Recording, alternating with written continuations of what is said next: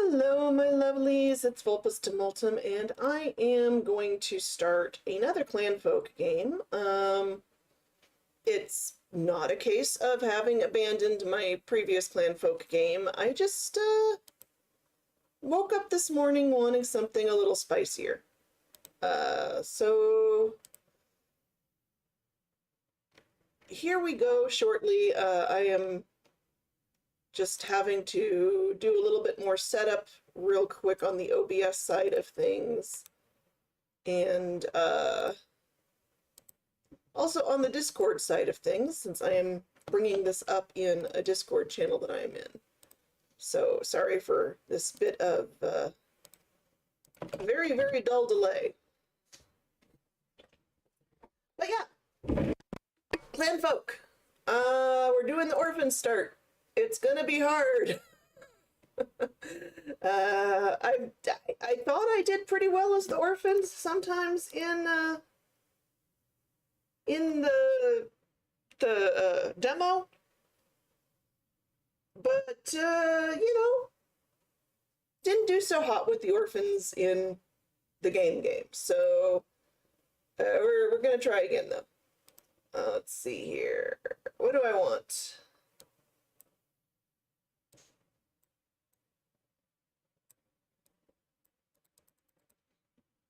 Let's build this world and see what we get.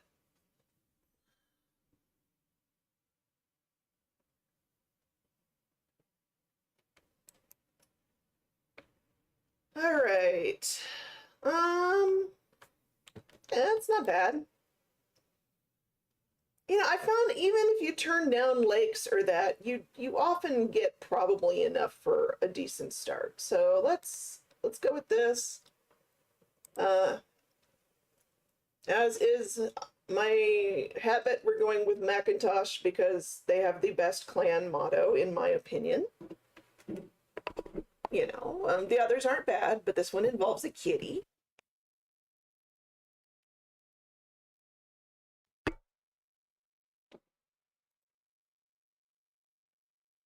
And Orphans! Hey, Sinister! Welcome aboard. Let's see here. What do I want to start them off with besides the basics that they always start off with? This is the question, because we do have the 225, so I can give them food to start out with, or I could give them another critter or two to start out with. I'm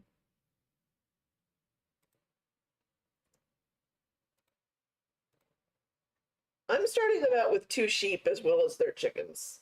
And that will, of course, make things extra difficult because we're going to have we're going to give them some spare food.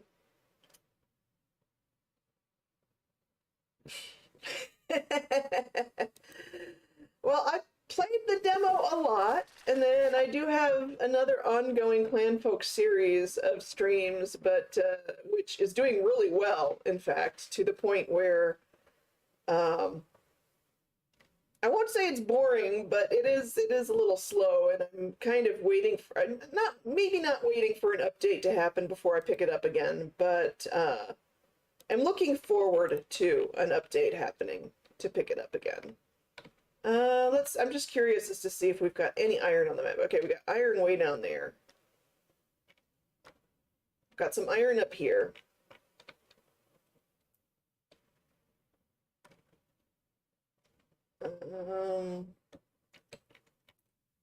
All right.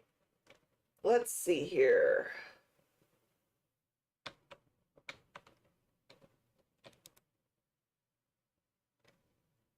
$83 of $83 for that lake. 56, 56, 24 of 24. All right. On the one hand, it's often good to start central maps so that you're not going to have people taking forever to explore everywhere. But if we move them to this edge of the map, We have the extra lakes, which is also pretty good. Let's see what we got here. Got to give them some washing zones because they want to be able to wash up and wash their hands and generally not be dirty. Not to be stinky clanfolk. And then we also need places for them to drink.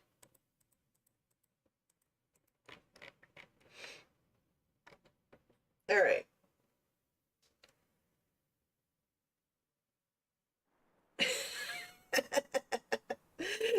Yes, exactly, Sinister. I make 100% good choices.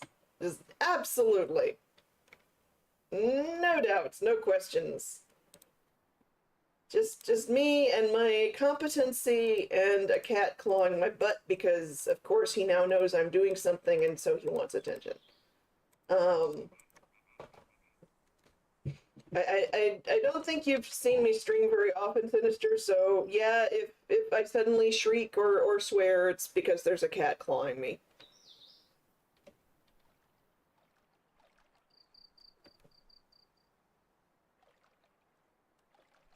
Ooh, that's a lot. That's a lot of talking, man. I am very unused to talking. uh, at least in large amounts, I'm very unused to talking. Uh,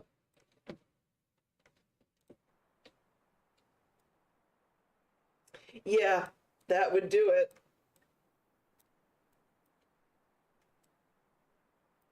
That would definitely do it, man.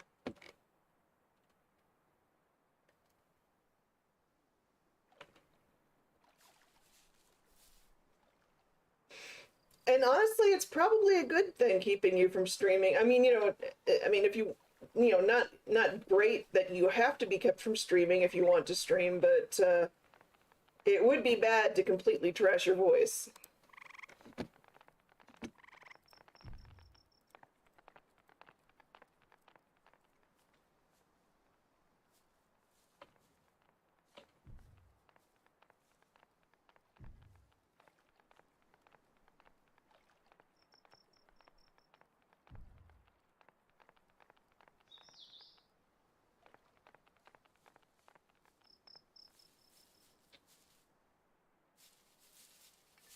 Yeah, before I started streaming, yeah, yeah. Nope, that is completely understandable. Um, yeah, definitely. Yeah, before I started streaming the month or so ago when I did, honestly, I mean, I really got through most days without doing more than talking to my cats for a bit because most of my business with other people, I mean, it's not that I don't, chat with lots of people during the day and stuff, but it's always through text in Discord and email and stuff like that. So I have become very unused to talking. Um, and then suddenly I started streaming and, started talking more while streaming, even if when there's nobody in the stream with me, it gets kind of quiet. It's even my quietest streams where I say the least amount of stuff, it still is probably more talking than I was usually used to doing in a day.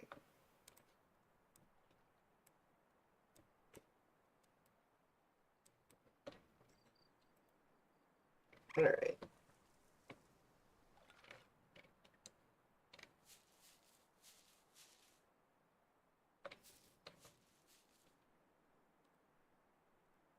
I'm going to cancel this berry gathering over here.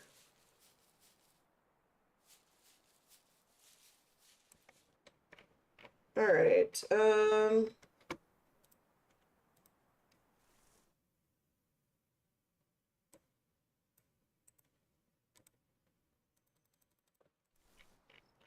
Our stockpiles for food. Which one thing I am going to do is have them carry all of this food over there as a priority task.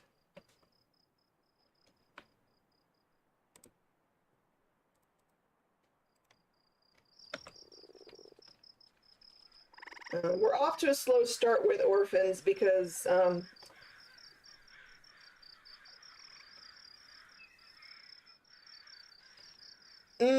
yeah. Yeah, a lot of my friends are not really into talking voice to voice. I have quite a few friends who, like me, are neurodivergent, and a number of them really prefer text talking to oral talking, even with a good friend. And definitely would not be up for ever streaming or that and talking around strangers. And then I also have friends who do just have jobs where they talk all day with their voice. And, you know, it's like, yep, nope, time for quiet.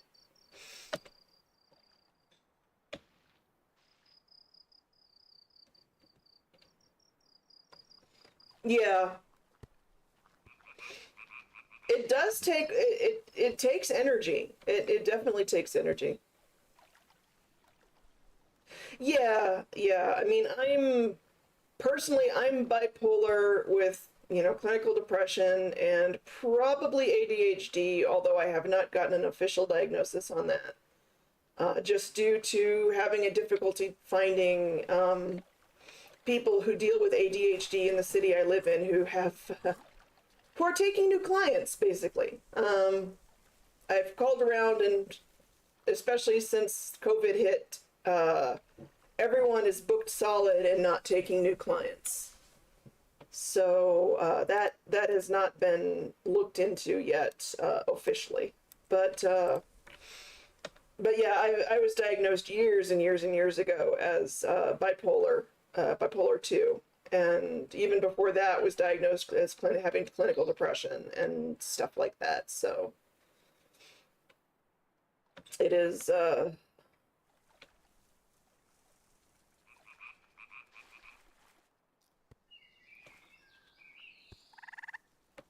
it is a the road I travel down is one in which I don't get a whole lot done on a day-to-day basis.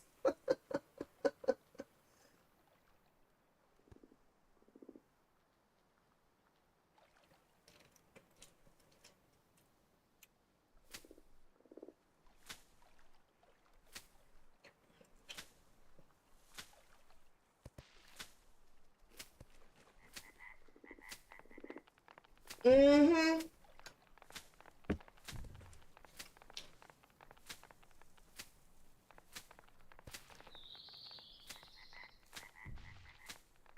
Honestly, it's like multiple cans of worms, but yeah. And unfortunately, for most of my life, I was not insured, so did not get any kind of help for it. So it kind of got worse and worse and worse. Uh,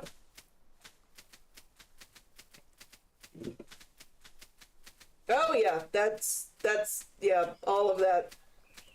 My stuff is getting better managed now. My stuff is better managed now. But it was unmanaged for long enough to get to the point where basically it's like it was not managed for so long it got to the point where it absolutely counted as an actual disability and prevented me from working. And at that point I could get the insurance and healthcare so that now it's, you know, managed better, but it still was really bad.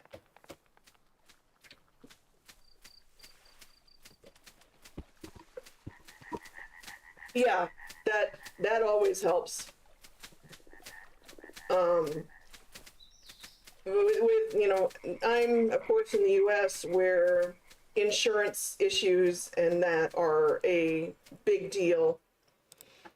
And then also I am also old enough that when I was, you know, a kid with these problems, the problems weren't very well understood in kids, if even understood really in adults. You know, there's been so many breakthroughs in recent decades And, you know, when I was a kid in the 80s, there were good, I mean, there were good professionals back then too, but there were also ones that these days you would look at them and say, what were you smoking to think that that was the problem?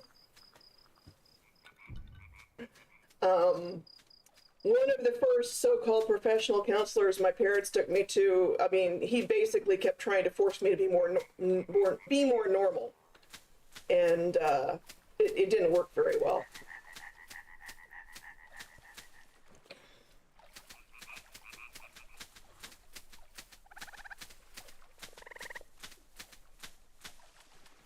Yeah. Oh, that is the other thing that I forget. I do have PTSD as well. That is my so yeah, clinical depression, bipolar, PTSD, possibly ADHD. Um,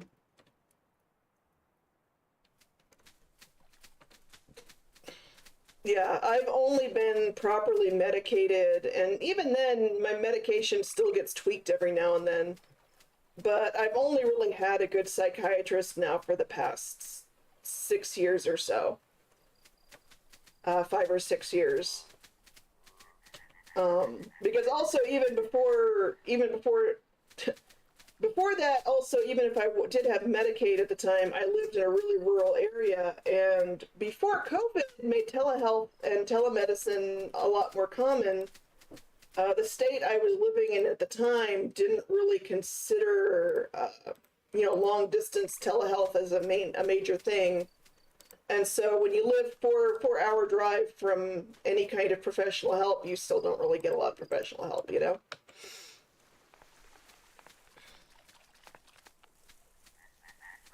Yeah, I mean, I know that feeling too. There's always people who have it worse, and it makes you feel like a bit of a whiner. Um,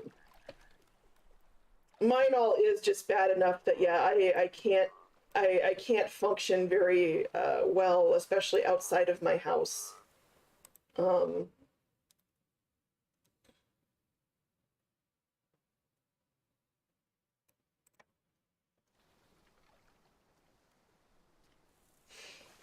well, I mean, if it helps, I don't think it's ever selfish to talk about it, especially when you talk about it in a way that also acknowledges that there are other people that need the help that you feel you have access to, and you know, you use your experiences to sort of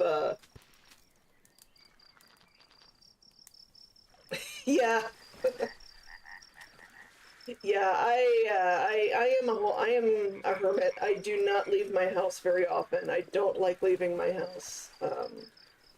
I like to just be at home surrounded by my cats and at my computer. Uh,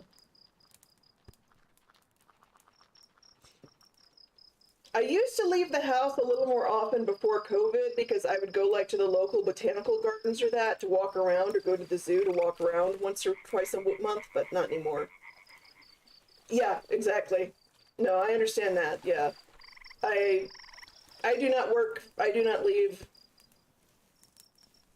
I doubly do not leave since COVID hit.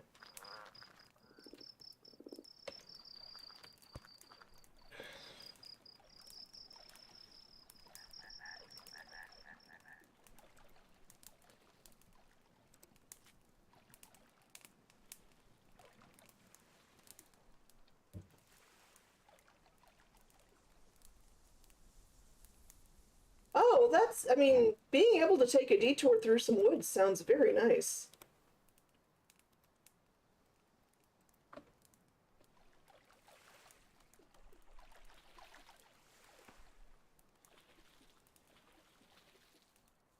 Hmm.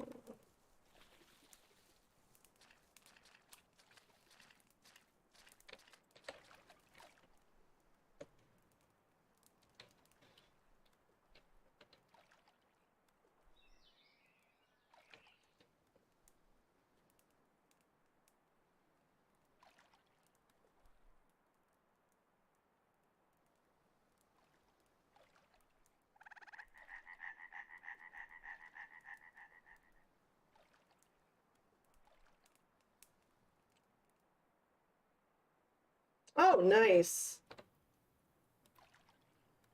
Yeah, where I live, I mean, it's not exactly a green city for a couple of reasons. One of which just being the fact that it is in the desert, so green is limited all the time. It is right along a river, but the river often does not have a lot of water in it. Especially in recent years, the river often does not have a lot of water in it.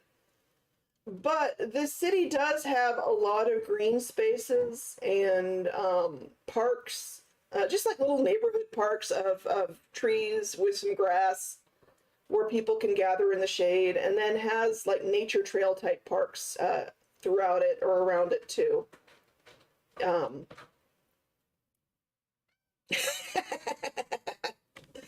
well, and I'm a desert dweller, and just the word Scandinavia makes me freeze. So, good company here. Uh, I mean, some deserts get very cold. My desert doesn't get all that cold, but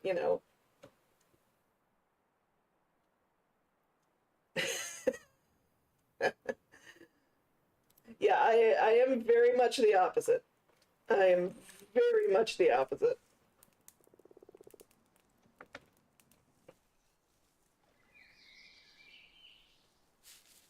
Yeah. Although, to be fair, I can't go outside in Alabama in July either because it's just too freaking humid as well as hot. I don't handle humidity well. I am used to it being dry and I like it being dry.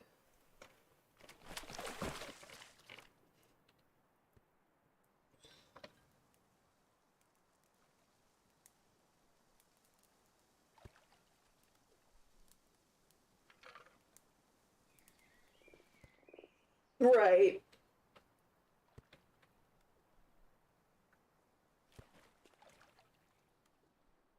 Yeah.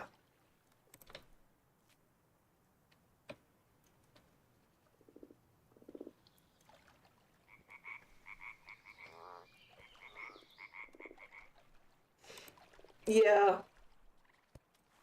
Yeah, I grew up in central Texas, which was a little more humid than where I'm living now. Um,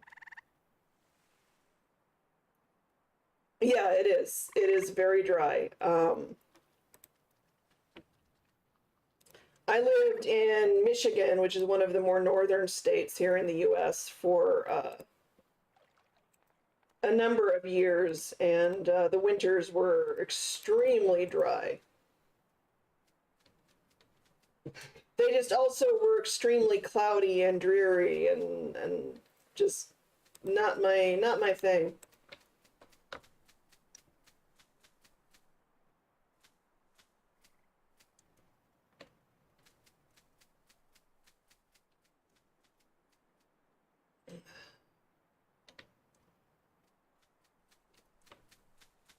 Okay.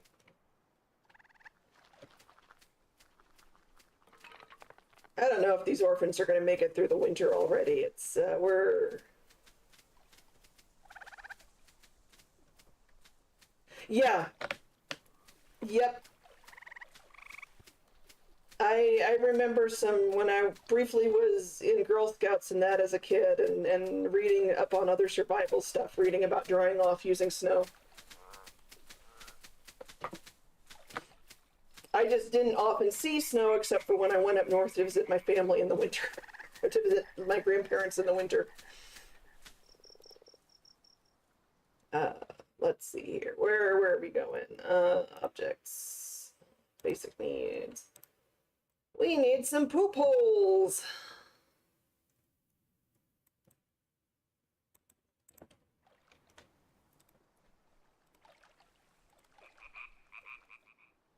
Okay.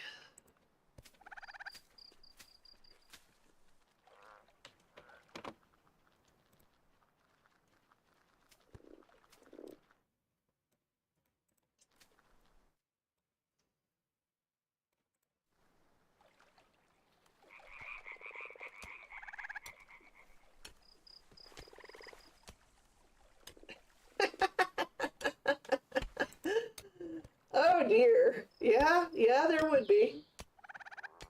There definitely would be. Hmm.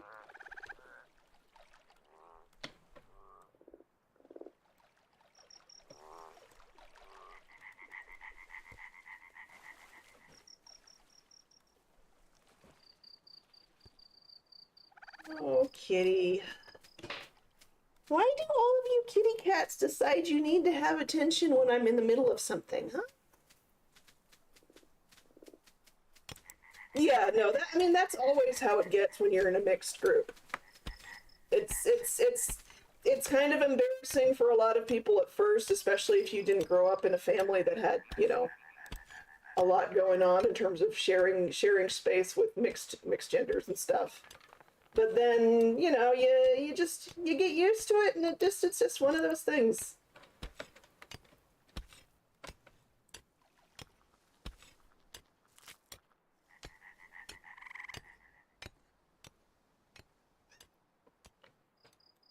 Oh, my poorest boy, why are you crying?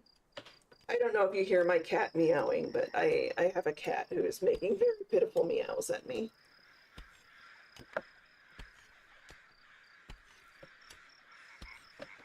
And now he's attacking me under the desk. Okay, come here, buddy. Come here. Come here, buddy, so Mr. Plank can get a look at you. Look at this. Look at this boy.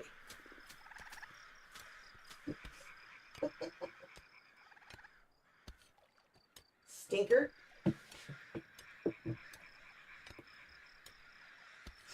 Uh, he is adorable. He just always decides that when I'm in the middle of a stream is when he absolutely will die if I don't play with him.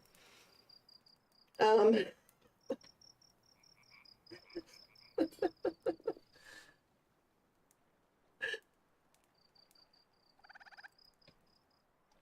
of all my cats, he's the biggest baby in terms of wanting actual human attention the most.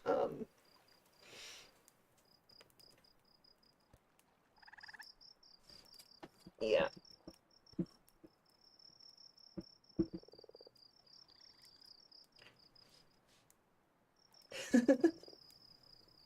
Yeah, my orange tabby is named Frumpkin, which is the name of a orange tabby familiar in campaign 2 of Critical Role.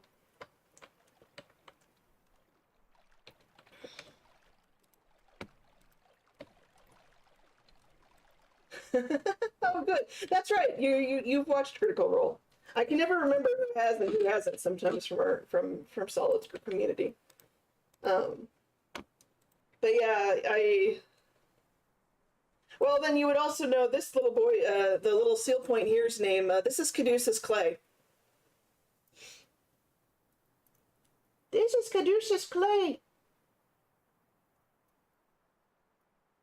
And I have a tortoise shell named Jester Lavore.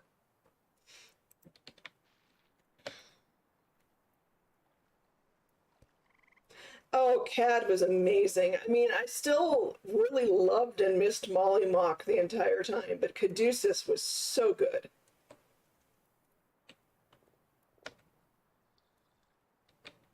Yes, yes, he is.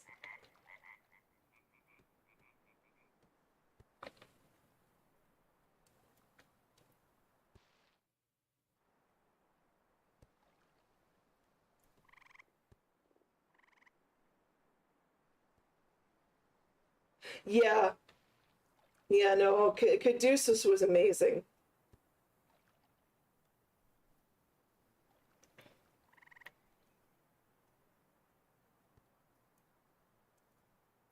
Huh, I might have to look. I've heard of that channel before, but I have not actually watched them yet. I may have to look into it sometime.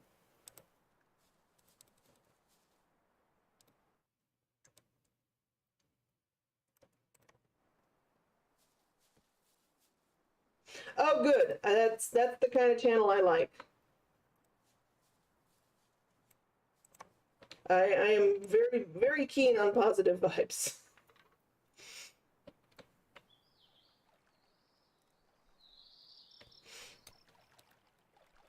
YouTube keeps trying to give me all these channels that like talk about D&D horror stories and stuff, and I'm like, I don't want to hear those. I want good things. I want positive vibes.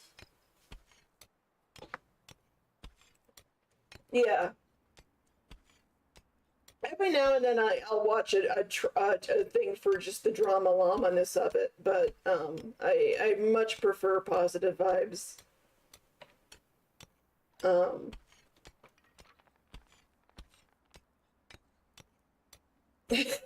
Right? Yeah, it has made me appreciate even D&D groups in the past I've had that had some issues. It's like, well, we had some issues, but we didn't have those issues or issues that bad. So,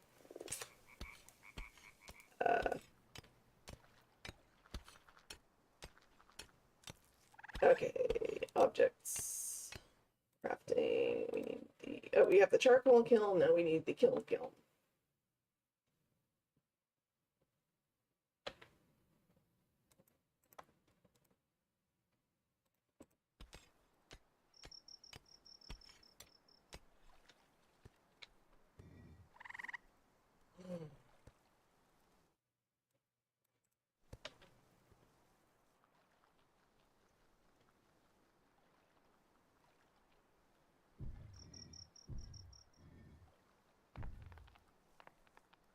Yeah, I've mostly had good D&D groups. I had some issues sometimes with my last couple of groups I've been in. Well, especially my group before the last one, the group I had in Michigan.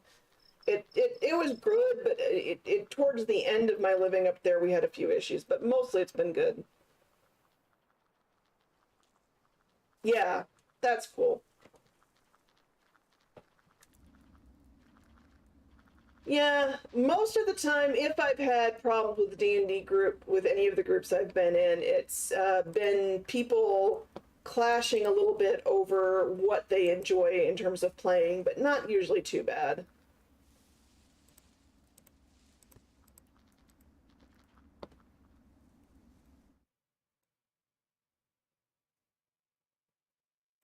Actually, no, I don't want to do automatic. I want to do 100 of those first and then 4 of those. Yeah, yeah, exactly. Um, I have some bad memories that, well, I mean, part of it is just because I remember bad things very easily due to how my brain works, but I do remember things that, were problems in some groups I was in, but usually it's like it was an occasional, it was never deal breaking, and it was always just kind of an on occasion thing, not a regular happenstance. Just a couple of DMs I've had were a little mean sometimes, or a little, they would say things like, oh, in this game you can play whatever kind of character you want, and then you'd make a character that they didn't want you to play, and then they would screw you over for it instead of just having said, oh, in this game we want these particular characters. That's like one of the biggest complaints I have from any of my D&D groups I've been in. Ah, that would also help, yeah. Yeah. Oh gosh, I need you guys to work here. Come on, orphans, do your work.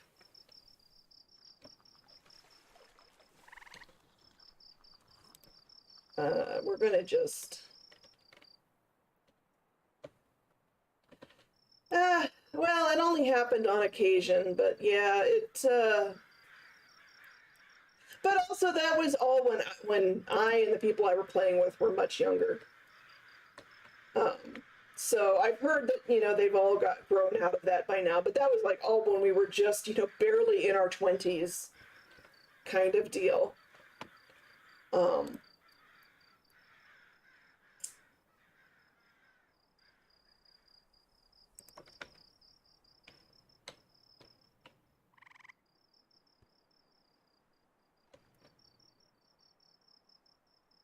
Yeah, yeah. I mean, there was like in my first D&D group, I love our role-playing group really, because we didn't actually play a lot of D&D. We played mostly GURPS and World of Darkness. And I loved everyone in that group to death, and most of them were they were all older than me because I was young in college, and but there was like one guy that I liked other than I really hated it when he DM'd because he would pull shit like that. And you know, do other things like I don't know, you know, uh, but you know, it's like when he wasn't DMing, he was really cool. Just when he was DMing, he would get obnoxious, basically. So I learned to not particularly play when it was his turn to DM.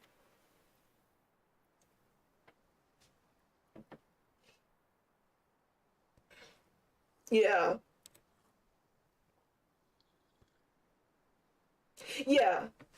Yeah. I mean, when playing, you know, he was cool and it was all right. But when he was DMing, you know, it would be things like uh if I played the first time I rolled a female character for a game he was DMing, he had like all of his NPCs and guards like hitting on my character and catcalling my character and stuff. And it was like, well, it's because she's wearing leather. And I'm like, but leather armor isn't like sexy leather. It's leather armor, man.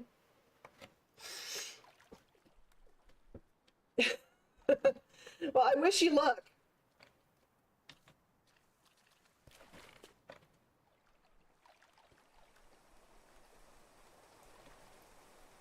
Uh, I really wanted to I really wanted to start trying to DM a little bit, and I bought the stuff to do it, and then I kind of chickened out, and I haven't.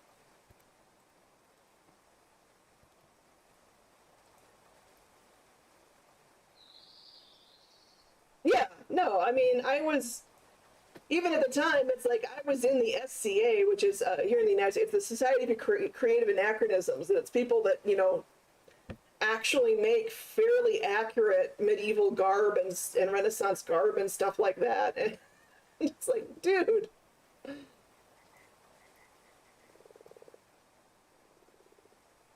yeah. Yeah, I was gonna start with just doing actual dungeon crawls for friends of mine online. Was my plan was I was gonna start with dungeon crawls for long-term friends, and then maybe try to expand on the dungeon crawls into making it a full campaign. Like you know, like get the first few levels as dungeon crawls, and then start doing one shots that sort of have more story in them radiating off that kind of deal. Um,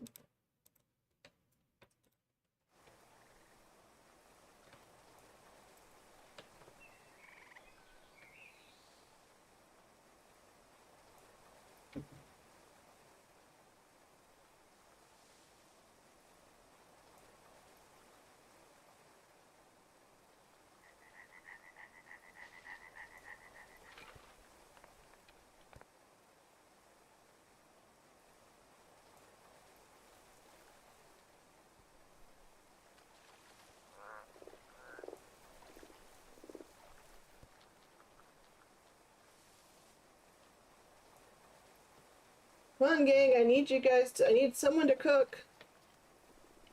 Please, for the love of everything, somebody cook.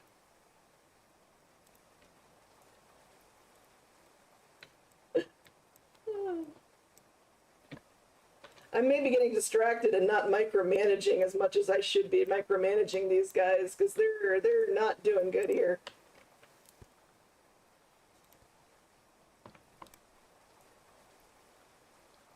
No, that's all right.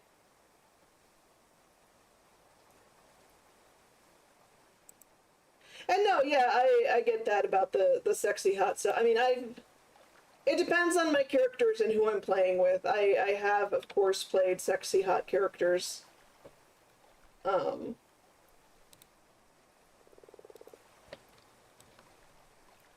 I'm also admittedly if it's with people I really trust and it's just online and that and just social role play. I've done some of the ERP kind of thing. I don't do it as much as I used to, but I have done it.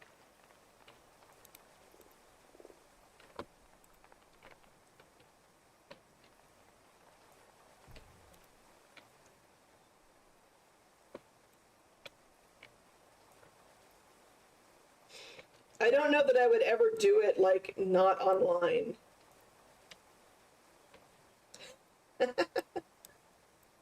Oh gosh, favorite characters of mine.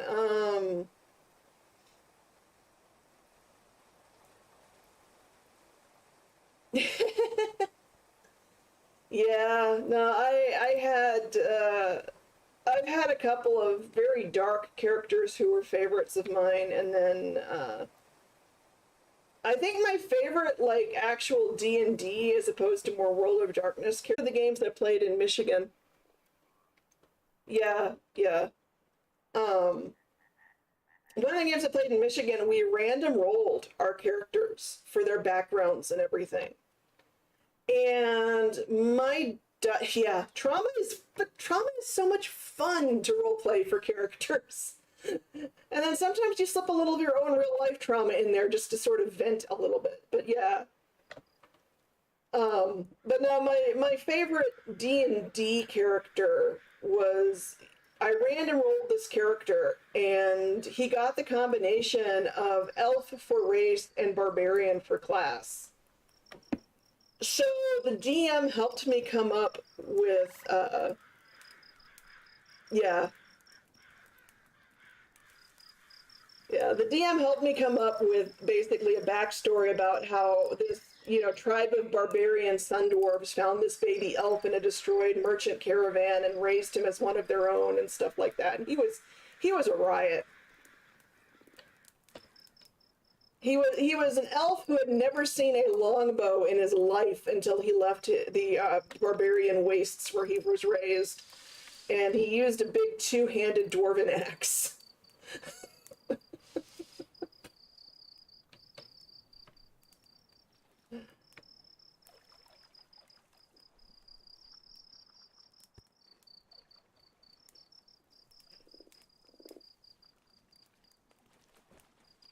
My darkest characters were generally the ones that I played when I played World of Darkness games, because World of Darkness, it's kind of inviting dark characters. It's sort of, it's the thing. It's what you do in World of Darkness. That's why it's World of Darkness and not World of Giggles. Although I also played some light characters in that. Okay, we are having severe food issues here.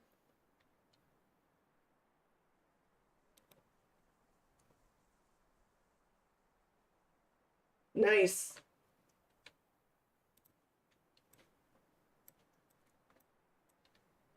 I mean, that's a good time to do damage.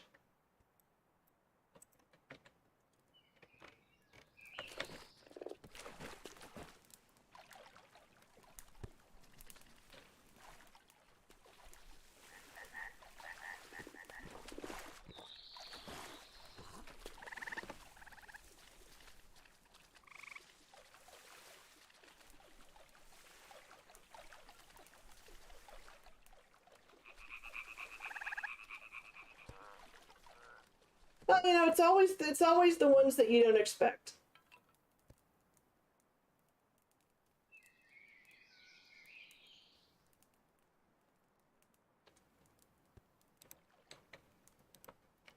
Okay, we're starving to death here, guys. I really need y'all to.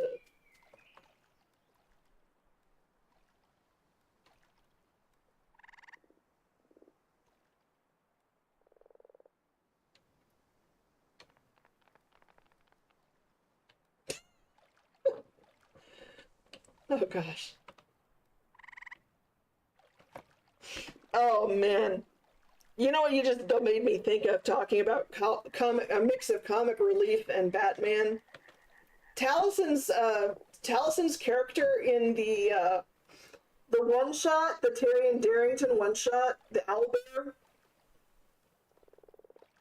Funniest character. Oh my god.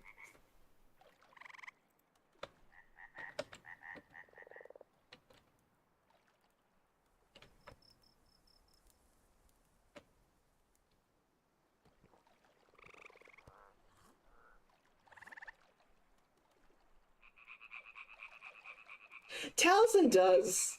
I love Taliesin dearly, in a non-creepy, not stalker kind of way. I just he is one of my favorite players in Critical Role, I think, to be honest. I like them all, but Taliesin is probably my favorite with his characters.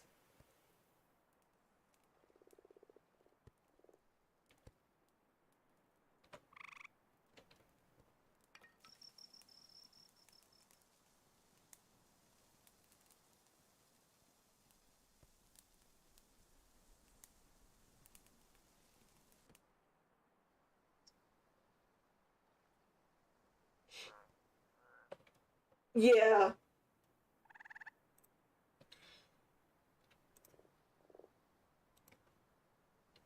that is very much Travis, yes.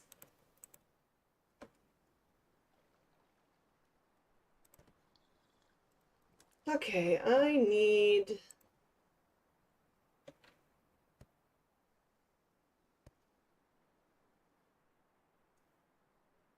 he is. He really is. He is amazing.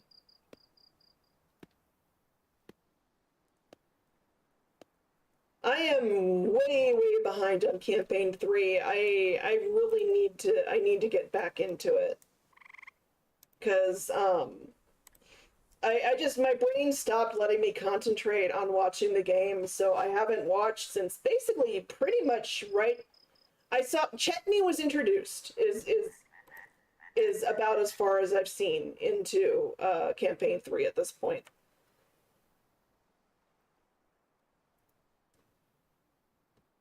Yeah,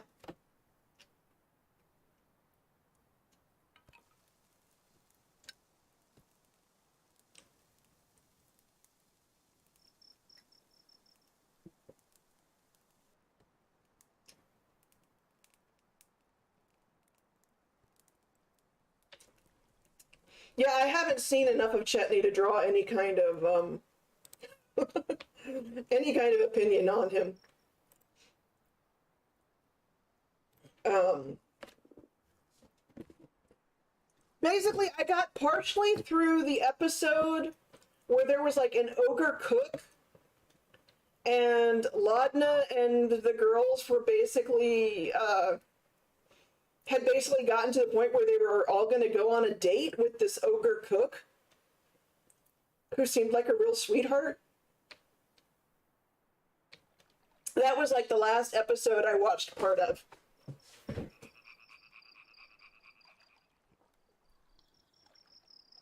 Yeah. Honestly, actually, I really do love a lot of the characters.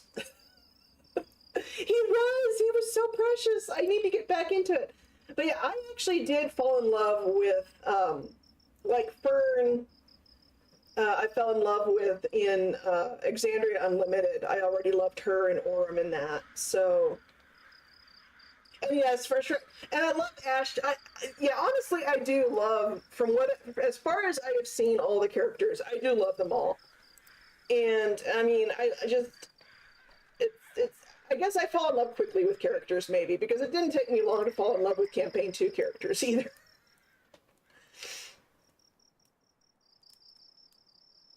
Yeah, yeah. And Dorian, though I heard that I did hear that Dorian left or something. So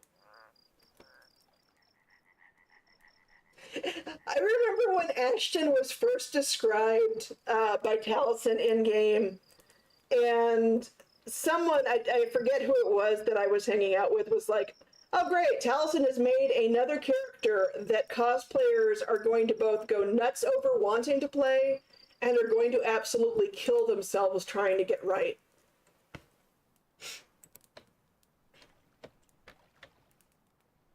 Because like Molly Mock drove cosplayers wild, and now Ashton is just such a cool looking character.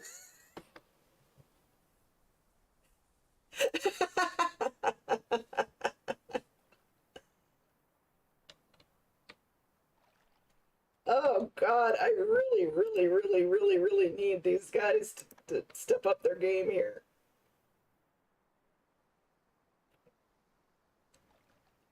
Oh, that's cool. Quite the coinky dink.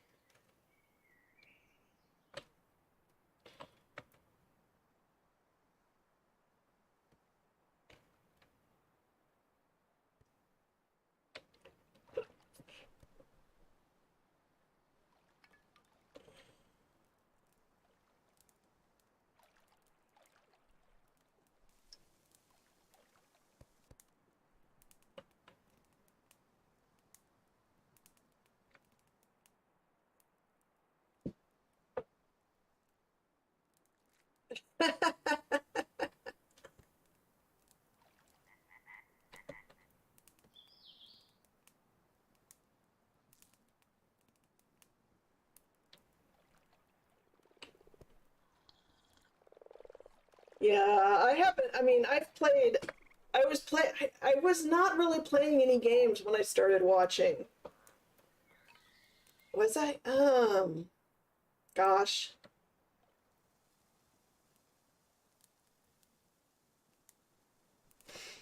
Yeah.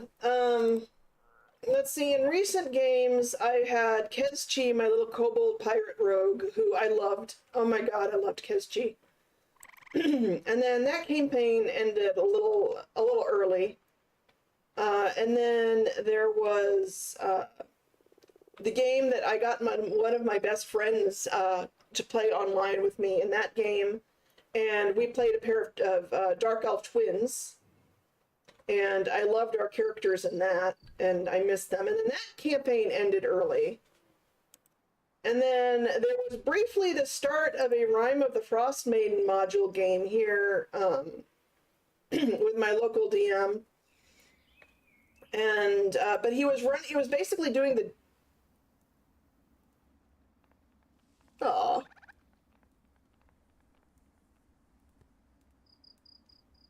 Well, I'm glad that there was vengeance for Mumford.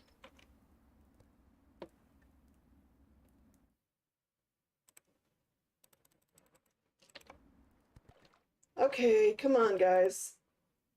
I really, really, really, really need you guys to.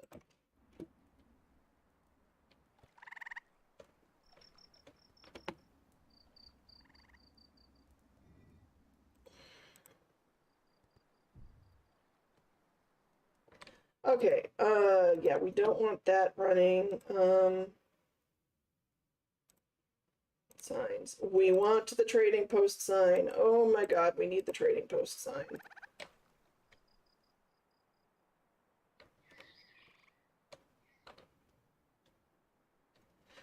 That's cool.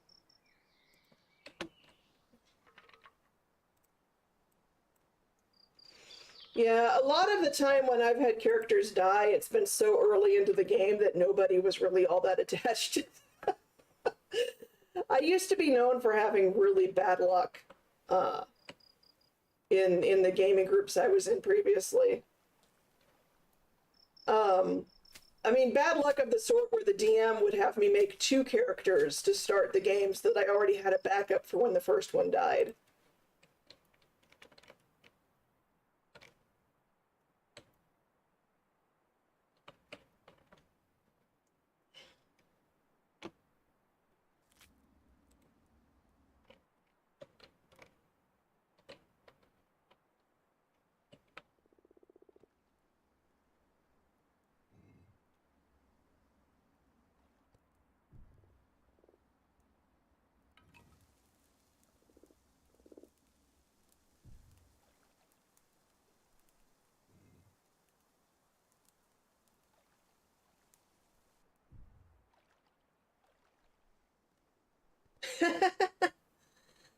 Yeah, that'll do it too. For me, it was mostly just me rolling ones.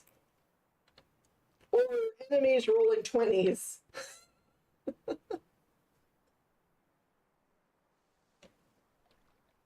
Yeah, nope. You know that elven barbarian dude I told you about? Um, Very first combat of that game, he died in the very first round because of two goblins getting critical hits on him. The thing is though, the DM in that game, the DM was like, "Yeah, no, I'm not going to let you die that early," and he came up with a reason that my character basically got resurrected by his deity, and so I got to continue playing the character. Because the DM was just like, "Okay, no, this is just too dumb. I'm not letting you lose your character in the first round of the first combat."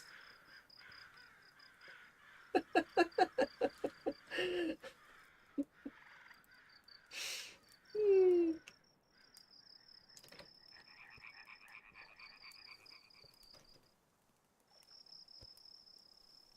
Oh my God, we're already at Summer 7 and I don't have anything done in this game. All right, this is bad. I've been enjoying chatting, but man, oh man, this is bad. Let's see, how are we gonna do this? Well, what can I even do? Uh,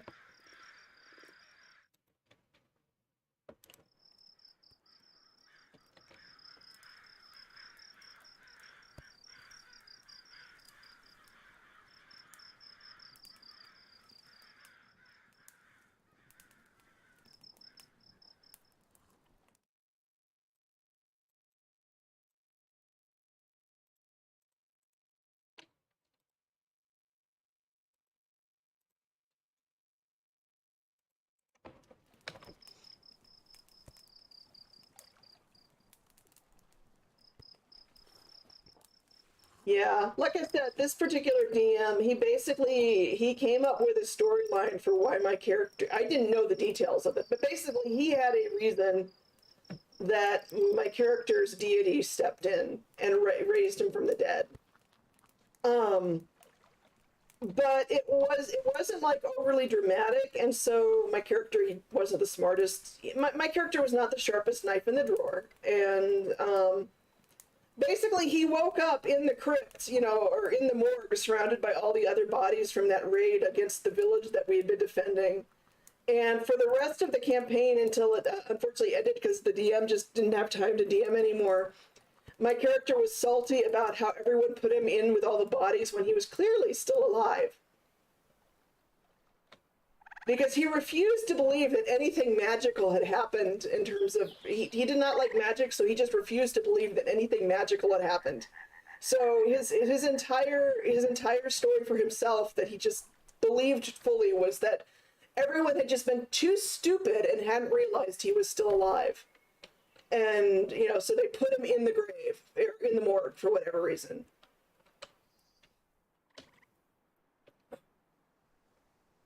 Oh, wow. That's cool.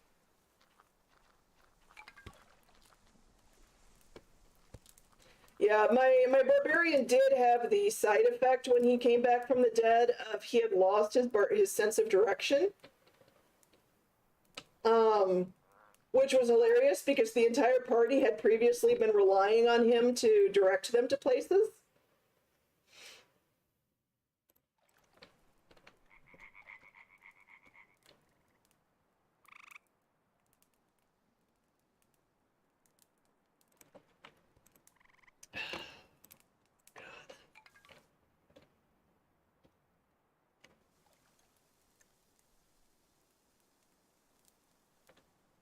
Right.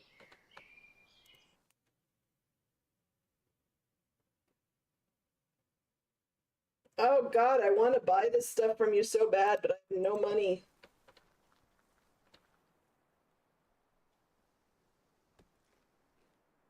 This is bad. I don't think these orphans are gonna make it. I do not think these orphans are gonna make it. We are just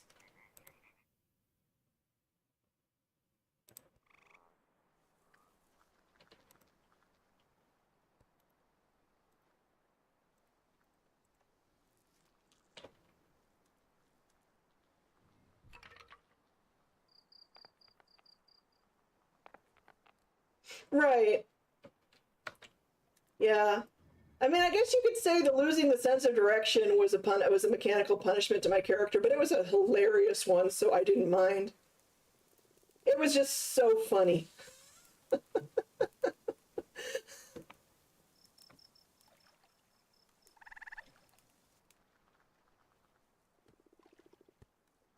Yes, yes, they are. But yeah, my character went from the, barbarian everyone could count on to keep us pointed in the right direction to get where we wanted to go, to just the guy that would lead us so that we just wandered in circles. The party just wandered in circles in the forest for like a day until they wised up.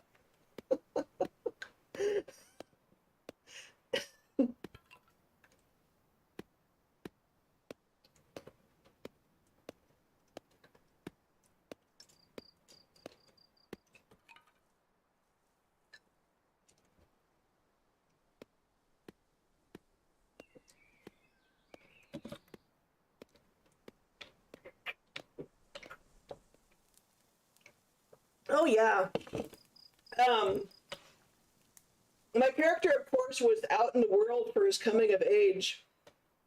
Oh, that would be so cool.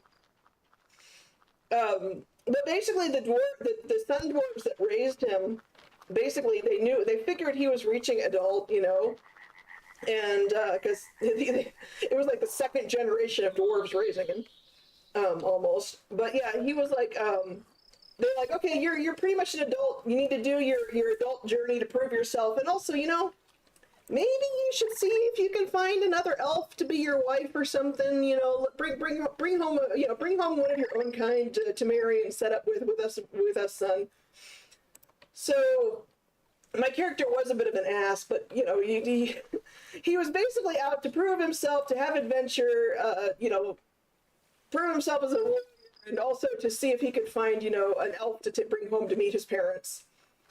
And the other party members leaned into that and kept trying to set him up with every elven woman that we came across. Yeah, basically. But the party tried setting him up with every elven woman we came across, including an elven princess, which did not go well. Um,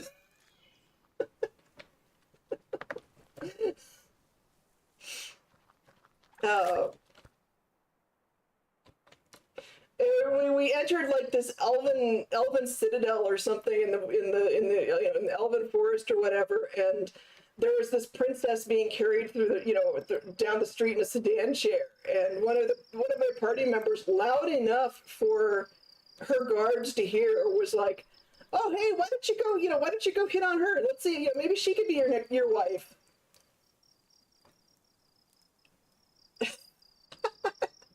Nice. Yeah. In this one, though, yeah, it was the guards were not thrilled by this halfling druid being all like, "Hey, you," nudging this dirty elf with with a battle axe, a two-handed axe, like, why don't you see if this woman will marry you? And then my character made it worse because his reaction was, "I can't take her home to meet my parents. She's too weak to even walk on her own. Look at this. She has to be carried. She's sickly or something." And that's how we were nearly arrested by Elven Honor Guard.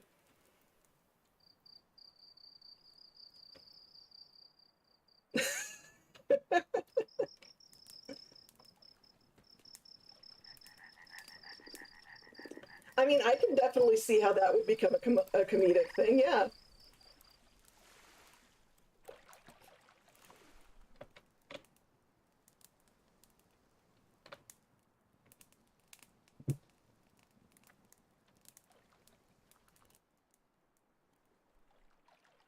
Wow, this is bad.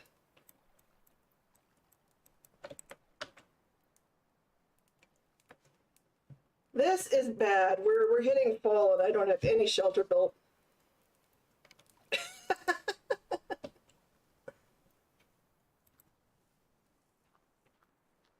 I mean, those dragons need stabbing. What you gonna, what can you say? What can you do? Oh, God. Come on. Come on, people. Come on, orphans. Do better.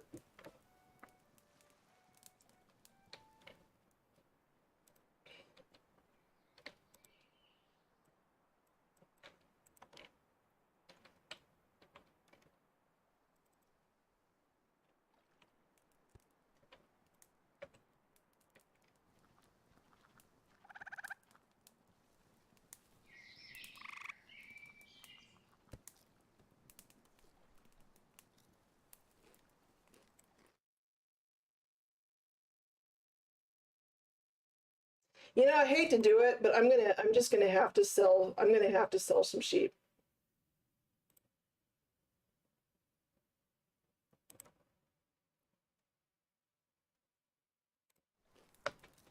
I'm gonna have to sell the sheep.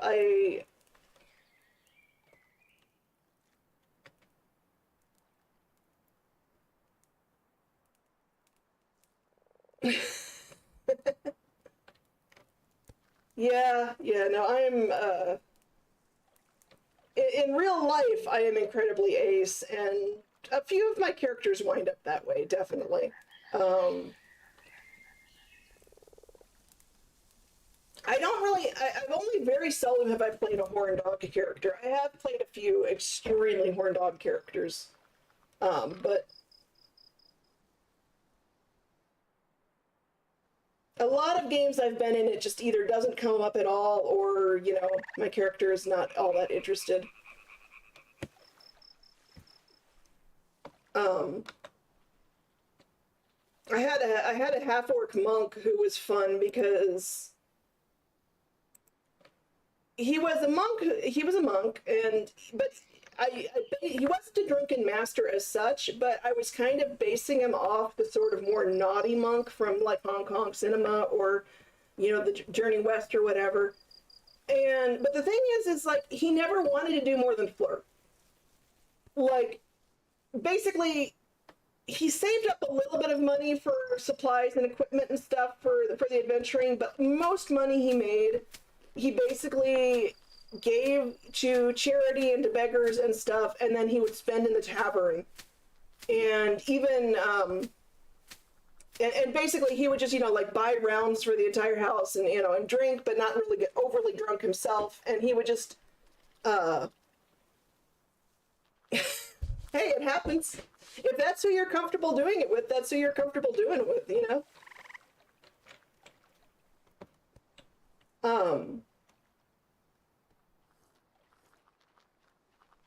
I have some long-running role-play stuff with a good friend of mine, where we play very romantically attached characters.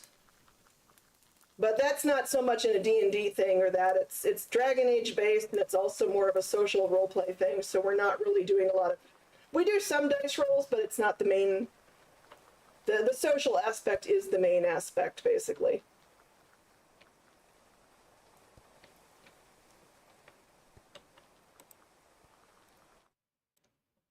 Oh yeah, I really need to do this.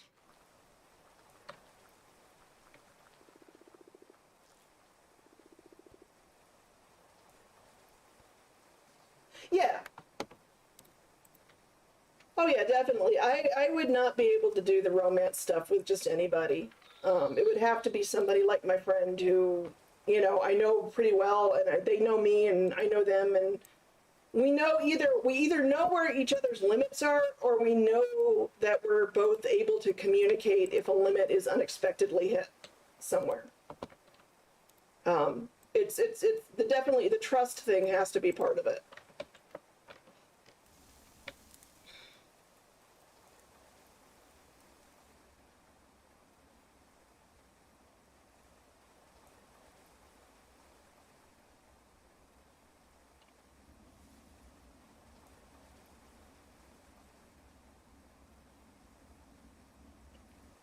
Okay, let's see. What am I doing here?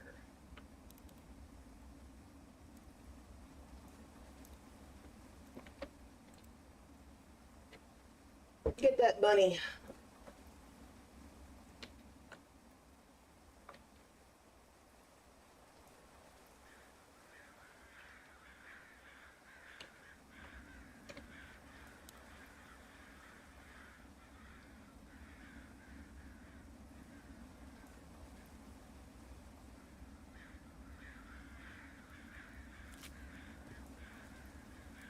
Right. Yeah, that's the best way to do it.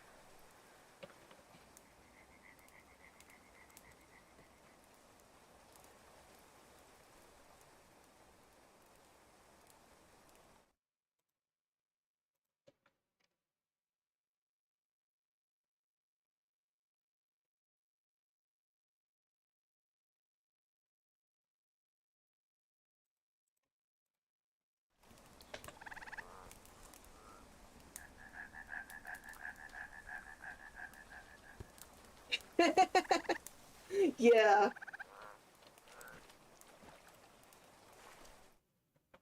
I think that was also one of the things that made me really like Travis when I first started watching Critical Role, was just how completely into shipping Laura's character with, you know, shipping Vex with Percy he was.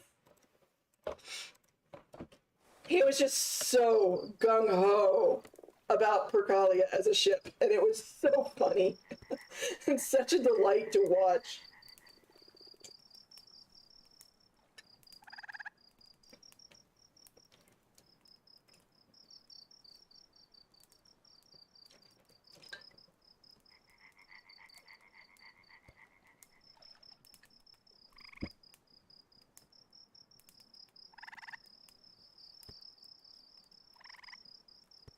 Oh yeah, definitely.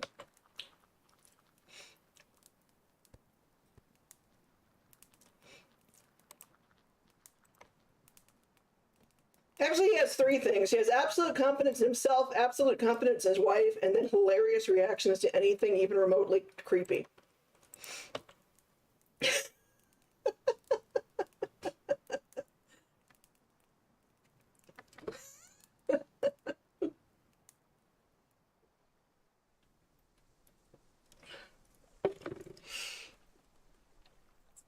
Which, God, watching Travis react the first few times Laudna got creepy in campaign 3 is funny. Oh yeah, that was a cute one. Yes, he did.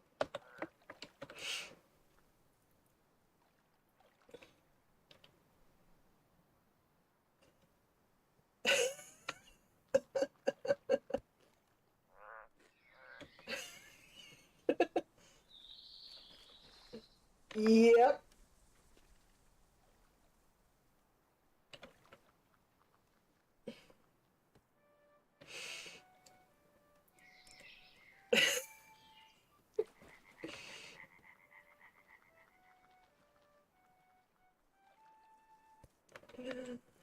Oh,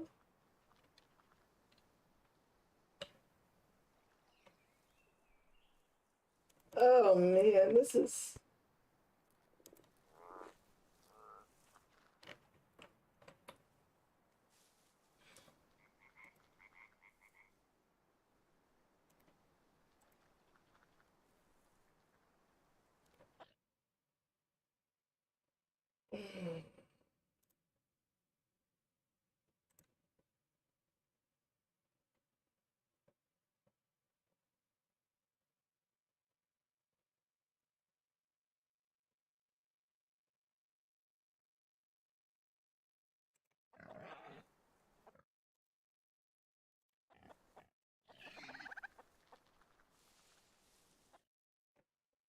All right. Oh, I am so buying that hay.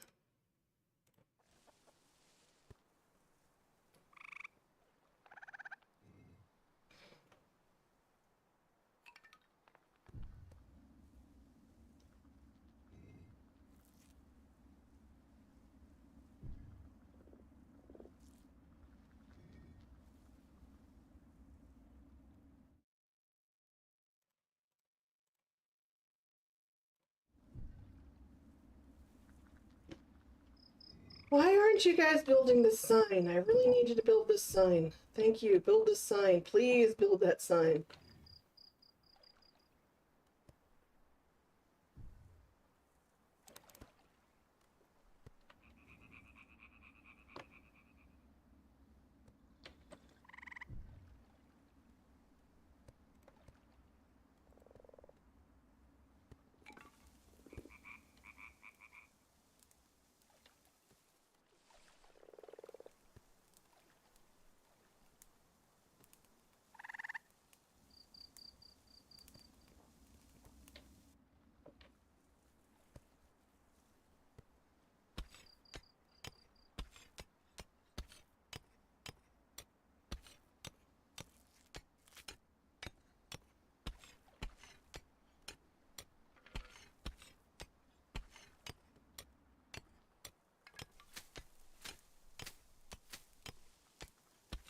All right. We're gonna get this. One way or another, we are gonna get this.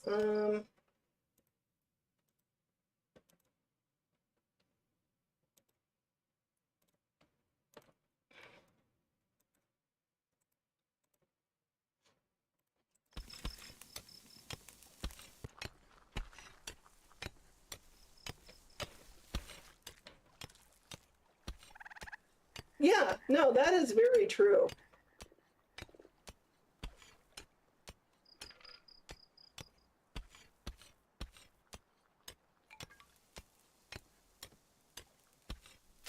That is very true.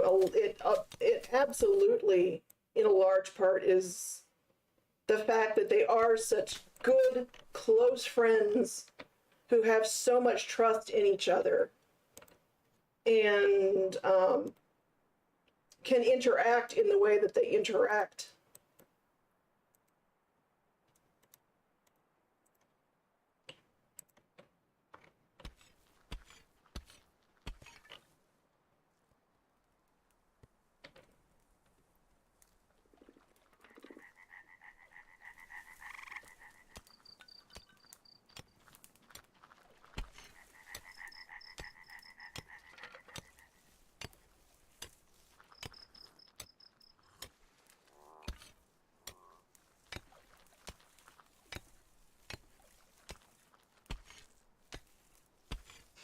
Yeah, no, you just, I mean, at least to a very big degree, yeah. If you can get into a game with a group of friends who are close knit, you will have a magical experience. Like, to be honest, it's like when I got my really good friend to play in those online games with me. Uh-oh. Um,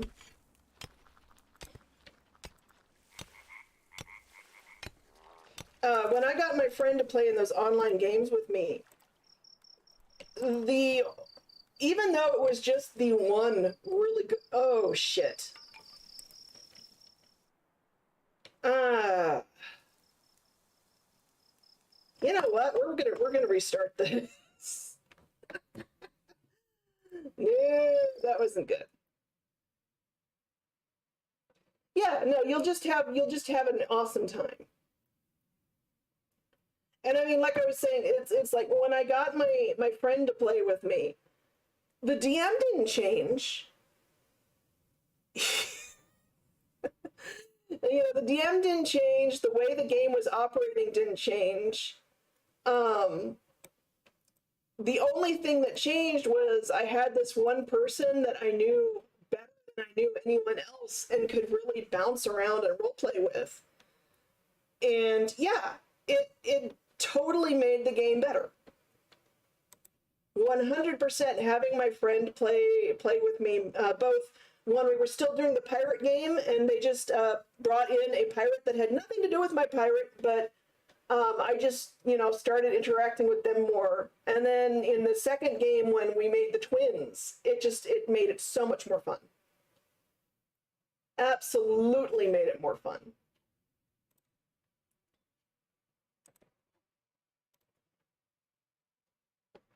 Okay, this time I'm not going to do anything fancy like trying to give them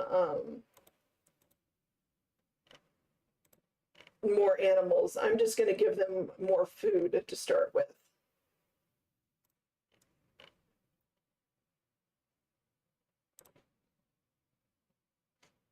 Okay, oh, actually, I'm going to re-roll you. And I'm going to re-roll you. Jesus, we got people that do not like doing things that we really need them to like doing. Oh, well.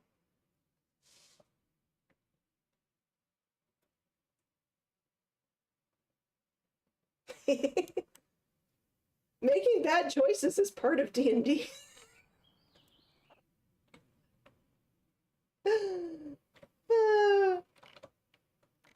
That actually, you're one of the ones that saw the D&D movie trailer, right? Was commenting on it in the channel.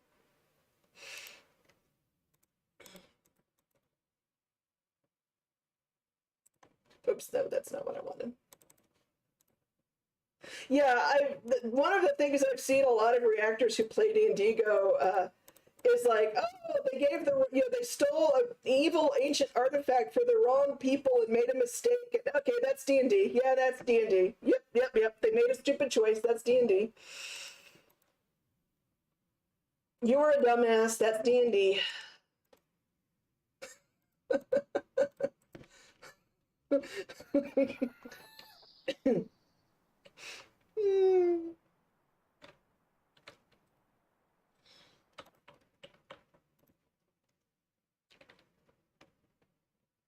Yeah, I have seen that. A lot of them know D&D. It's another reason why I'm actually very hopeful for that movie.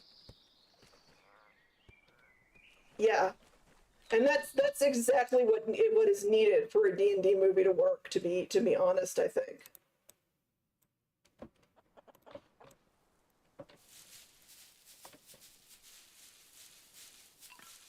Yeah, and then I think Michelle played with Vin Diesel a while they were doing Fast and Furious too.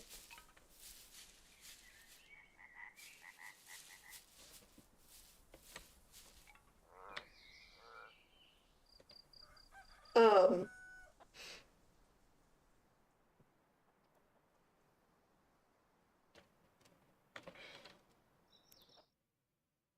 okay, let's try and get this actually working.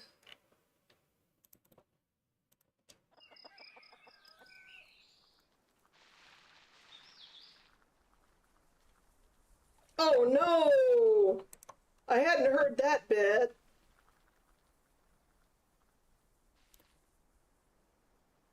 That's not good. Nobody should feel inferior or that.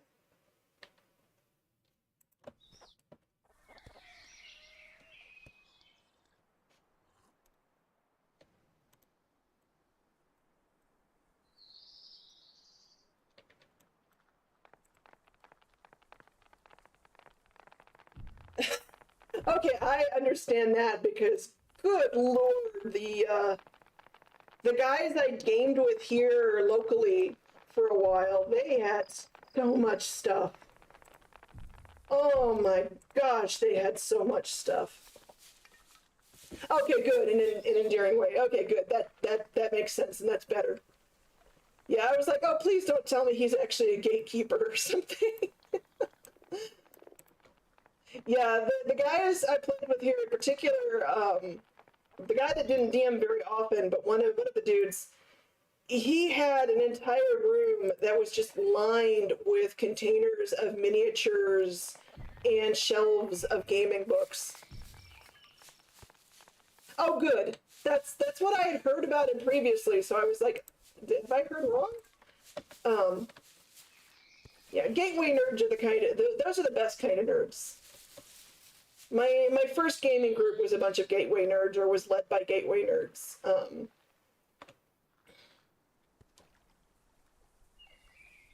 I try to be. I very much try to be. Um, yeah, I had never.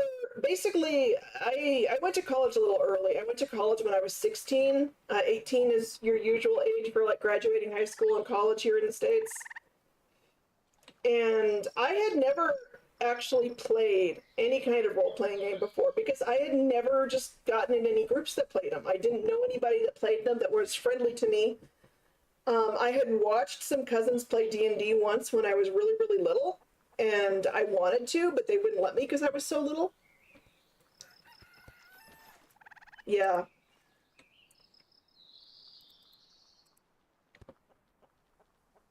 Yeah, but yeah, I there was a comic book store on close to campus. And at the time, I was still collecting Marvel, so I went to see if I could get them to do the pulls for me every month, so that I could just pick up my comics right by campus.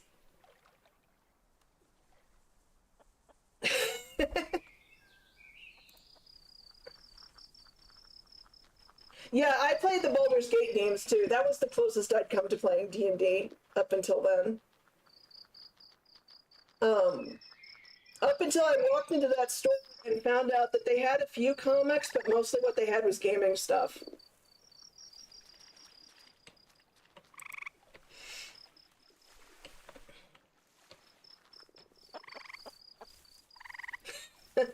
I will keep that in mind if I'm ever offered a chance to try it out. Um, I don't particularly foresee me getting a chance to try it out, but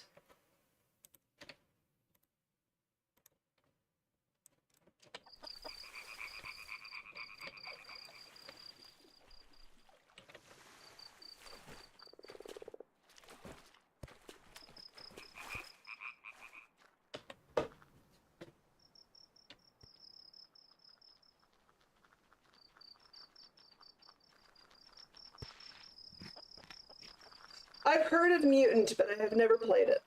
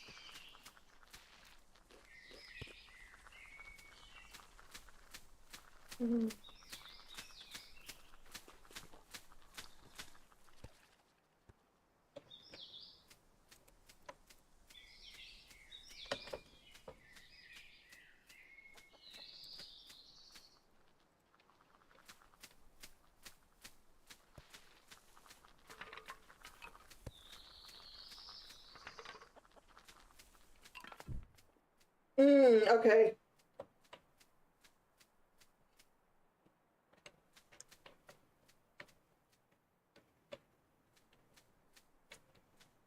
Oh, I adore Pathfinder.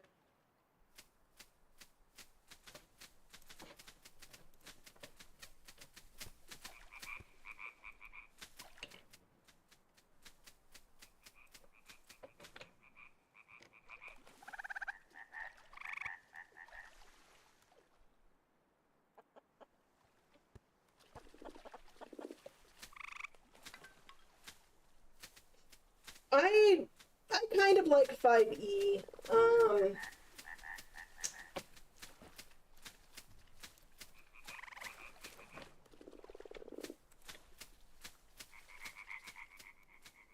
I have exactly one problem with 5e, and that just simply is I really don't feel, I mean, I feel like a lot of the, I mean, it's great that it's so focused on if you want differences from other characters, you mostly role play them, but at the same time, I really miss the mechanics of making very unique characters.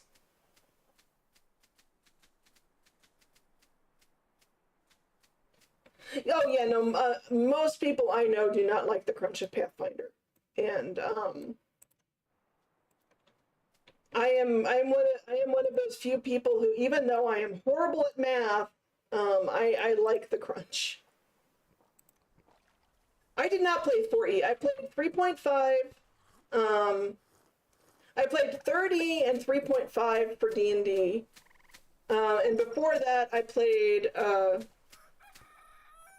God, I would hate that. But yeah, I played the first fantasy games I played. Okay, the first games I played were World of Darkness and GURPS.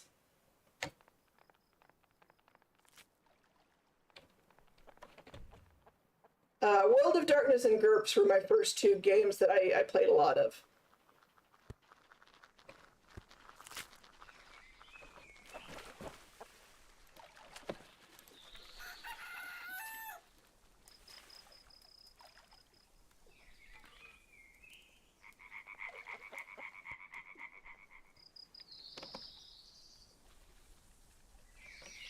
Yeah, it does. It does not sound necessarily like it would have been my kind of game based on that.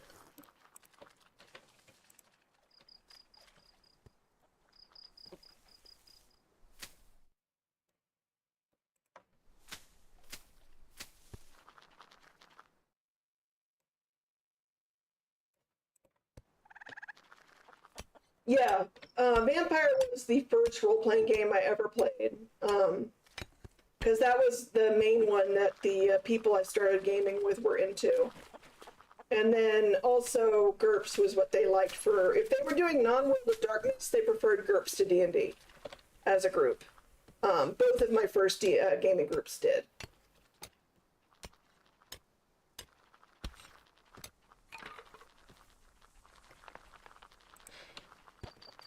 I still stand Malkavian. I was Malkavian most of the time. I was a teenager when I first started playing, so I definitely had some very annoying Malkavians. But yeah, Malkavian was always my big thing.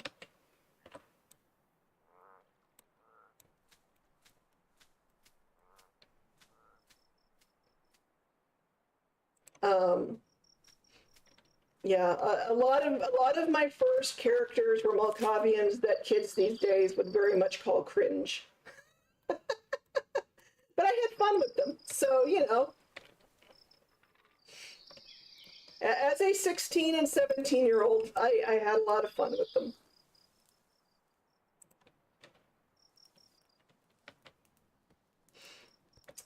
Yeah, one of those favorite characters of mine that also was one of my darkest characters.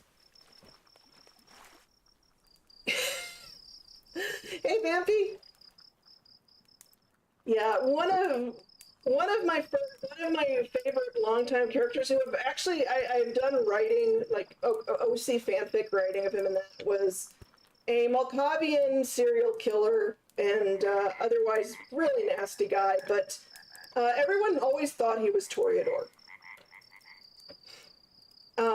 People just literally thought he was Toreador or Ventrue because of how he acted when he wasn't, you know.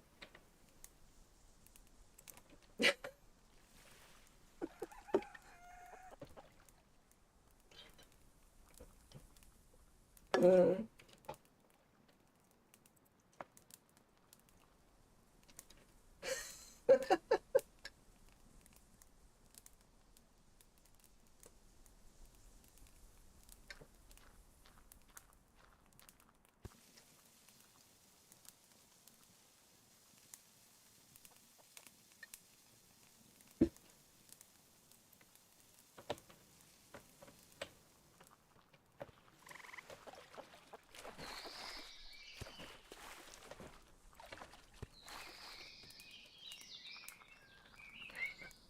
Yeah, people either loved or hated my character, Santiago.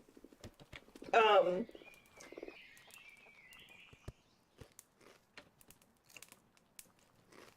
the funny thing is actually, I mean, again, I was like really young when I made this character, and he was actually more of an NPC for a chat channel that I played on. He was basically a elder that I was given permission to make and play because I was one of the storytelling squad there. Yeah, nope, I can see it.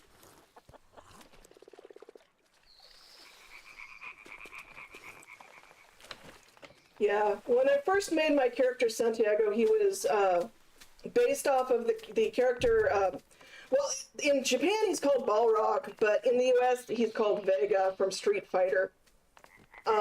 Was kind of where I first started basing him, but then he grew into much more of a creepy and dark character.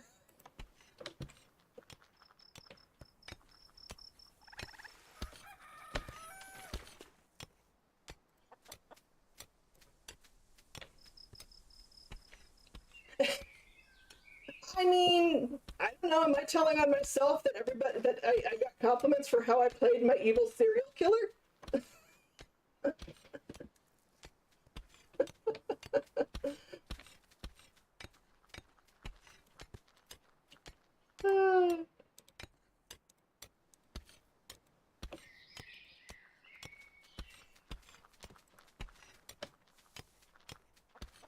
other reasons, yes.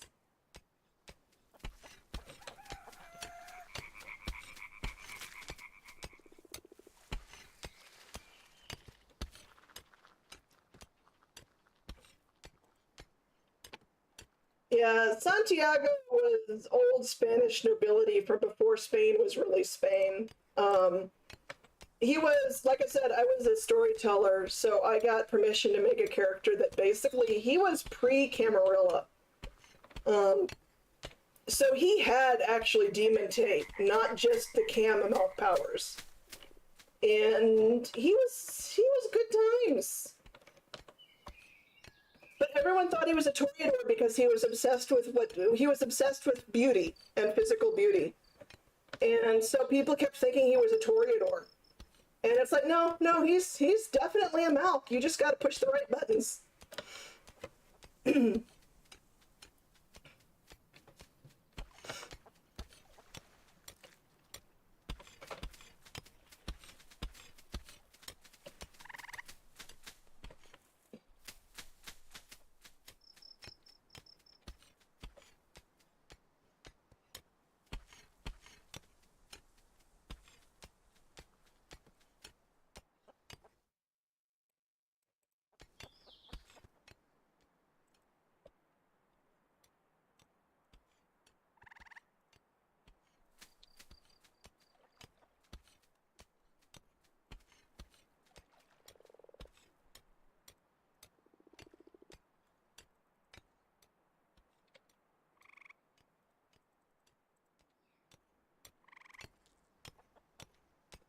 Nice.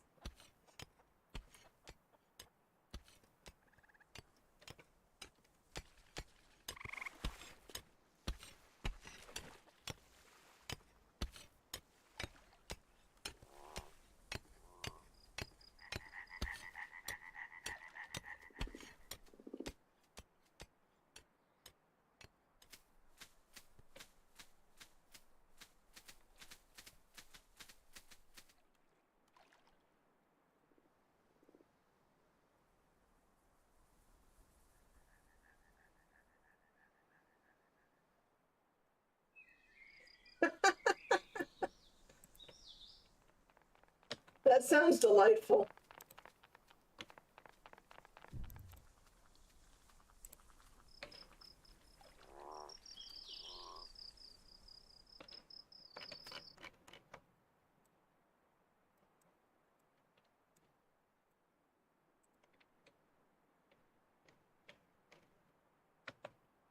No worries, Vampy.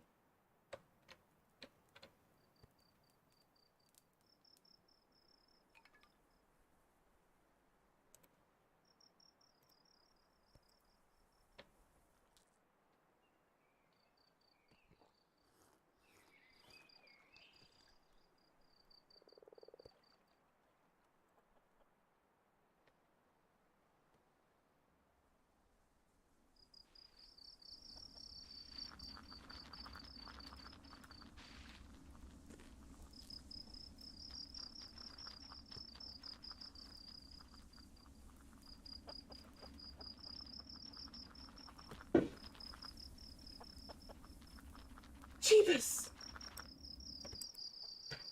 Well, I just had a heart attack. I don't know if you guys heard that. Somebody just set off a firework for some reason nearby.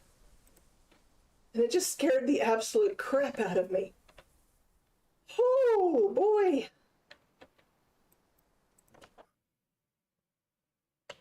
Yeah, it was a lot more than adult pop here.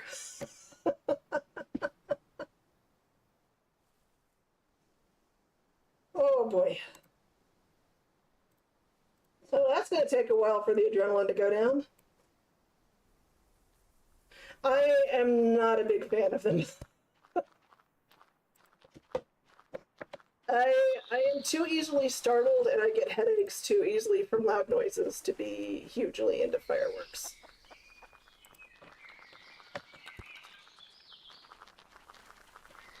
I would very much like it if they would stick to just having specific parks and locations where people could set off fireworks or professional fireworks shows would happen. And yeah, I'm not a huge fan of people just I mean, technically, it's illegal for them to be doing it in the neighborhood. I mean, it is illegal for them to be setting off fireworks here. But yeah, there needs to be a little more. I would like there to be specific. If they can't keep people from doing it, I'd like them to have specific places to do it.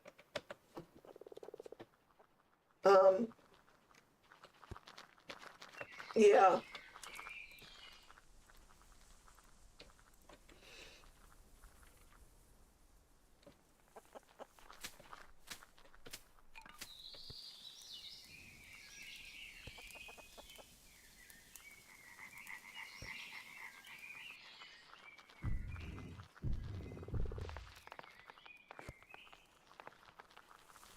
Yep, and here you can buy fireworks at the literal grocery store several times a year. So,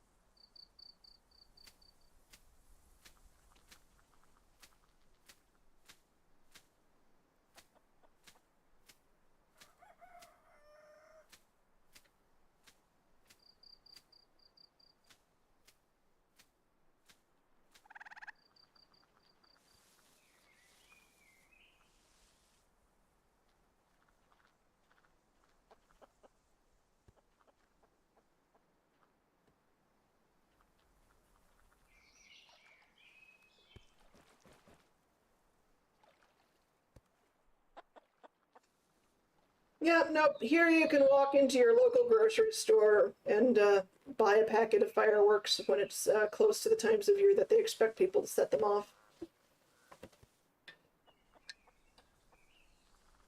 And the thing is it's like you're not supposed to set them off in the city. You're supposed to go out to certain areas to set them off, but nobody cares about that.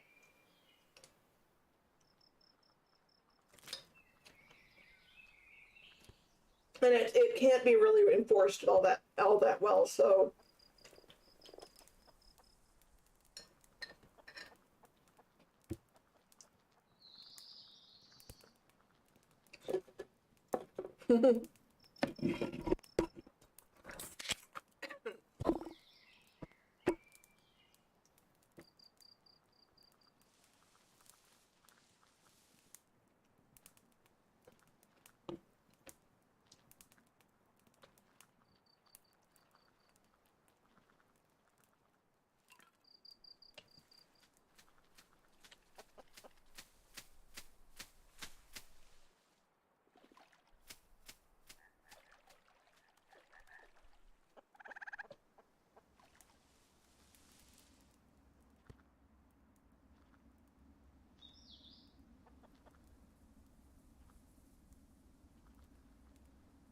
yeah, people here would act like you were taking away their firstborn children if you tried that.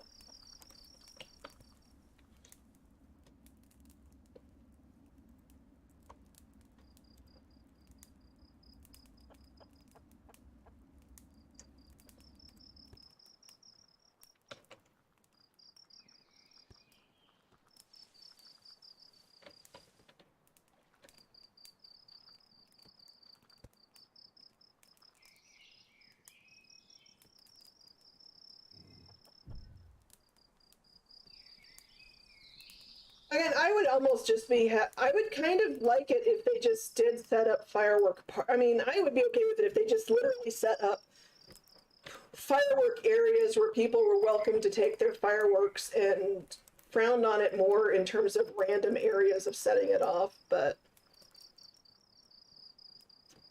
Um,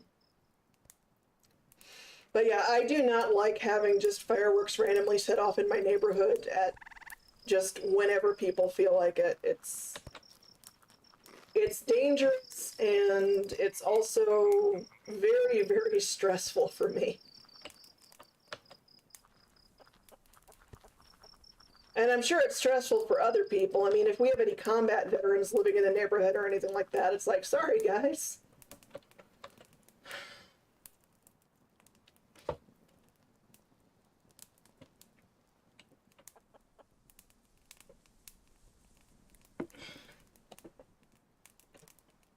I will say where I used to live, on days where fireworks were probably going to be common,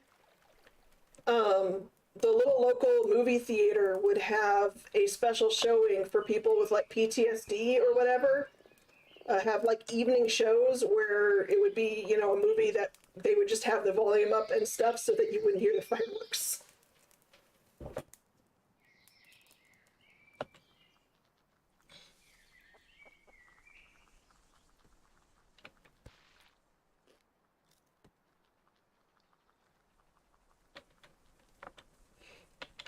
Boris isn't in anymore though, Vampy. He got out. Them's the breaks and all that.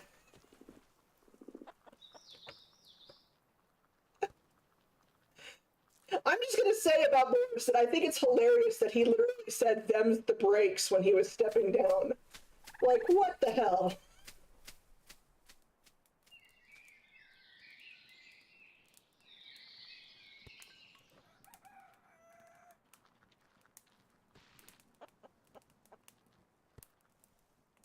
Oh, true. Yeah, that's true.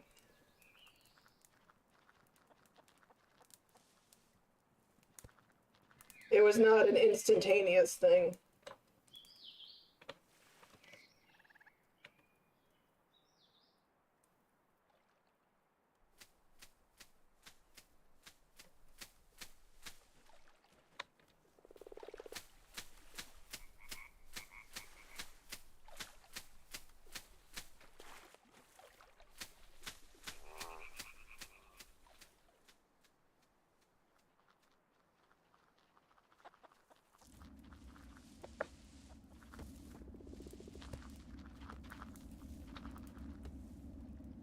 Okay, come on, people. I need you guys to get better at doing your things.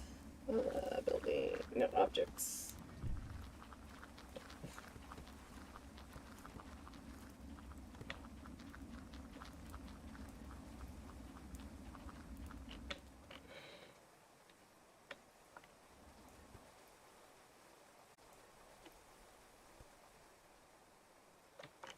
Okay, I need to find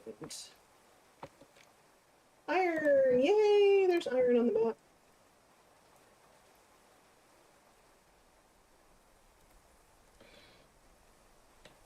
Which I can't mine yet because I haven't made pickaxes yet. Great.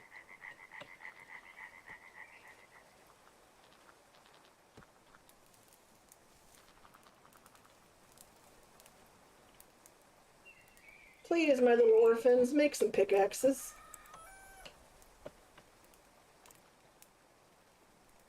I'm gonna have to do this.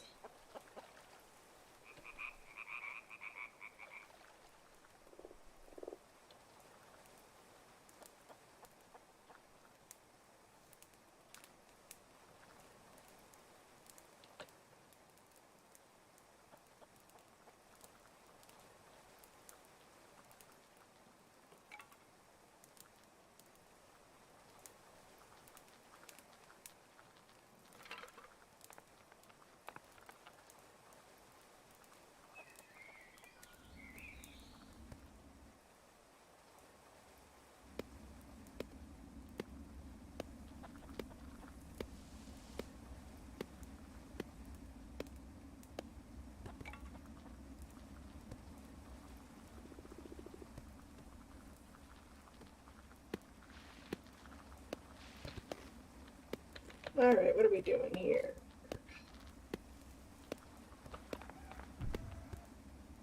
Whew.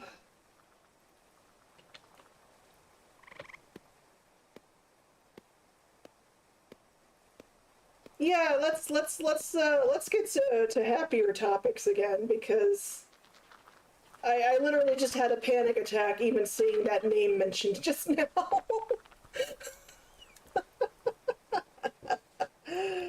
Oh God. Uh,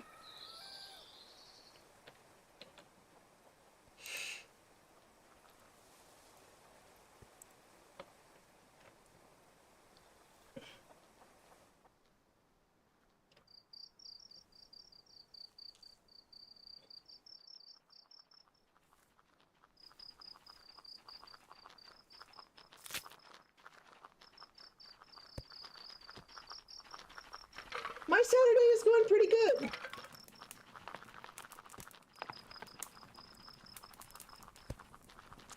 And what I would play in Solid's game would depend on if it was 5th edition or what it would be. But I had some fun ideas for rogues and warlocks and stuff. Um,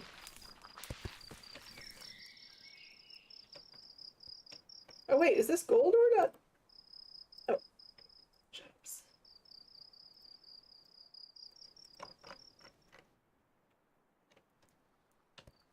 I have 2 character concepts that I am absolutely dying to play in a game.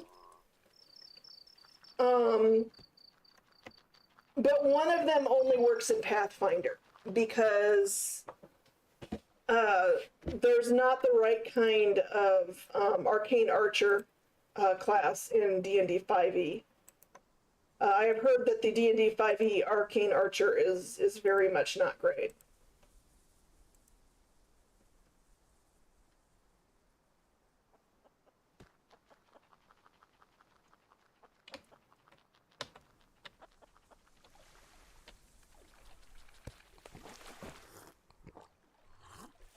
But yeah, I want to play. I'm forgetting the name of the subclass of Rogue Cine, but it's the one that does the yeah.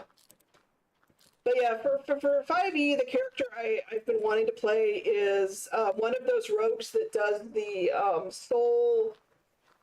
They keep like a sort of a bit of someone's soul or something, or a memory of someone's soul. That they soul thief. Yeah.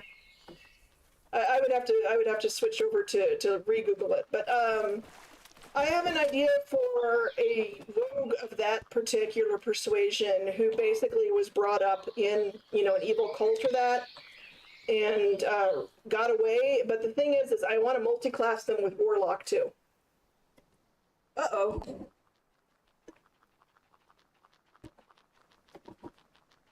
Hmm.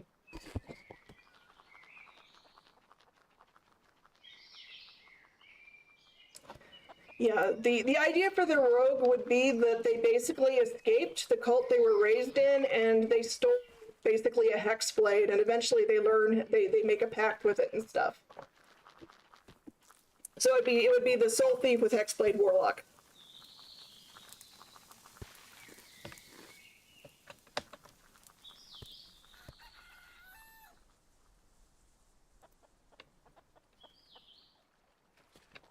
Because I don't know. I don't actually know how well it would work because I have not played enough 5e. I was a Hexblade Warlock in my last game, and I was going to multiclass her into Shadow Sorcerer, but it didn't. The game ended before I got a chance to do that. But I really enjoyed playing a Hexblade.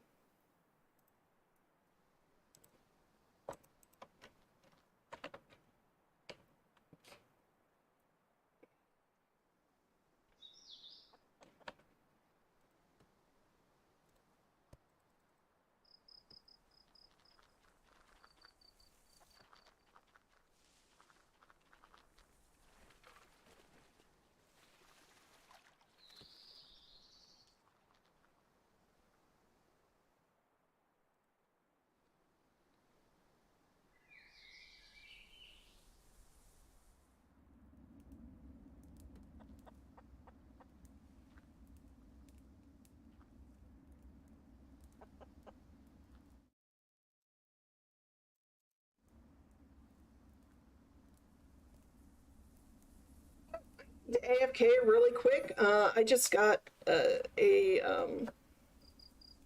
will turn the cat cam to sleeping kitty.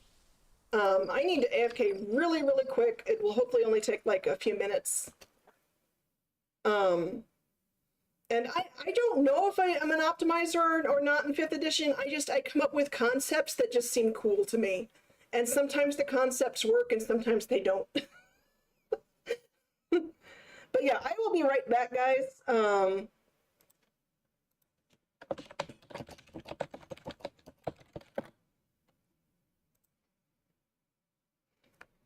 And we'll continue the chatter and the game.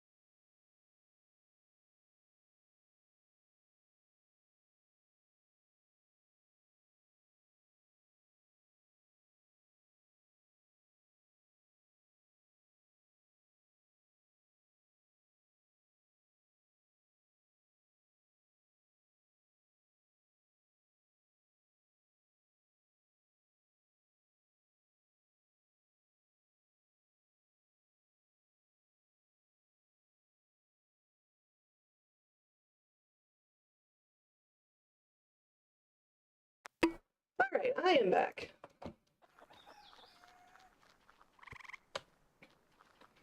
And yeah, I tend to be very backstory, or not backstory centered, but kind of meme centered. I think of just a character concept, not so much the full backstory necessarily.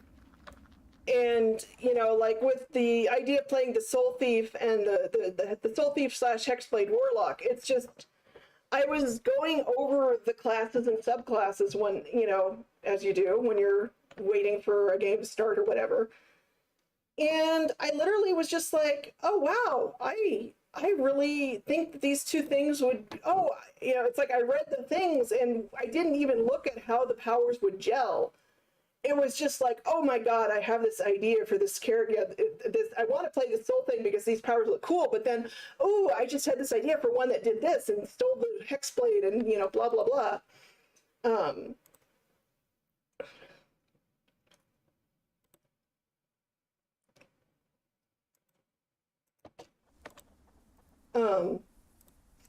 the other character concept I'm dying to play, I did get to play her briefly in the Rime of the Frost Maiden campaign, module campaign that started here locally, but then it ended way too soon.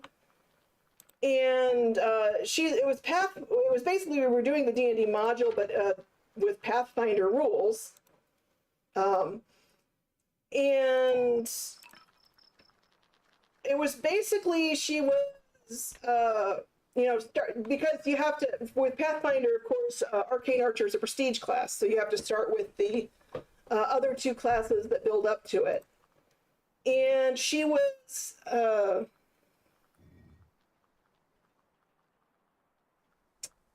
fun. Yeah, my Rhyme character was the one that I come up with that she was Feyblood Sorceress, or Feyblood Sorcerer. And then the hooded hero ranger, or whatever it is, the more Robin Hood like ranger that doesn't really do the animal thing so much in Pathfinder. Hooded champion, I think it is, or something like that.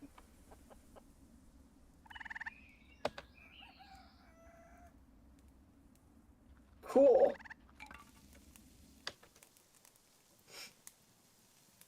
But yeah, the concept for this character, she's a half-orc, and she's one of the ones that I came up with a whole background story for, too, in that her mom was an adventurer who hooked up with a bard party member that she thought was just a regular elf, but it turned out he was fae. He was more of not exactly the traveler, but kind of like the traveler. Maybe not as powerful as the traveler, but was actually fae. And so my character was the result. But it was just a hookup.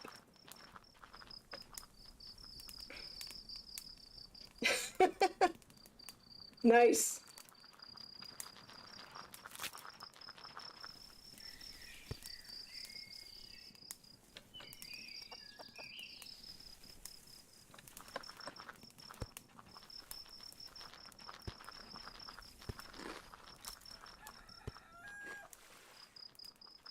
Nice. But yeah, this Arcane Archer, basically her mom settled down and married a tavern keeper somewhere, and they raised this kid who has the Fey sorcery thing, and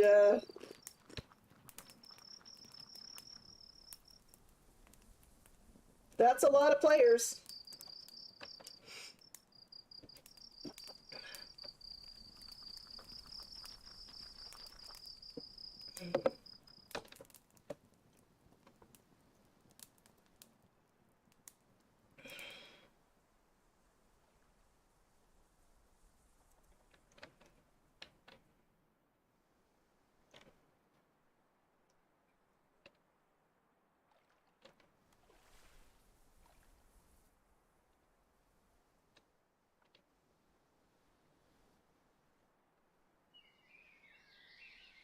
Okay, come on, guys. I need y'all to...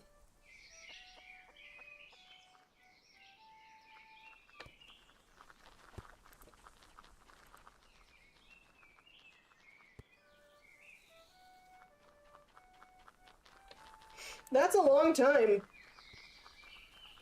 I played on a vampire chat room, but it was more social role play.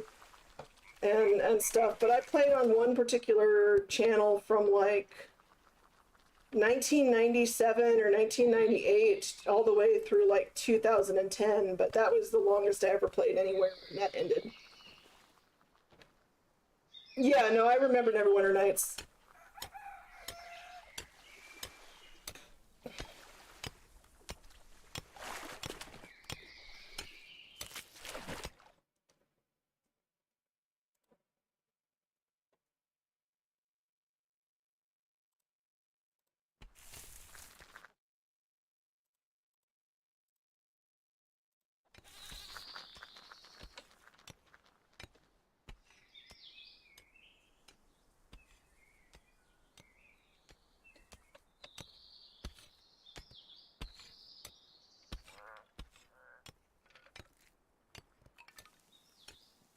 Oh yeah, I never actually finished the game Neverwinter Nights because I basically spent all my time working on a campaign module.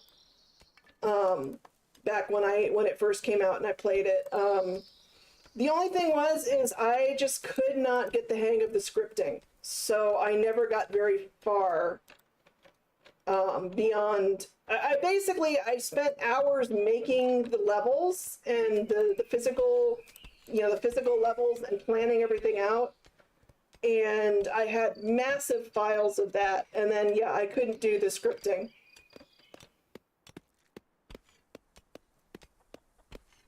Scripting has always been, I've never been good at programming or scripting. See, I love making levels and stuff, man. Back in the day with like Duke Nukem 3D and Quake and stuff, I never actually played those games, but I would make levels for my friends to play.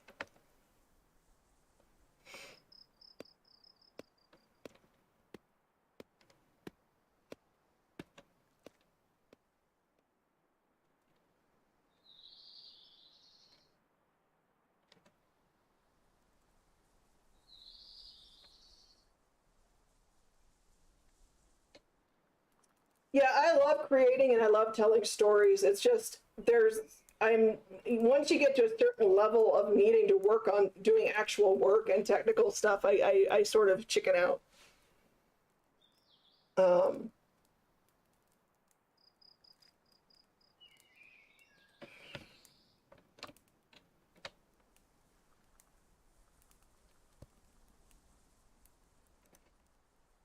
no, I did not. I don't think I've even heard of it.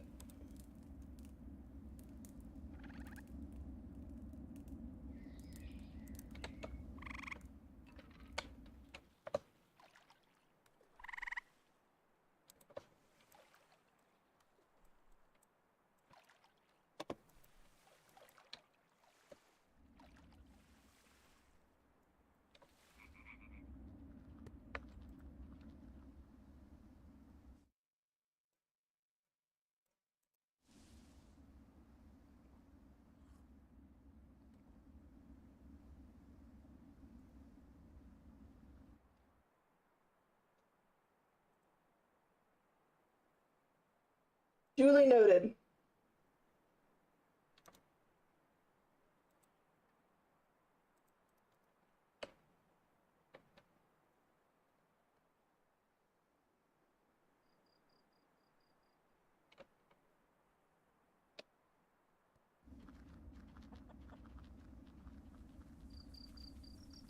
Oops, I absolutely forgot to put a flame blocker around that.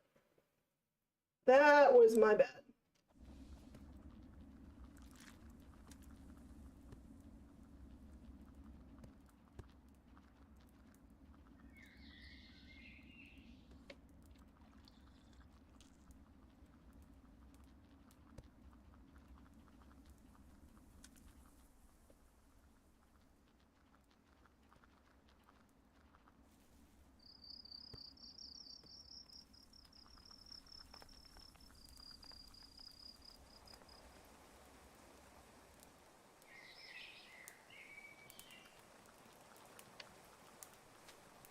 Ah, interesting.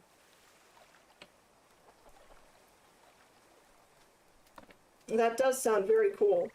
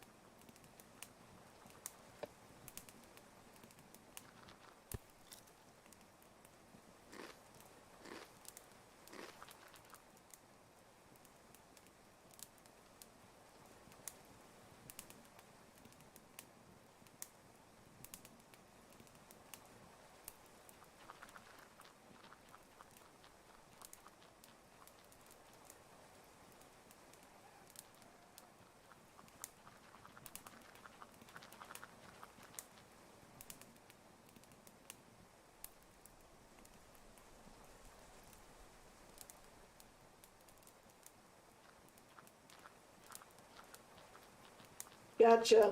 Yeah, that sounds pretty cool. No, all I've ever done for actual online play was the more social and admittedly ERP centered stuff that didn't use a lot of dice rolls for Vampire on IRC channels. And then I mean we did do dice rolls for combat, but combat was actually pretty rare. And also, you know, of course, to see if a power would work against someone, but it was mostly just social role play. But that, and then really just that, and then some light RP in MMOs, and then you know, actually playing D&D online as a game using Fantasy Grounds or stuff. Oh yeah, there's always ERP. It doesn't matter how much they try to forbid it. There's always ERP. People gonna be horny. It's just one of those things.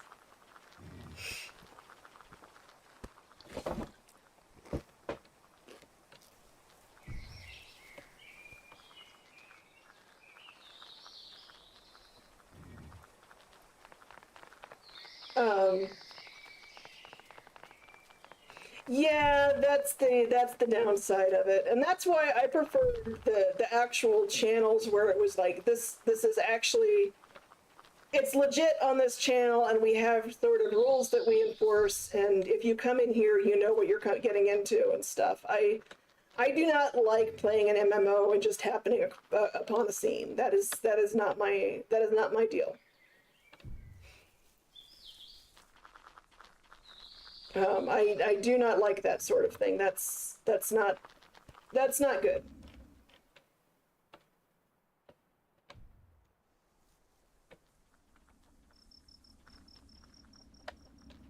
That's not bad, actually, then.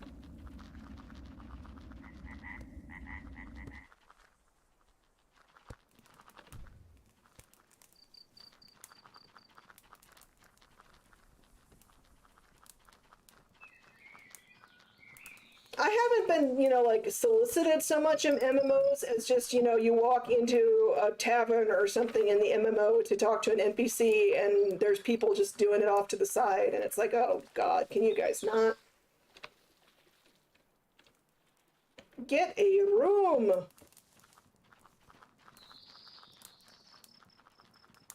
Probably, yeah.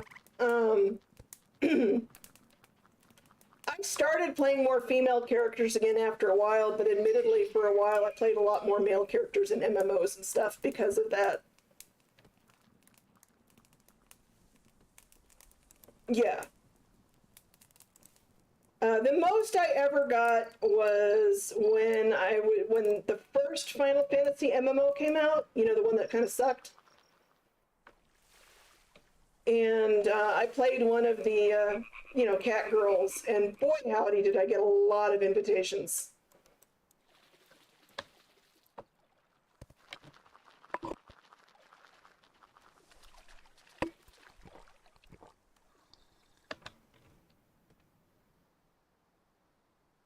When I played World of Warcraft at first, even though I played female characters, I didn't get quite so many invitations because I played Horde at first, and I basically had an orc and an undead. And those seem a lot less popular for that sort of thing than, night elves and stuff.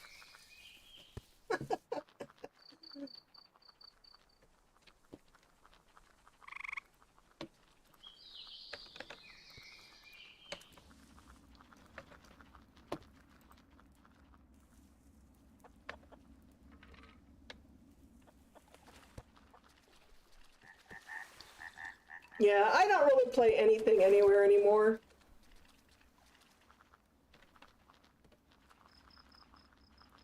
Okay, there I got the barn door unlocked. Yay!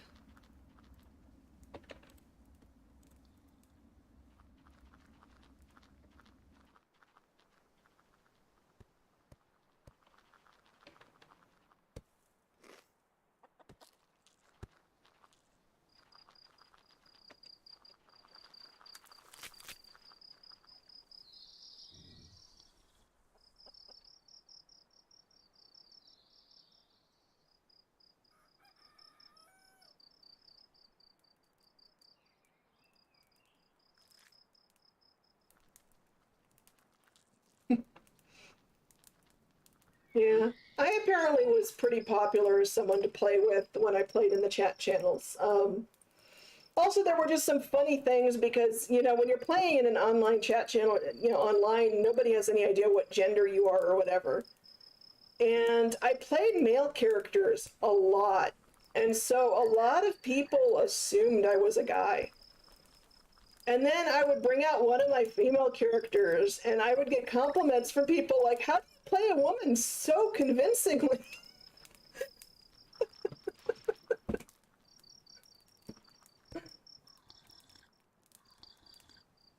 Nice.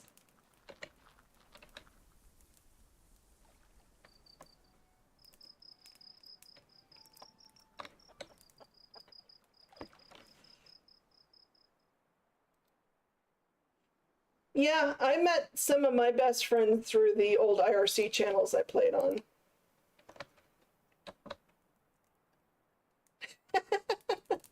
Yep.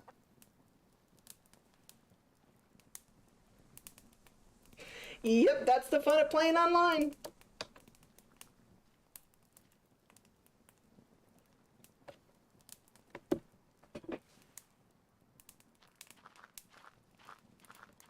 Yeah, it happens.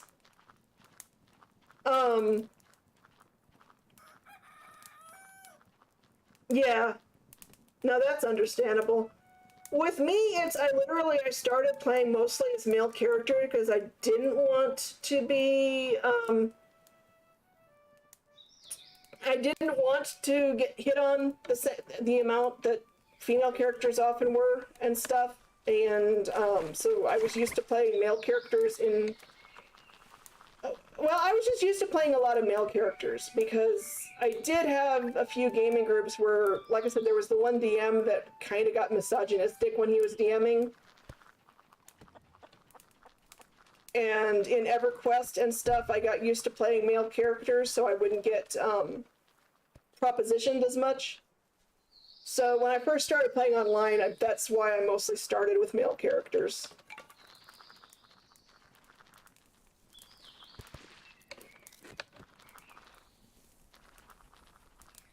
Yeah.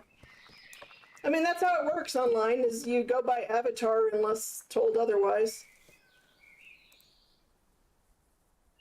Yes, please, I want to hire you for a day.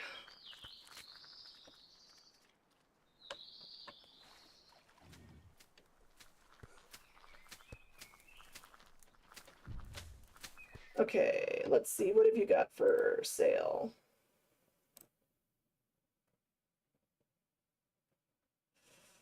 I think that's all I'm going to get from you. Yeah, I don't have the money to hire you.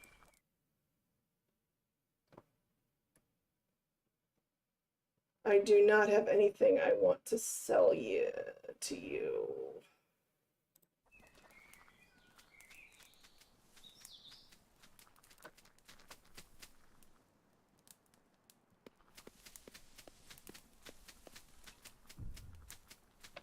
I mean, to a degree, yes.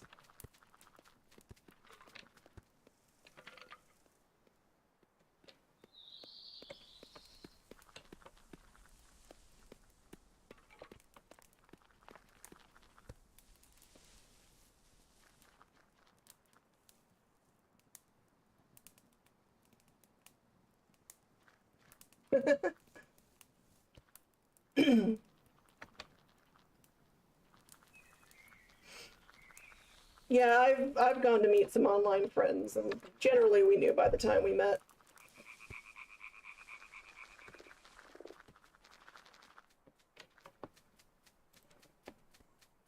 Let's see here. Gather stones, gather stones.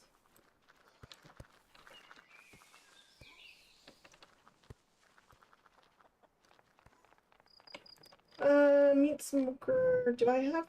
Okay, that is built. All right. So I just need to make a corpses stockpile somewhere.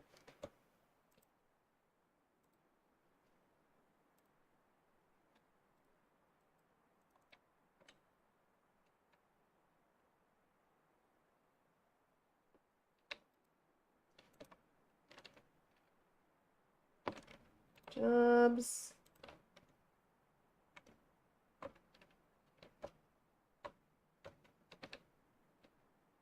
Okay, but I also need to get some hay gathered. Very badly, we need some hay gathered. Not just the straw.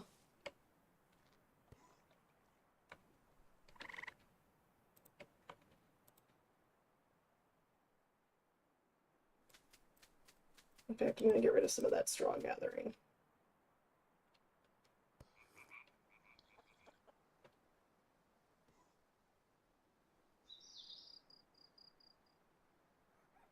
Yeah. No, I get it.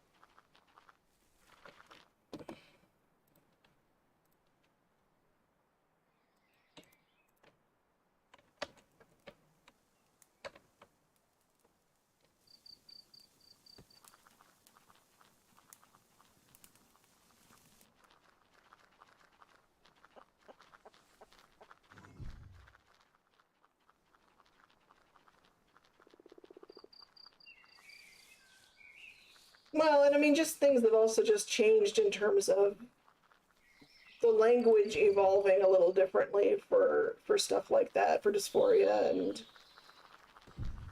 what have you.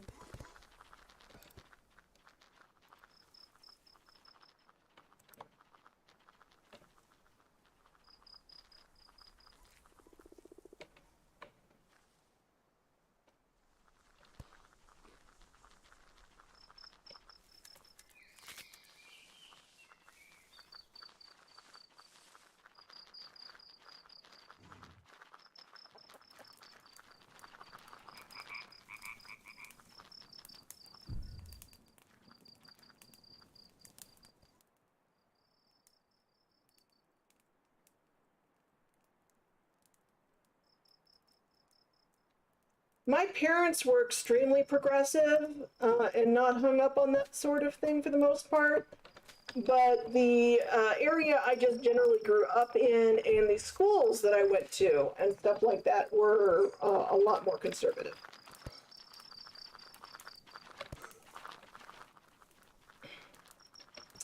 And I caught hell at a few of the schools I went to for not quite conforming to the stereotypical girly stuff.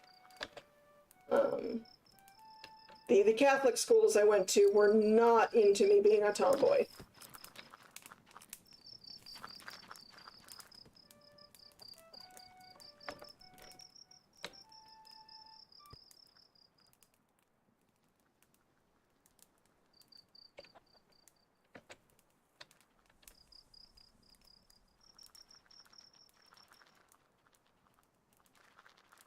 Yeah, no, my parents were progressive or liberal, whatever you want to call it, Catholics, and really big on church reform and civil rights stuff and all that kind of thing.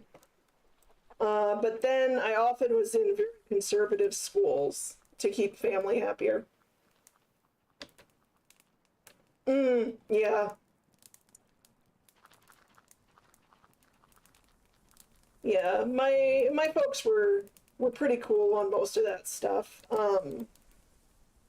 My mom was a little, my mom got a little hung up when I first told her I was bi, but not a heck of a lot of hung, I mean, she just was like, well, I mean, it's maybe a phase you're going through. That was the level of hung up on it she was. And, after a few years, she was like, okay, yeah, it wasn't just a phase, fine. I'm cool with it now.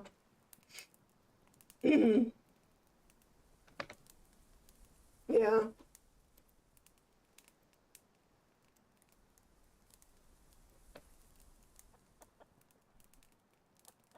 Yeah, my dad might have been more of a problem. I don't know. He died. My dad died when I was really young, so I have no idea how he would have felt about various stuff as I got older.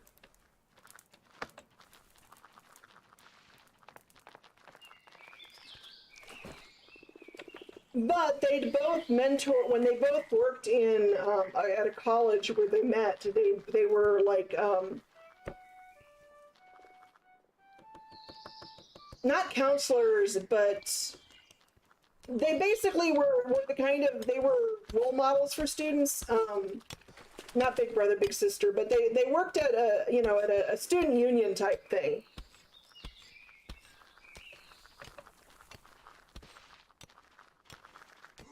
Oh, I don't know. Like I said, I had a lot more problems with my dad before he passed. My mom was always a lot easier to deal with. So, um, I don't think it's gendered so much as specifically, the daughter, the mother, the father, the son in question.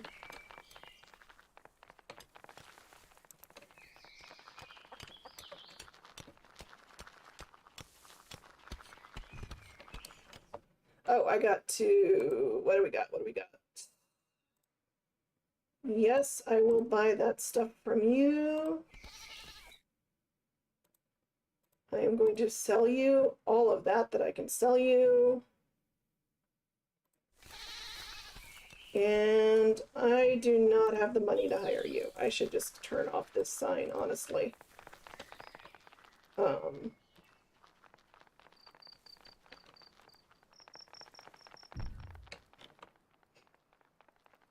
Yeah, both my parents were progressives, but my dad may have been a little more hung up on certain things, just due to how he was raised.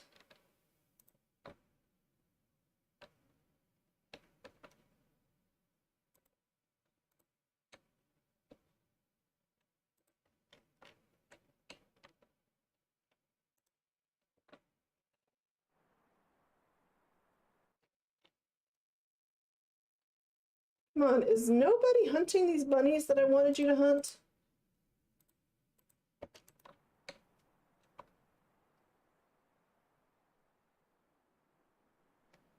Ouch. Yeah, that's not that's problems.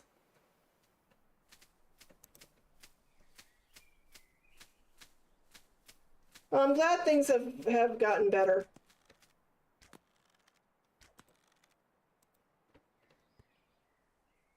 Um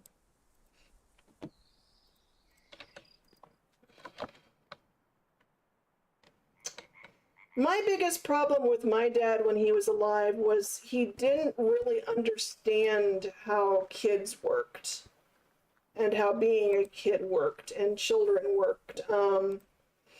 He grew up during the Great Depression here in the United States, and so my dad was all about me actually having a job and everything by the time I was, like 11 or 12. And working at the family business more hours and doing a lot more and saving more money. And I was a 12-year-old who didn't want to do that.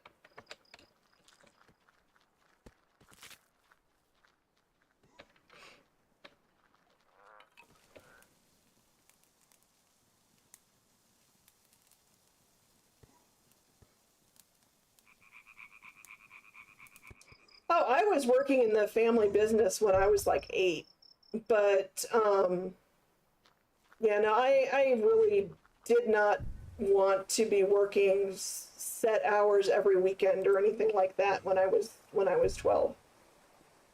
Um, it's not like I needed to for our family, and we were living in a neighborhood where none of the other kids did that sort of thing. And I had a few friends, and they didn't do that sort of thing, so it was really hard to sell me on why I should when no one else I knew had to.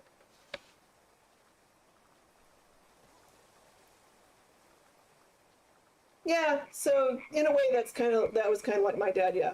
My dad was working hard from the time he was pretty much 7 years old because it was the Depression, and he had to help support the family. So when he was a kid, so um, he did very much expect that sort of thing from me, even when it wasn't actually needed for us.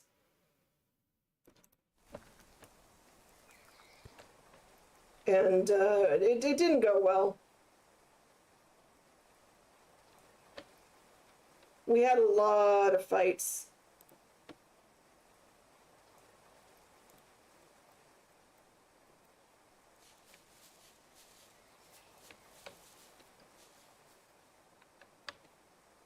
Yeah, that's basically when my dad was a kid too. Very similar poverty. Yeah, I mean, I appreciate it more now than when I was actually 12.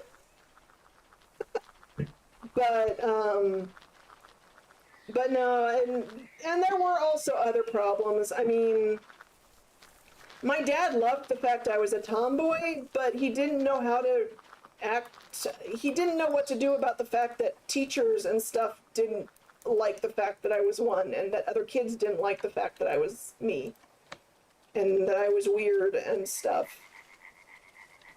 Um, my dad had a very hard time believing that I was being bullied at school because he had kind of this,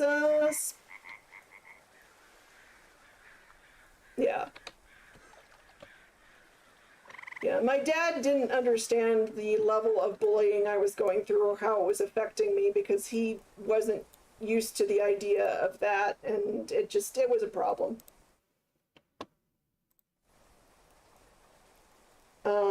The schools I went to were not great. The teachers were, I mean, there were good teachers, but there were also bad teachers.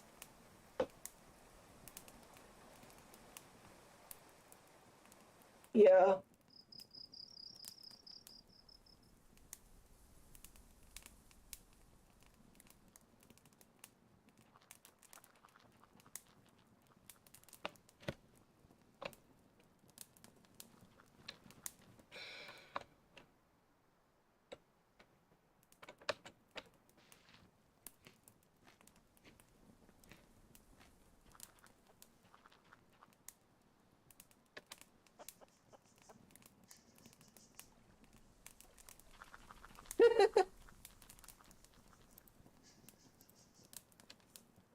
Yeah, not how it worked for me, unfortunately.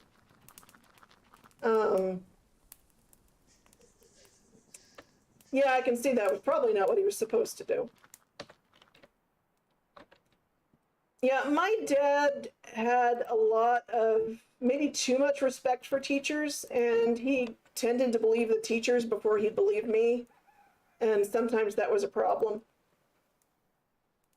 Because I had the kind of teachers where if you were the kid being bullied, they would send you to the principal's office because you were disrupting the class by allowing all the other kids to bully you, kind of thing. So my dad and my mom were regularly told that I was disruptive in class and that I was causing problems in class and acting weird and stuff. Yeah, see, that was one of my big problems is my dad couldn't quite figure it out.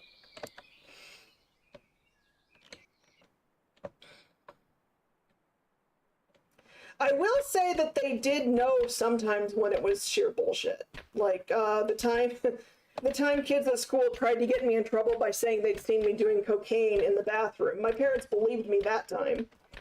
immediately they believed me that time. But when it just came down to teachers complaining I was disruptive and me saying that kids were calling me names and stuff, then they didn't quite get it.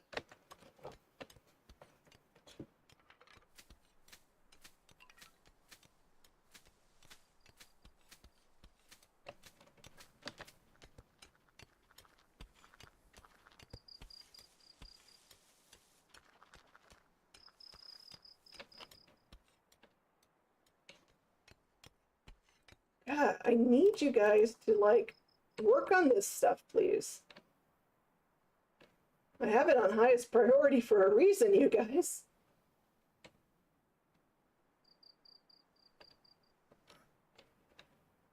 Yeah, my dad was very much about the greater community. He loved his family, but he kept wanting to see the bigger picture, and sometimes that was a problem.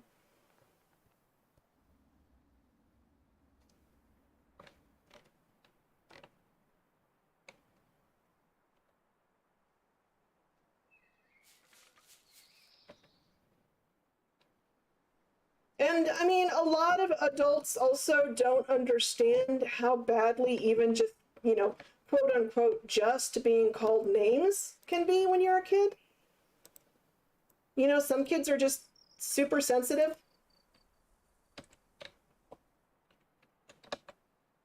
And it's not necessarily a bad thing or a thing that needs or can be fixed, but I was extremely sensitive, and so it all hit very hard, and people didn't get why it would.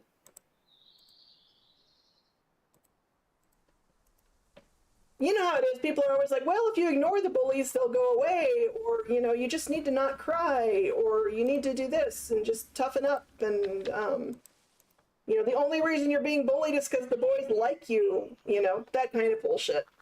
I got a lot of that.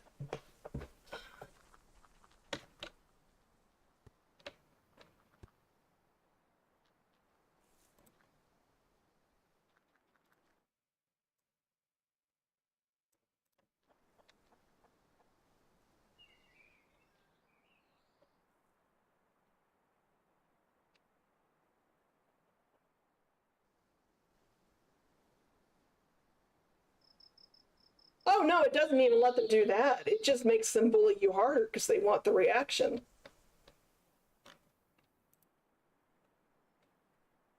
I mean, at least that's how it worked for me when I tried it. If I ignored them calling me names, that's when they'd start actually pushing me and shoving me and stuff.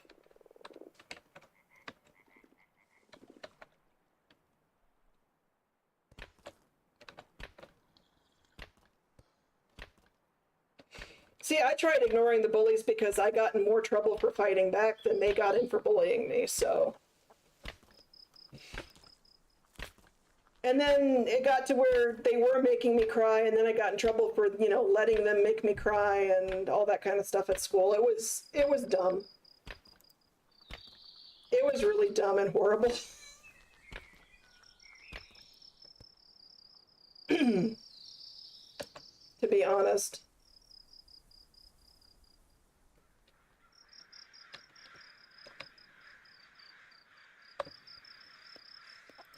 There was a lot of victim blaming in my childhood. And probably in a lot of people's childhoods. I mean, I definitely am not unique. Oh, I didn't even need to win the fight. I just was at fault if I let anyone, you know, if you did anything.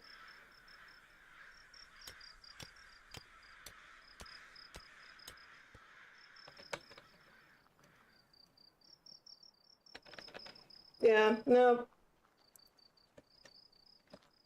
I got into serious trouble once or twice for hitting back or kicking a guy in the nuts, and stopped trying because I got into more trouble than they did. Basically, that's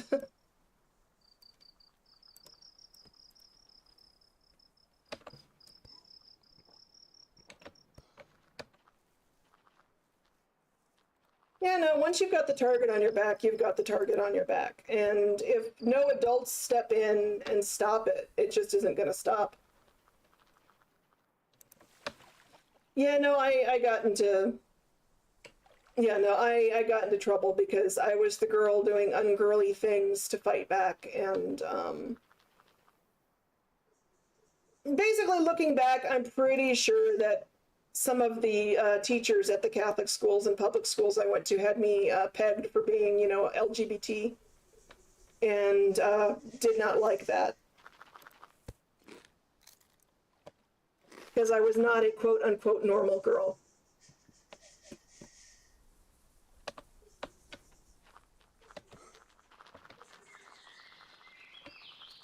So I got into trouble a lot for, you know, not behaving like a girl, quote unquote, should.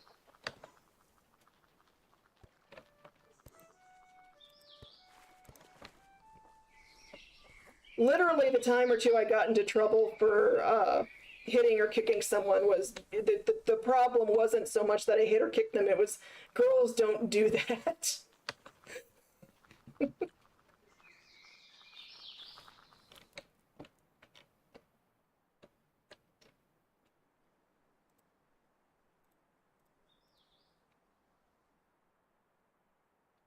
Yeah, I was big and a nerd, but also a tomboy.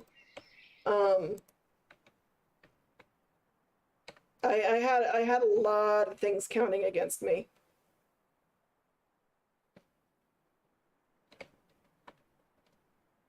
Um,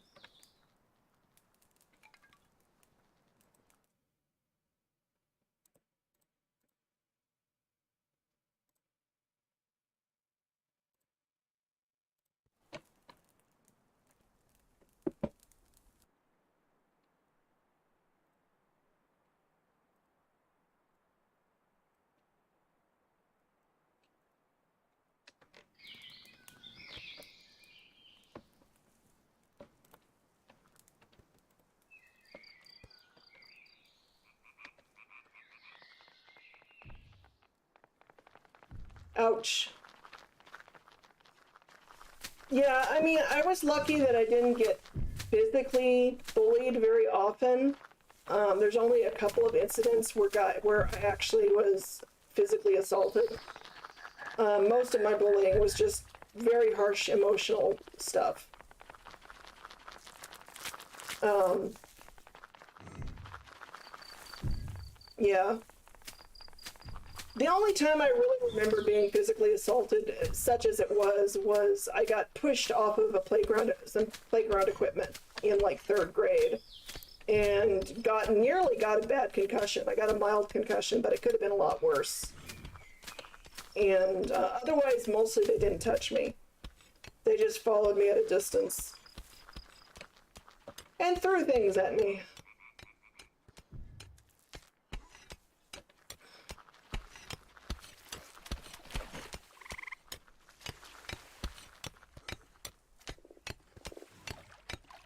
Yeah, the other reason I got in trouble if I ever tried fighting back physically is because I was actually physically bigger than most of the other kids all the time.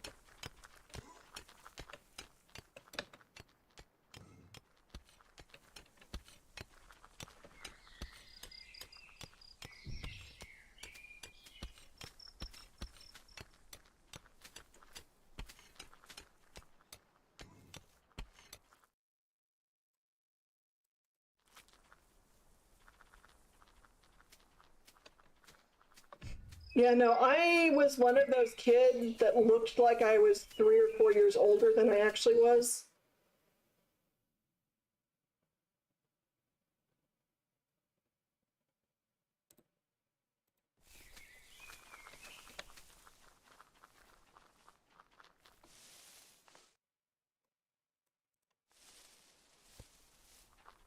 Yeah, I never got taught anything. I wanted karate classes when I was a kid, but my parents weren't into the idea.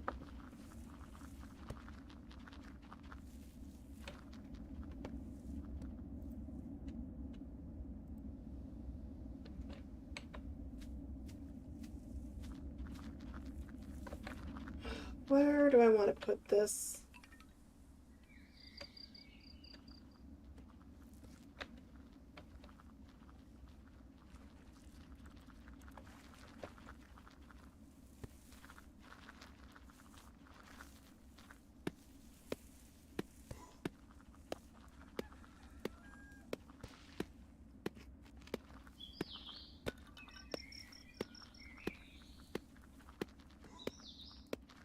Yeah.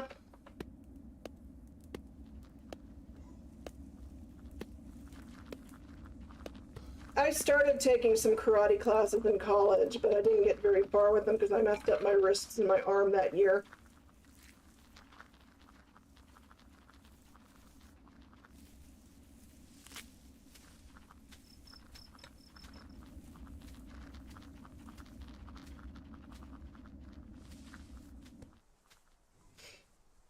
Yeah, I didn't get taught anything.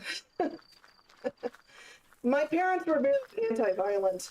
Um, they did not want me playing with violent toys or learning violent things.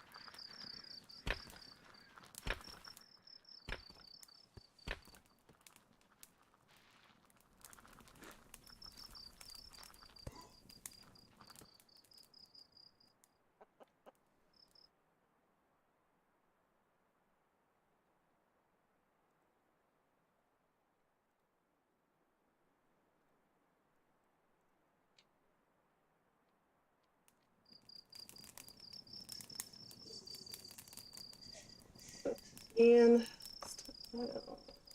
Make it dump stockpile.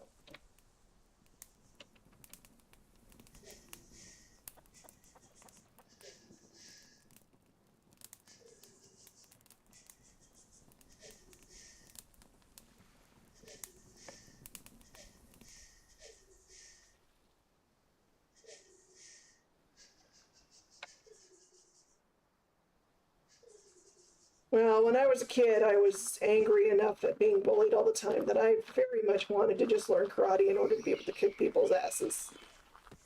Um, and also just because I thought karate and ninjas and stuff were cool. Because I like G.I. Joe and the ninjas and G.I. Joe and all that kind of stuff.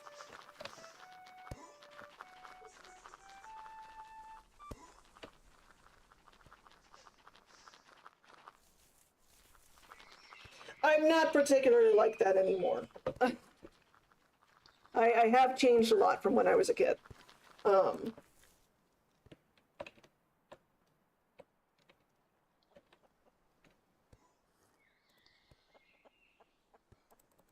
oh, I didn't have the cooking. Oh God, I had the cooking so low. No wonder no one's been cooking.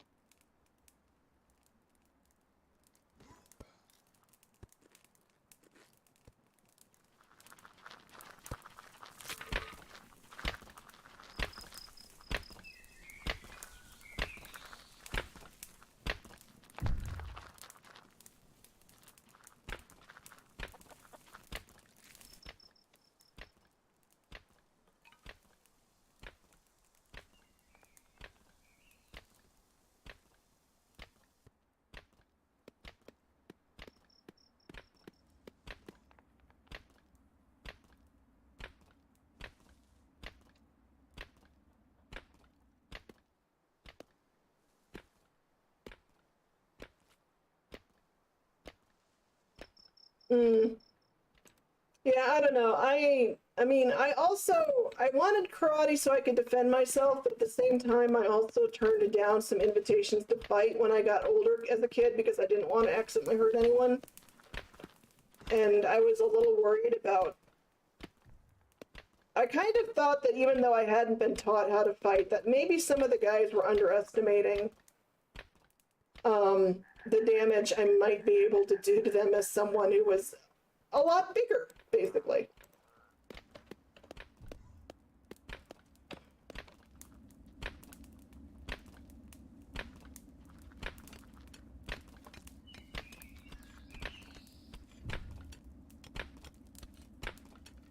Because, yeah, literally by the time I was 13, people thought I was 16 or 17. By the time I was 16, people thought I was in my 20s. I did not, I was much, much, very physically mature for my age.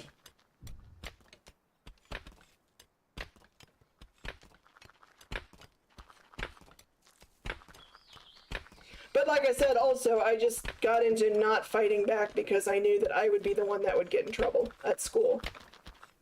Hands down, I would be the one that would get in trouble at school. And then I would get in trouble at home because my parents would believe the school. And,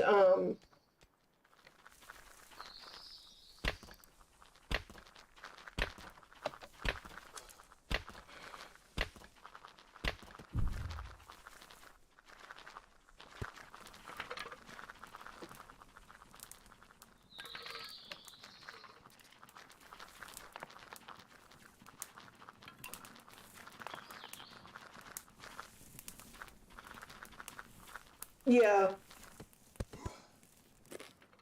I was never that tall and stuff. And,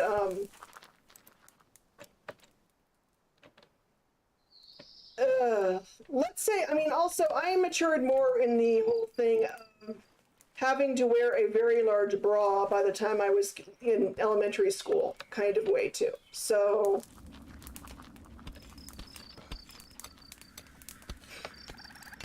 yeah, I am now extremely overweight, and out of shape and stuff, but,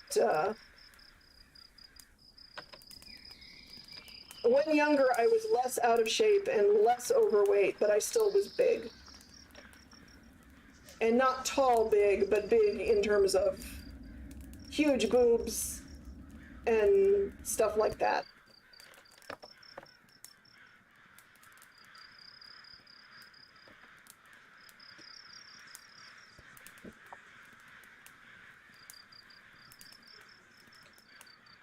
Yeah, I basically stopped caring about weight or stuff like that pretty early on.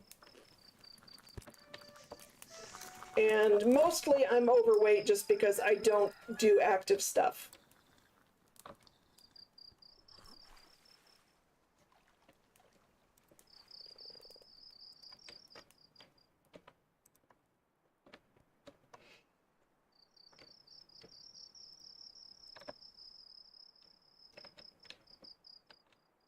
I mean, I kind of did because I got made fun of for being fat, but even when I wasn't fat, I got made fun of for being fat.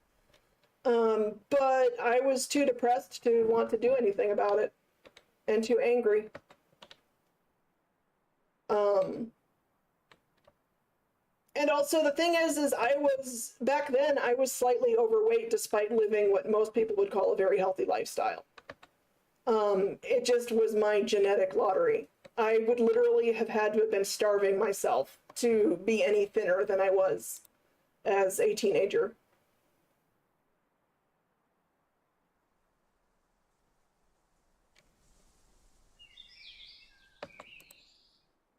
But yeah, now it's just because I don't do anything active, and I don't do anything active because I don't like going out in public doing anything active, and because I find exercise very boring, and I don't handle being bored very well.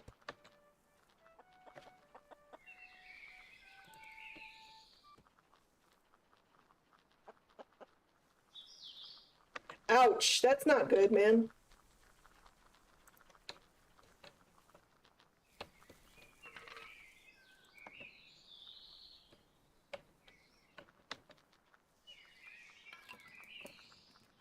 fat is not good at all, dude.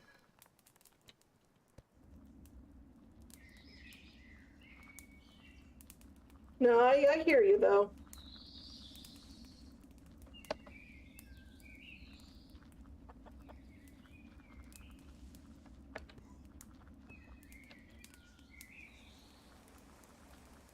Yeah. Honestly, I mean, that's pretty much more of a problem than the problem I have, because I'm not actually harmed by being a bit overweight right now.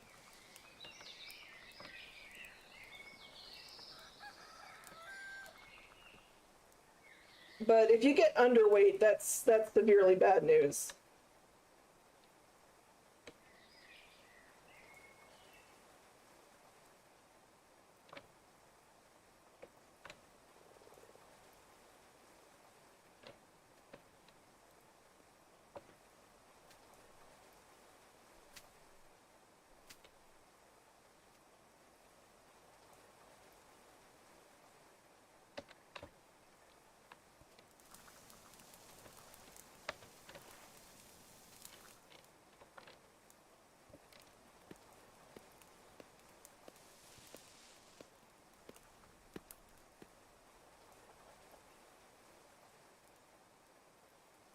Right. I mean, I am technically beyond more than a couple of pounds, but then also it's like, what scale are you going to use? Because BMI is bullshit. So, but yeah, no, I am legitimately fat. But the thing is I'm actually pretty healthy for being fat. I don't have a lot of physical health problems from it. I have mildly high blood pressure, but again, a lot, and again, it's all because I'm not active.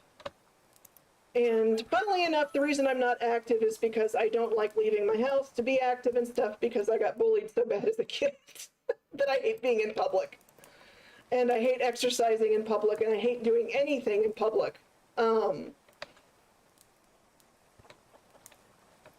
well, BMI is bullshit anyway. It is not a good standard to use.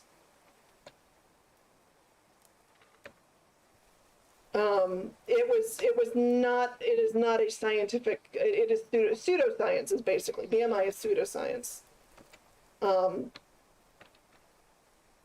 It's based on a very specific number of people of a certain race and age and gender and stuff, and then it was just slapped on and applied to everybody.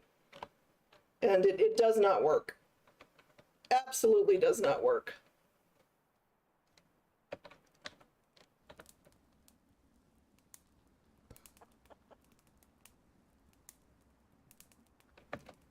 I think there's some pseudo involved too.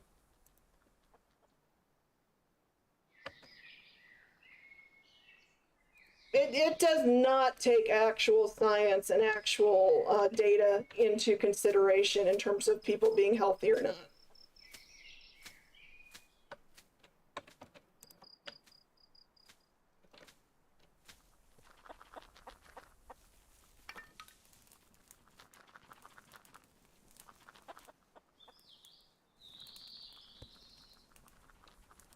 Yeah, I don't know. I've read papers that would argue against that.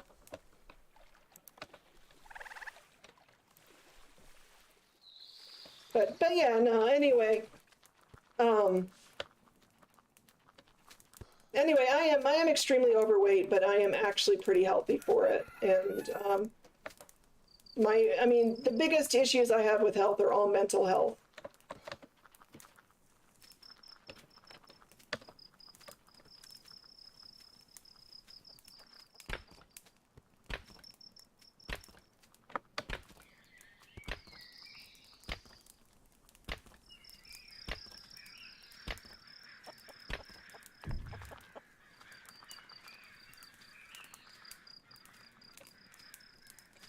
Hmm.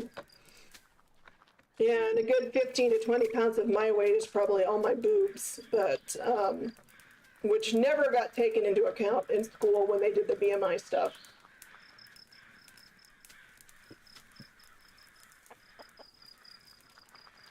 But no, I read too much about all the way BMI was was figured out and how it's misapplied and stuff. I do not believe in BMI.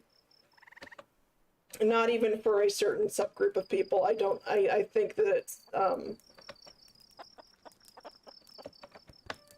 I think it's a case if there was a little correlation, but that didn't really make it right, and there was no causation.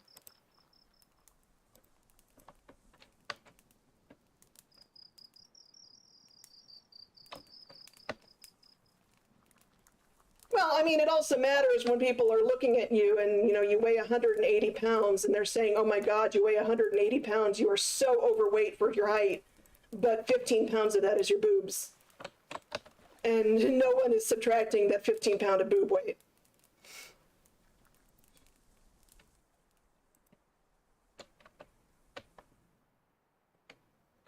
Because that's how it impacted me when I was little. And, you know, little metaphorically or little in terms of young.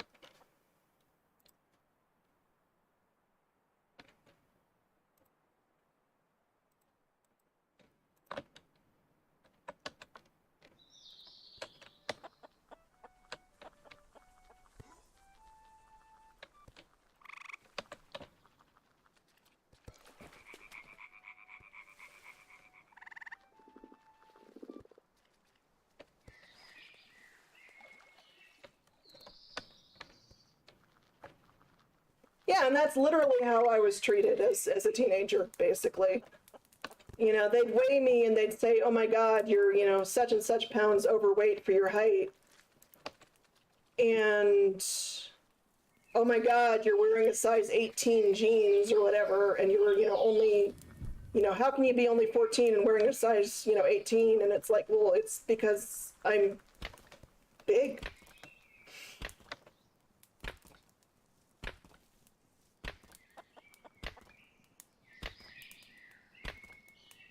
Right. Well, that was me as a kid. I was not actually fat, and I was actually very active and very healthy. And yes, I had significant knockers.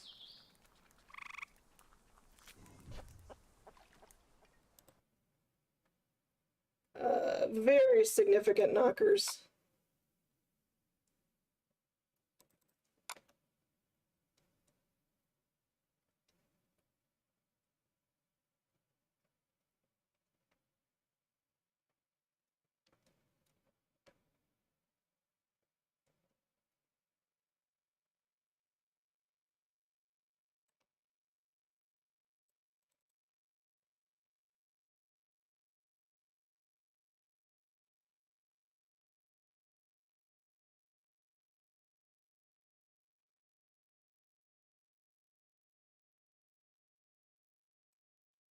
Like, the knockers are not as obvious in this school photo, but this is me when I was 10,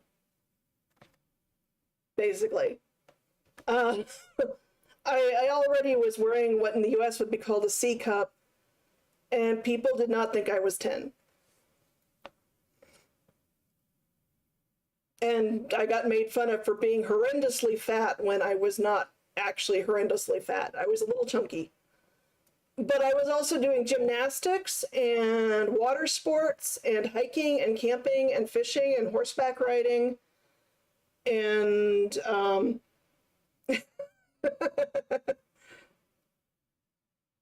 and I mean, I was living a very healthy, active lifestyle. And I still got held constantly for being fat and for being out of shape and being lazy and all that kind of thing at school. My parents didn't treat me like that, but teachers, PE teachers and kids at school and everyone else did.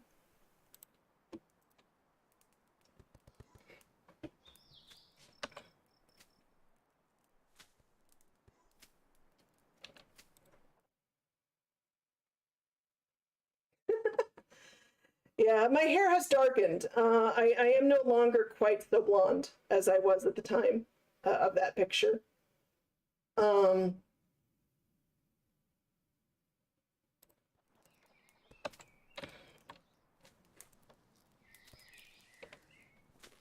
my hair is now kind of mouse brown. It's fairly brown. if I don't do anything to it.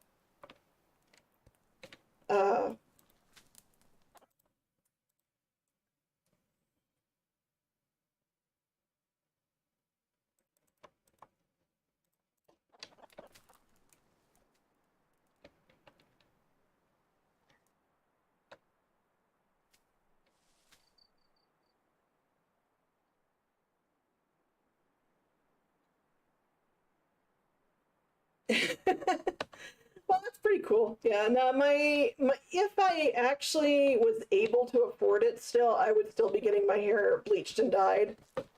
Um, because the color I like my hair being is bright pink. Um, but I have anxiety about doing the bleaching myself. I'm always afraid I'm going to mess it up. And it's way too expensive for me to go anywhere and get it done by a professional. So I haven't had pink hair for about 7 years at this point, which makes me sad because I miss it.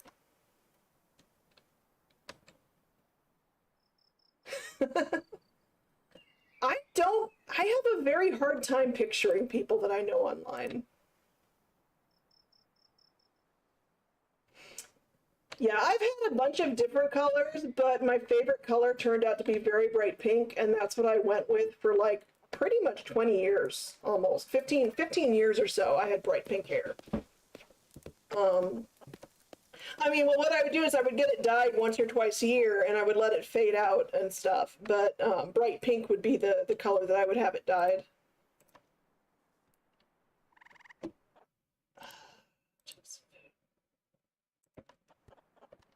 Oh, I know what oh, that's why you haven't unlocked the mushroom dryer, is I haven't had you pick any mushrooms.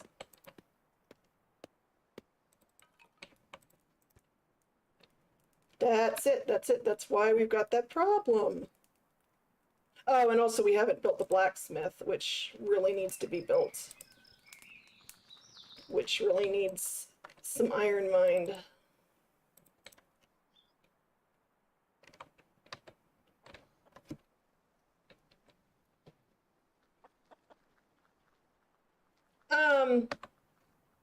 Admittedly, because you have mentioned that that you've got the effeminate thing going on and stuff, I honestly, at this point, because you're Scandinavian, that I picture you almost as like Legolas from Lord of the Rings,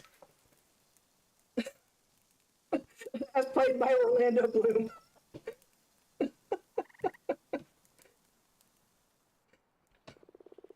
Maybe taller though.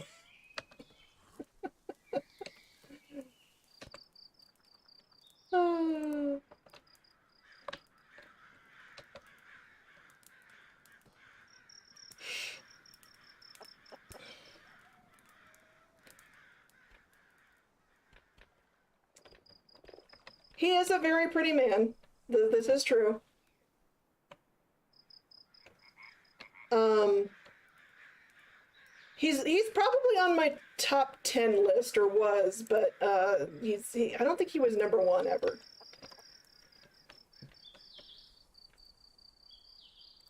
But then I was into Visual K or J-Rock for a long time, and once you've seen some Visual K and J-Rock guys, it's Orlando Bloom just can't compete with them, honestly.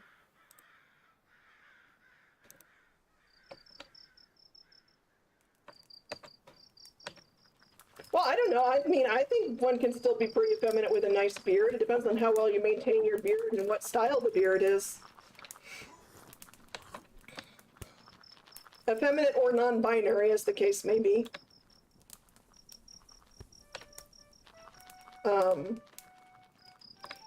I do have a lot of non-binary friends, so...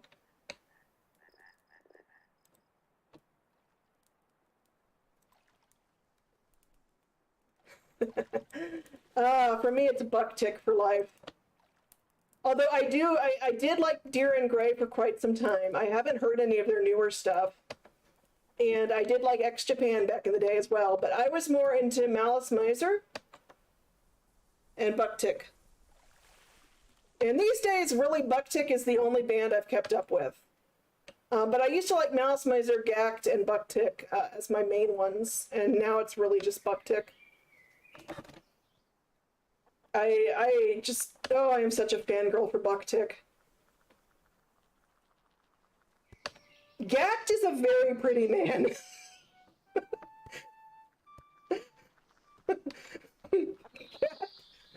Gact is an amazingly pretty fellow. He is very beautiful.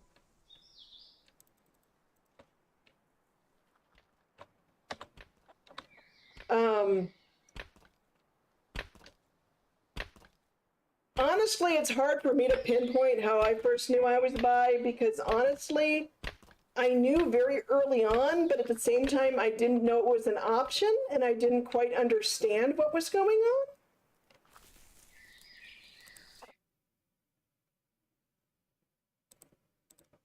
Like, I knew I liked female characters in shows the same way I liked guy characters in shows, but oops, that's not what I wanted to do.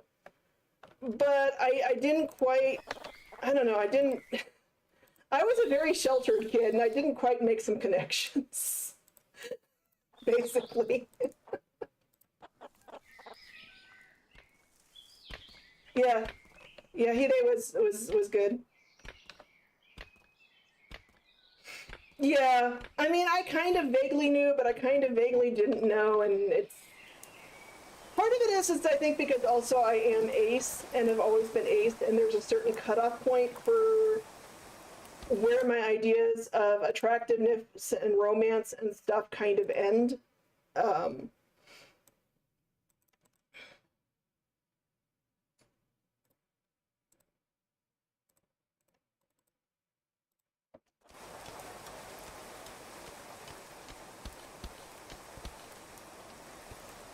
yeah, I did know that gay and bi was a thing, but, well, actually, I mean, I've literally never had a sexual interaction with anybody, and I am totally okay with that. Mostly what it is I get crushes. I have gotten crushes on men and on women as far back as I can remember. I get weird crushes where I want to hold hands or kiss somebody, and then that's about it. And maybe have like romance with them, but not, you know, I want to go out for nice dates and nice dinners and hold hands and be cute and stuff. I don't want the rest of it.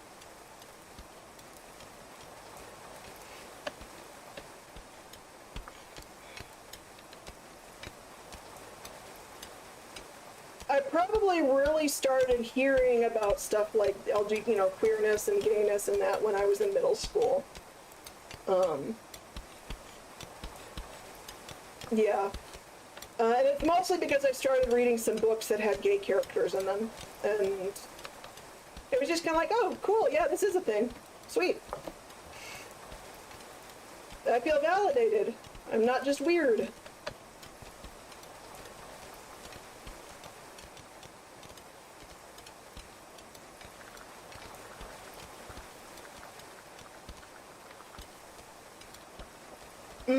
Yeah, I did not drink a lot.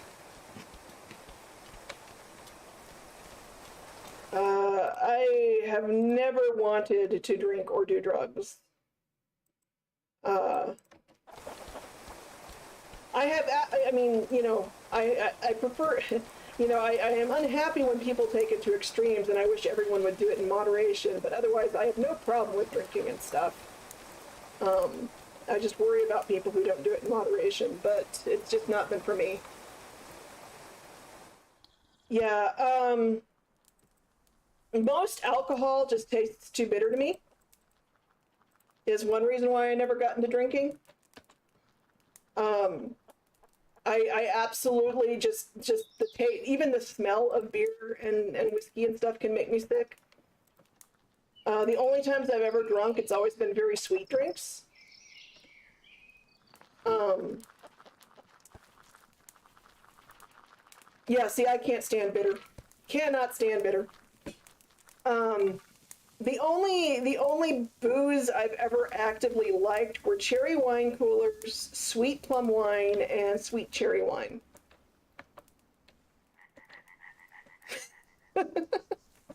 Yeah, see, bitter makes me sick, so we're opposites there. And then I've never wanted to get drunk or high or anything just because I am absolutely terrified of not being in control of myself.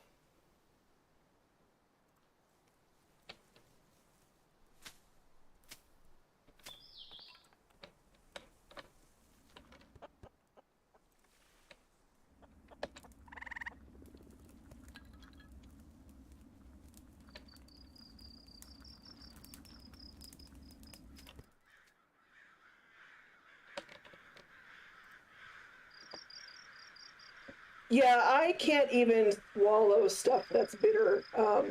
I just start gagging when I even get a mouthful. Yeah, I would when I was a teen, I did do some social drinking, and I would drink till I got buzzed, and then I would basically stop. Um,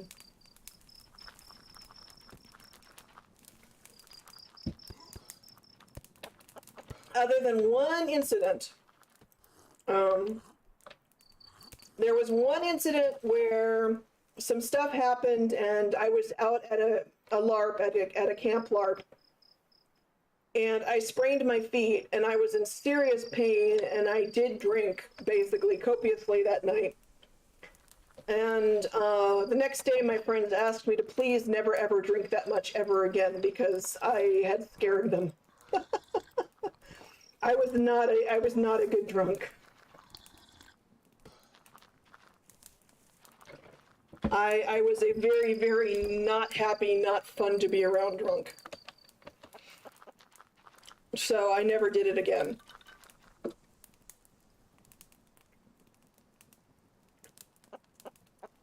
Yeah, that'll do it. With me, I've just always, even since I was like a kid, I always was afraid of not being in control of myself.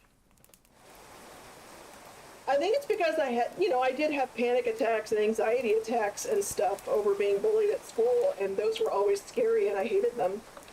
So why would I not want to be in control in other ways too, or not be in control? It's just like, no, I want to be in control. Because I always get in trouble if I'm not in control.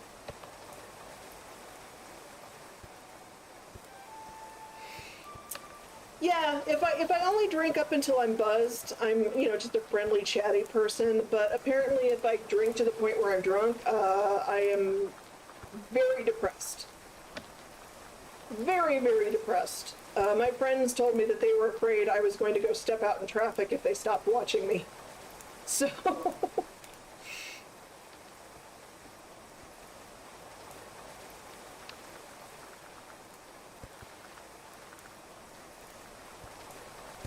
Yeah, that'll do it. Fortunately, the one time I got that drunk, I did have my friends looking out for me, so nothing bad happened, but,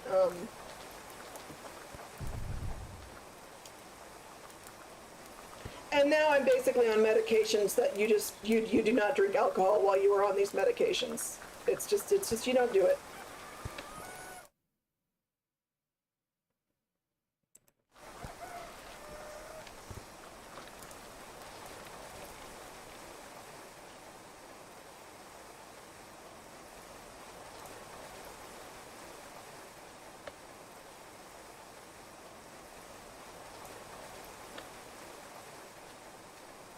Yeah.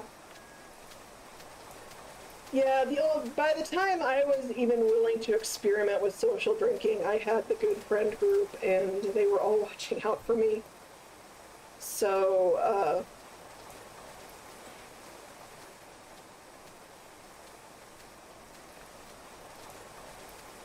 basically, most people in the United States start, oh, hey, we have an adult, thank gosh. An adult that can actually do adult things and work harder than teenagers. Yeah. I basically skipped high school and took my GED because I didn't want to be bullied anymore. And I started college when I was 16 instead of 18, like most kids do here in the United States. which isn't the youngest. I mean, there are people that start college even younger, definitely, but still, it meant that a lot of people who befriended me when I started college and that decided to, you know, make me their little sister and take care of me and make sure I didn't get into trouble. So I had a lot of people really looking out for me when I was a teenager and might have otherwise started doing some dumb things. Um,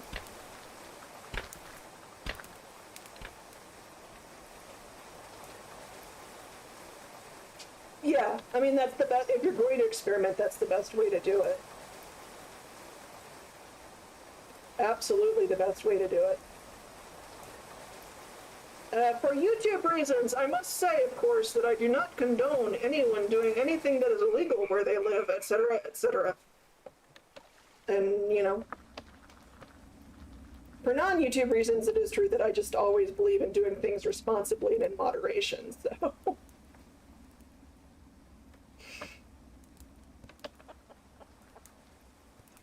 Yeah, I mean, that's probably a pretty safe conclusion to, you know, that seems a safe conclusion to jump to at that point if you've not enjoyed it when you've done it. Um,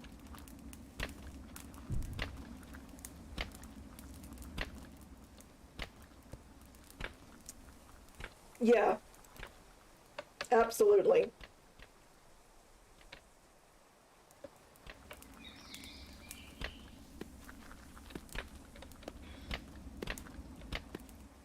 Okay, we are still way too short on food. I got to do something about food for these people. Um,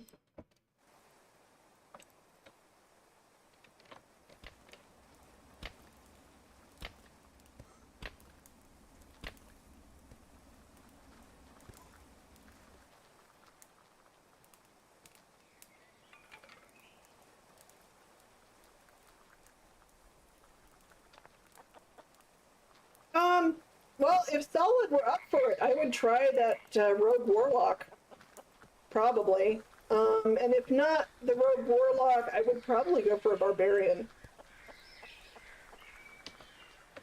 Just because I haven't played a Barbarian in a very long time.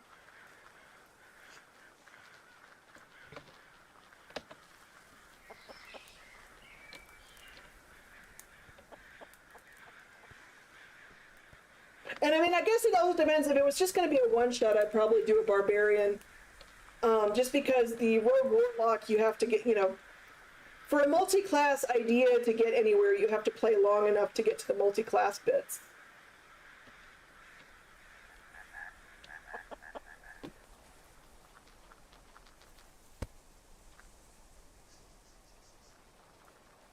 Um, if you never actually get to the part where you do the multi-classing, it's not, you know. Uh,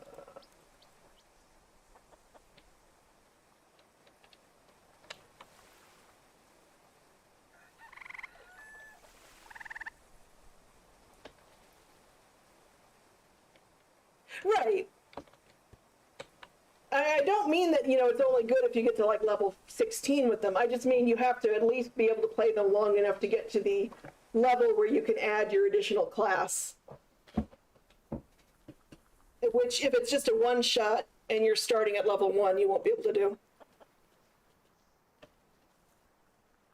Oh, no, totally agree with that. I just meant that if it's a one shot and you're not likely to, if it were a one shot and I wouldn't be likely to level up my character, you know, then I would just play a single level character, or I mean a character that's a single class, and not the character I have a grand idea for.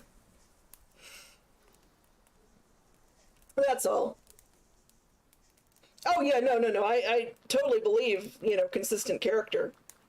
I just literally mean that if you're not going to get to the level where you can multi-class, you know, you might as well leave your multi-class idea at home and just play a single class idea.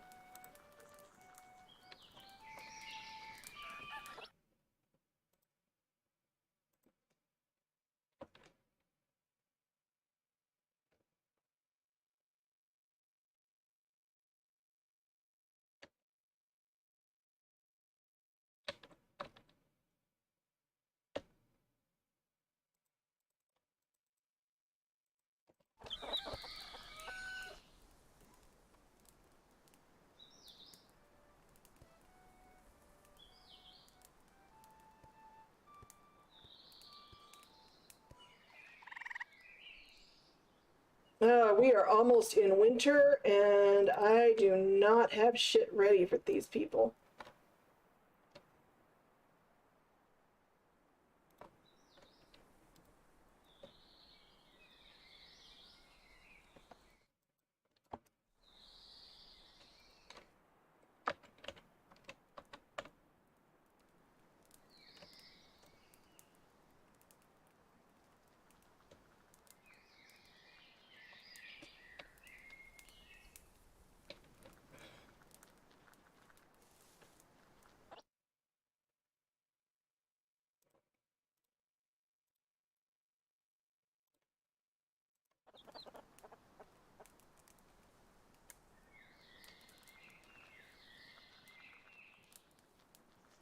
Oh, wait.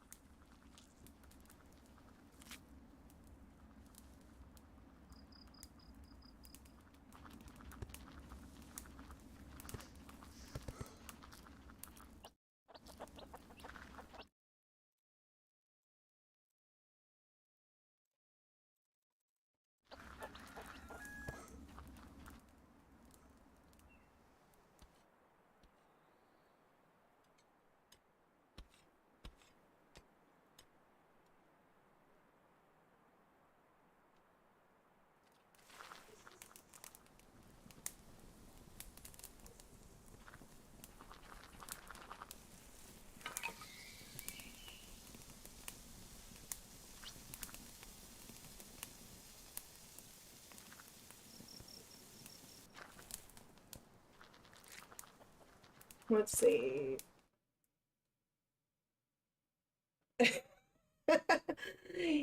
I is Northgard the game that I want to that I've got on my wish list? I'm trying to remember. Let me check.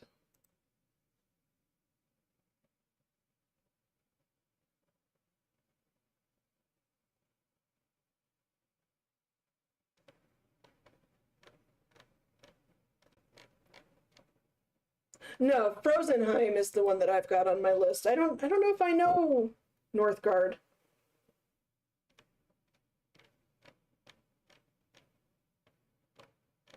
Oh, what do I need to unlock critter stuff?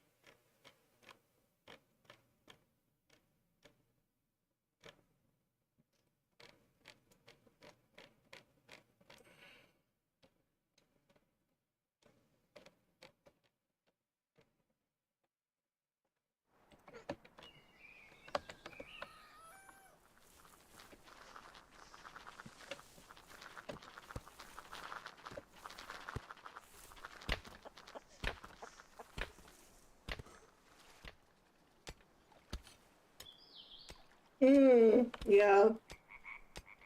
I'll have to look at that one up. I think I've seen people play it, but it's not ringing a bell right now.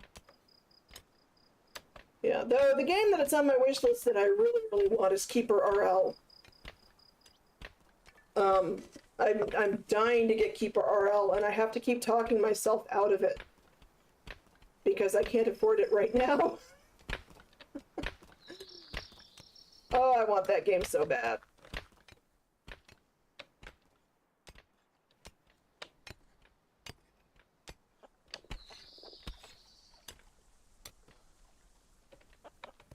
Okay, Solid has played it.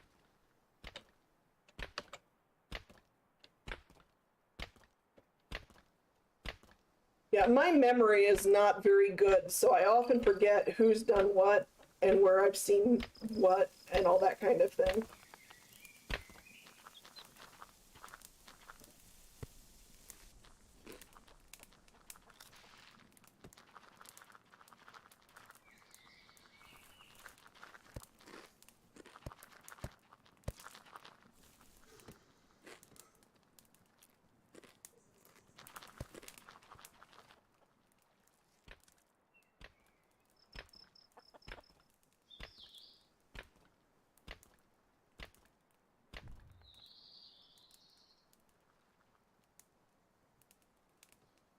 Oh, okay.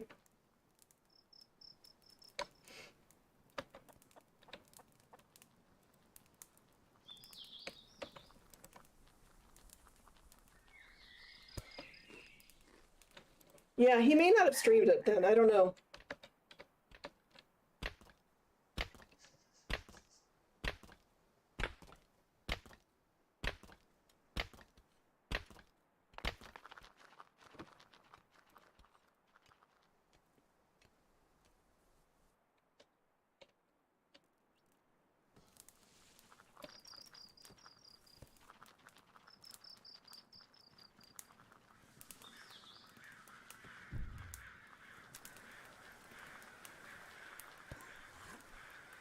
Let's see. Objects, food.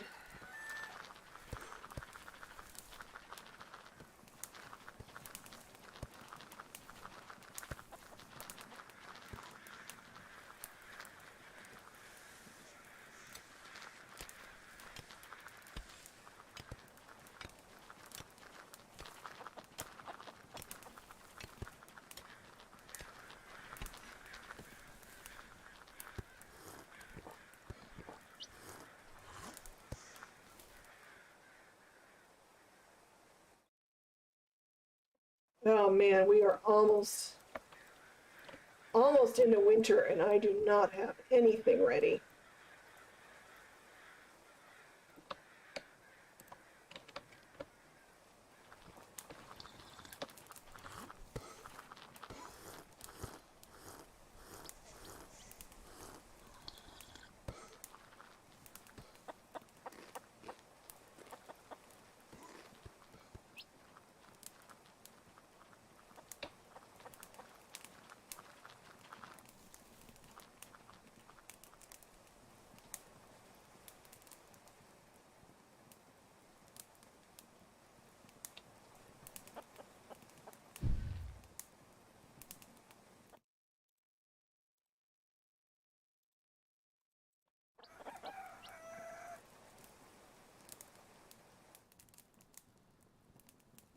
Well, we got our first snow.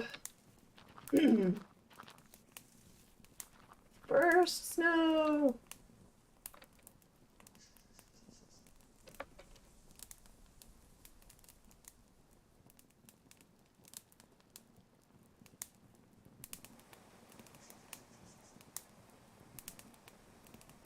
Okay. Yeah, I'm less into the combat elements these days in Village Builders, but I'll look into it.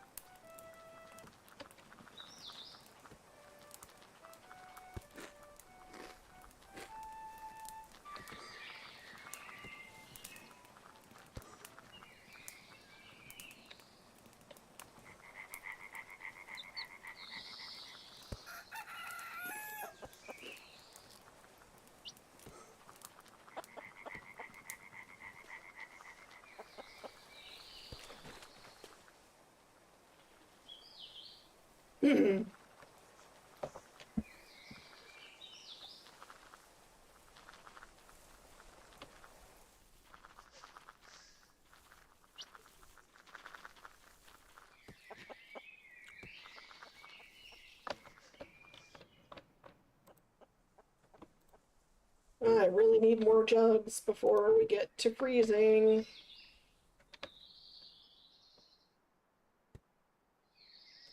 Oh,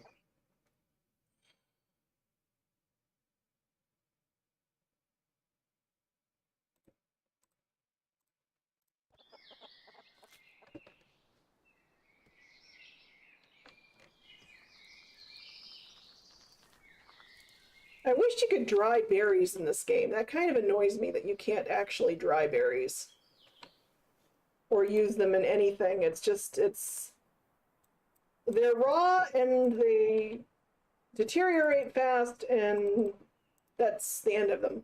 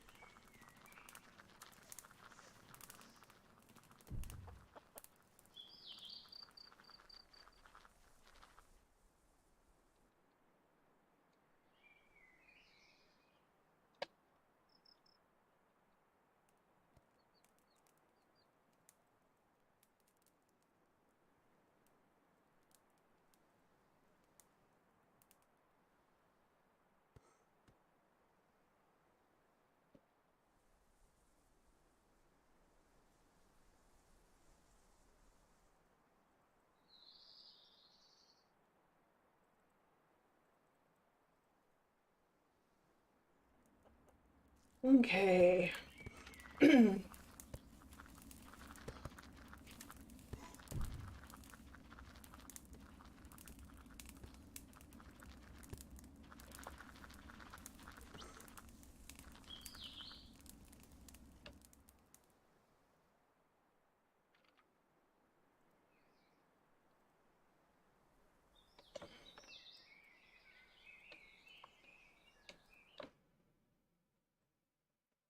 Objects, hunting. I did make a snare. Didn't, was there?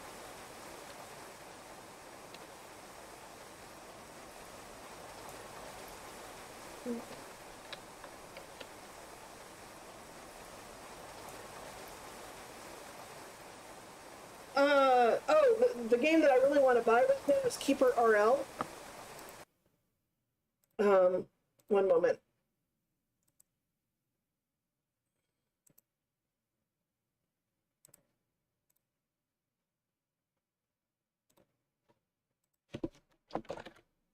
That one, that's one that I've been longing for in terms of it's already out. And then in terms of games I have talked about on Discord, really looking forward to is I'm looking forward to the Dwarf Fortress release on Steam, the Steam release of Dwarf Fortress, which is supposedly coming out sometime this fall, I think, they finally said. But tis not out yet.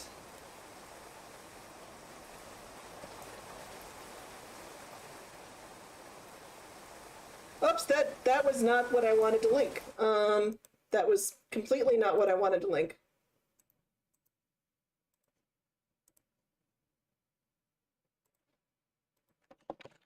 That's the Dwarf Fortress link. Can I delete this?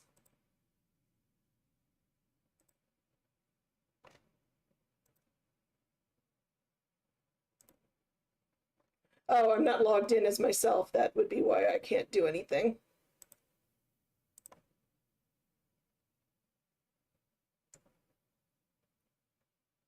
And that's also me not noticing that I wasn't logged in with myself.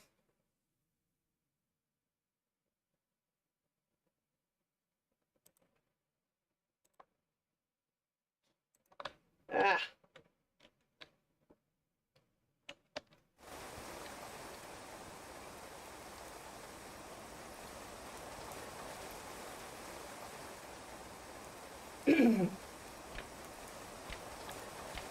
I forgot to switch my YouTube profile. I am a professional streamer.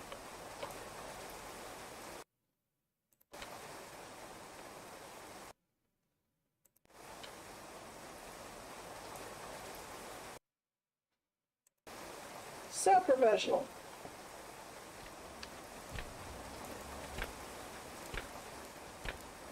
Okay, what do we got going on here? Yeah. Some might say I'm even more professional than solid content.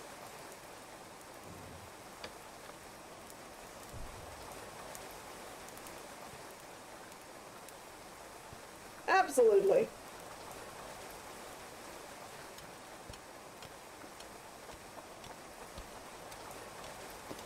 Absolutely, positively.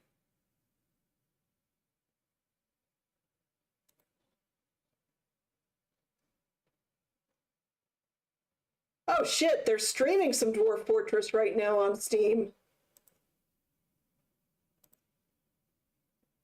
Oh, I did not need to see that. Ah, I'm gonna have to catch that. Or at least there's something going on the Dwarf Fortress channel. Okay. Uh...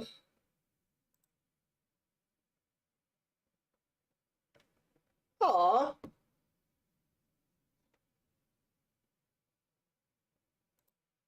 That is very sweet of you.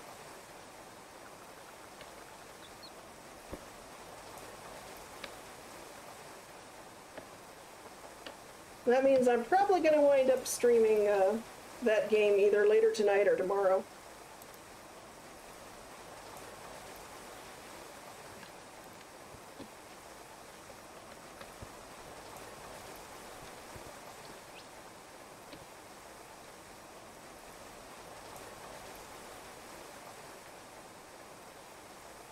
Let's see, basic needs. What do we got?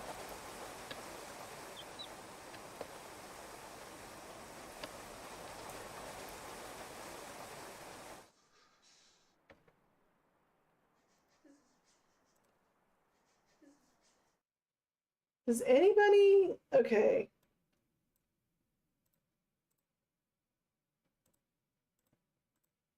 I've got to rearrange a few things here.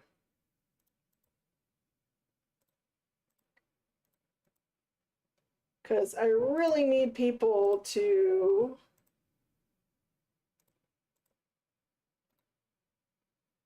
light the fire now that we're into cold weather territory.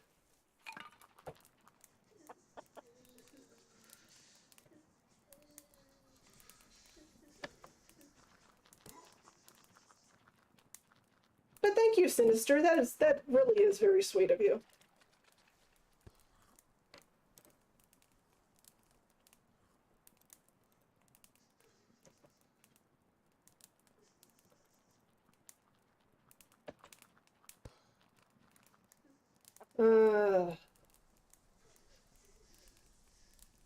I need... We need an iron pick to be made.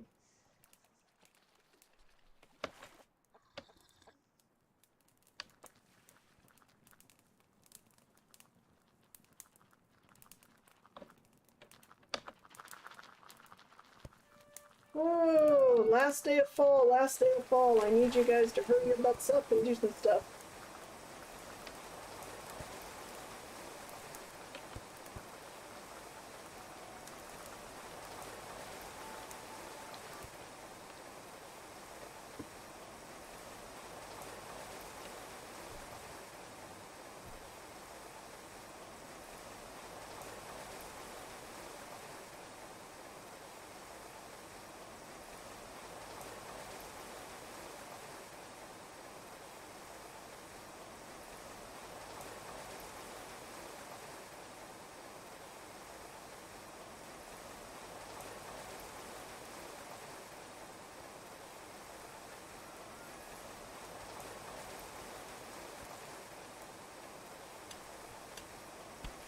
Okay.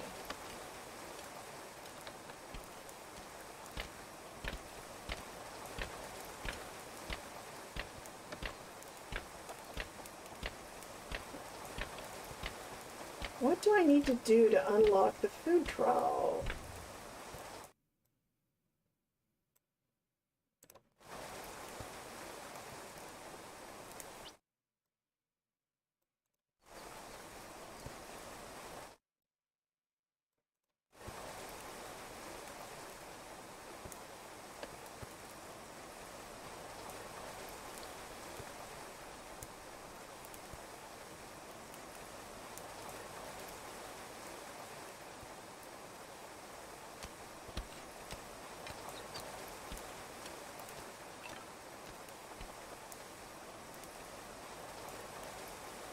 All right, come on, gang.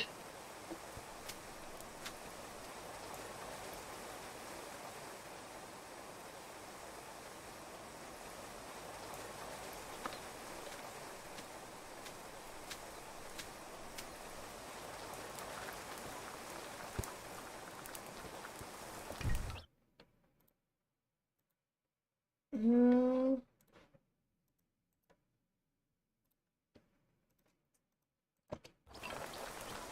Okay, how are you now? Okay, now that room is warmer.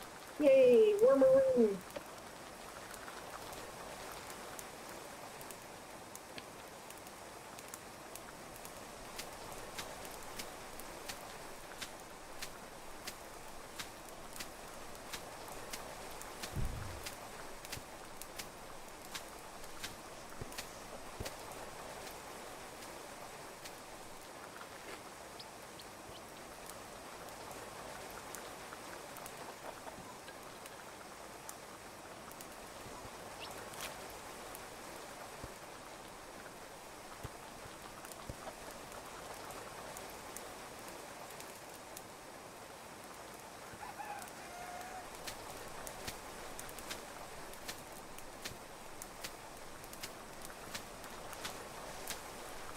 Okay, let's see here.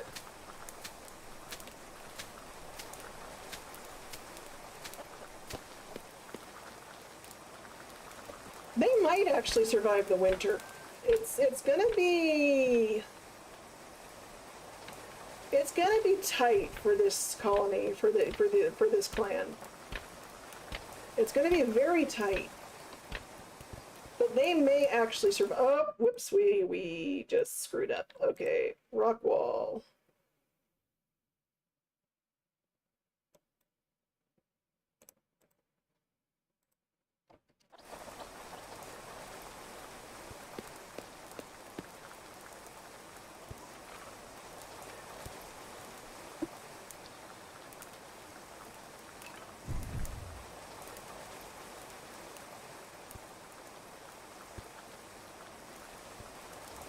Get that roof repaired. And actually, because I can see that's going to be another big problem, rock wall.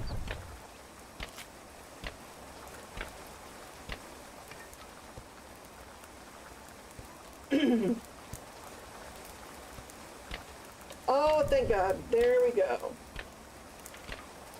We have unlocked the water trowel. For the chickers.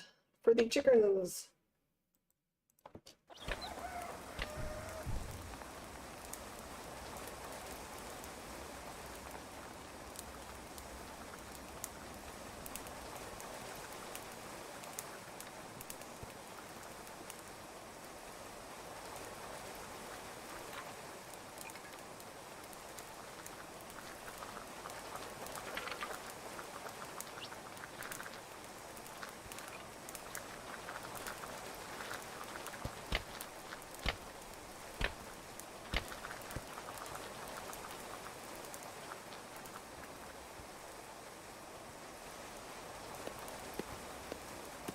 I don't know if I want to build an actual bathtub yet, just because I don't know if I got enough water to get us through to do that.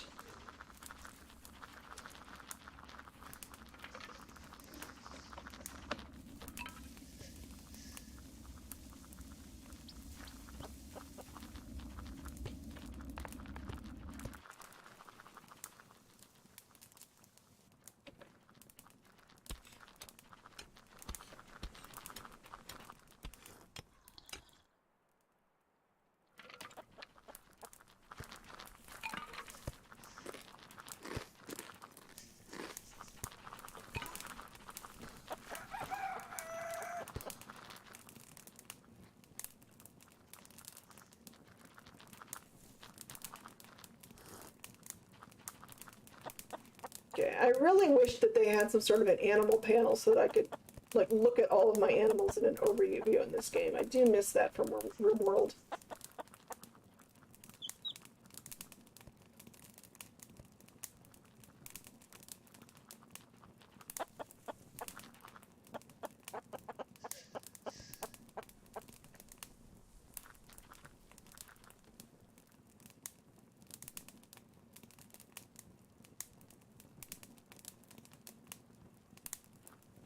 What's up, Frumpkin? Did I just hear you saying something?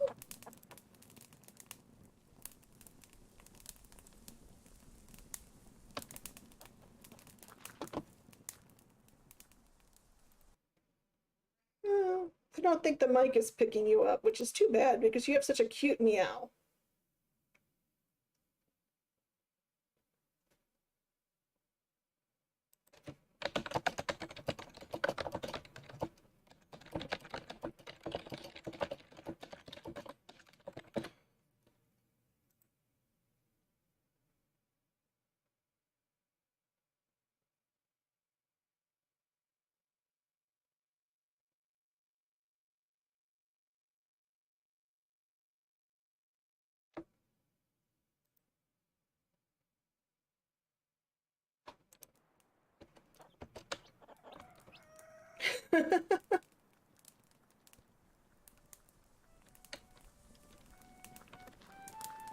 Sorry about that. I don't mean to make you miss a kitty or make you miss a Critical Role character for that matter.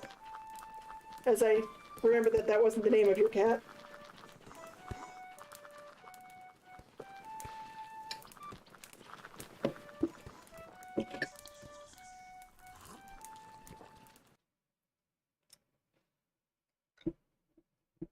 There's my Frumpkin.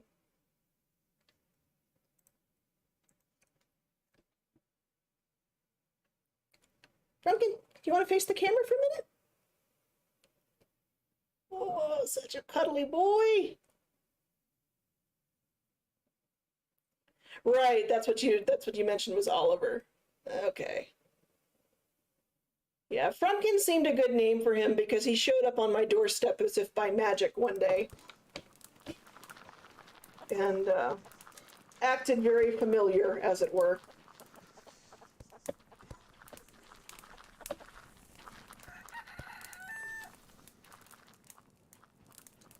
He was basically one of those strays that just shows up and it's like you've always known them and they've always loved them.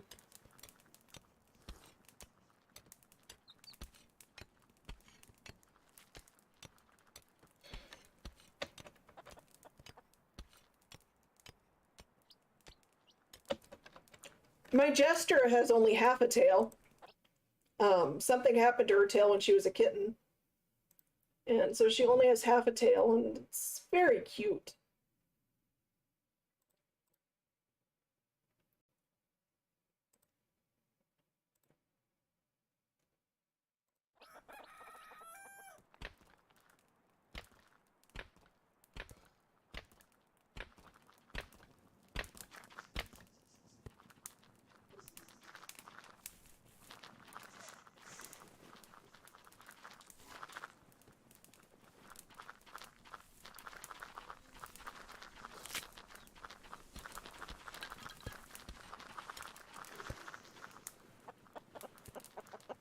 Aw, that's sweet.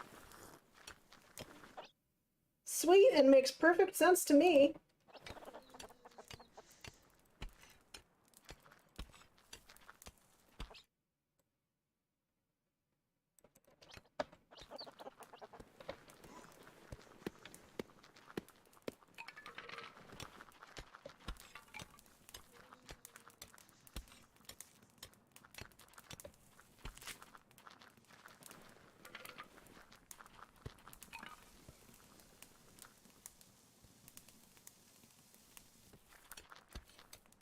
Oh yeah, you've mentioned her. I'm so glad that she lived that long.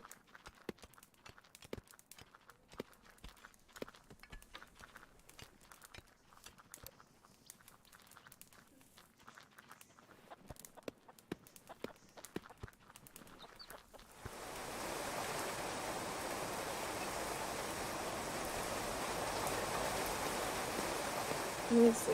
I have not been building any storage, and that is kind of biting me in the butt right now.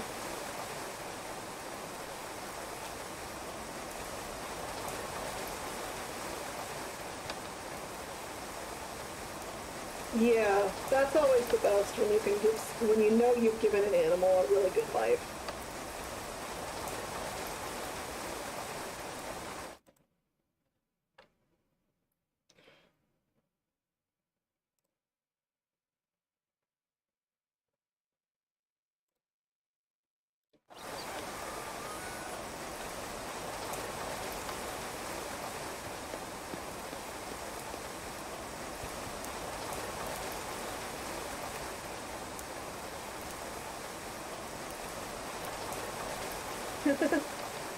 Sometimes there's just an animal like that in your life, yeah.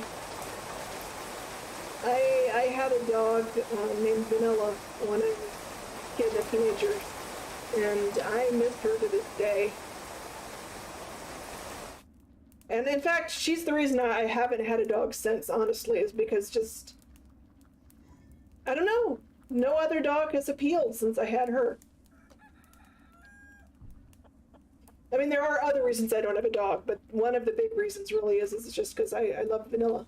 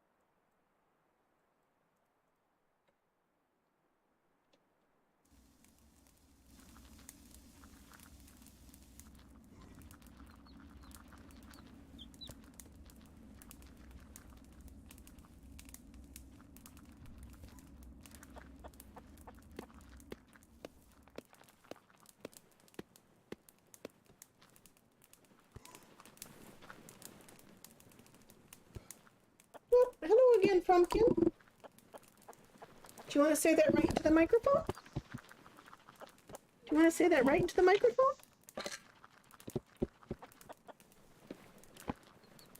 No, you're just going to step on my keyboard?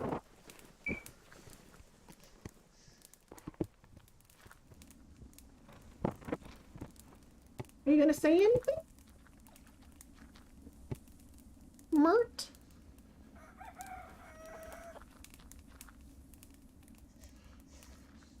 Oh, you turned up the fan is what you did. You stepped on the fan.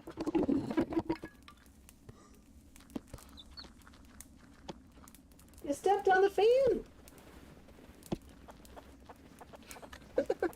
He stepped on the remote for my office for the ceiling fan in this room and turned it on to high.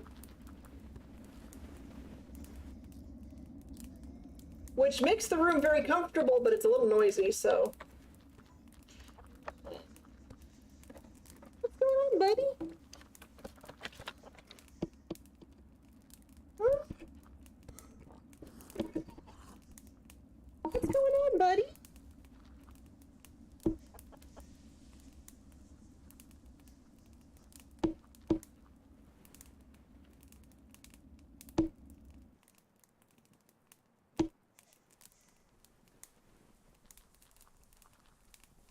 Don't chew on the cord, please.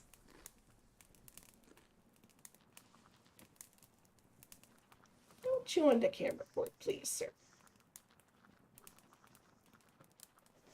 Handsome fellow. Handsome fellow.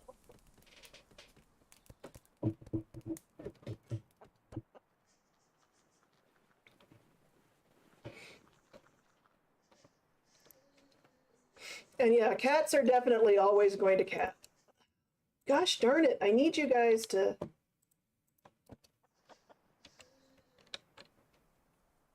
All right, we got us a problem here. Can I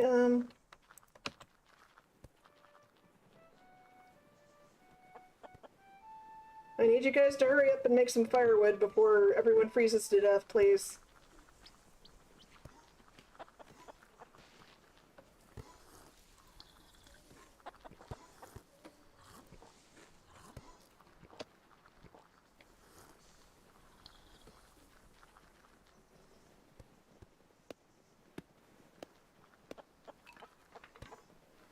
Please make the firewood before anyone freezes to death.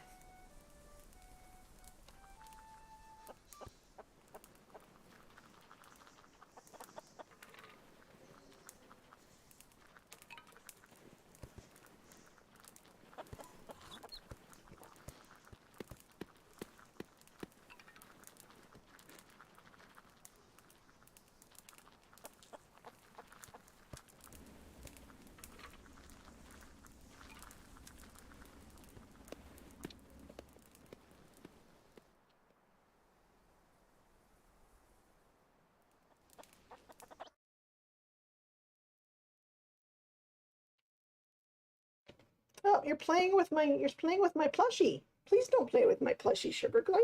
Come on, buddy. Do I want to... I'm gonna sell one of these pullets so that I can get all of that.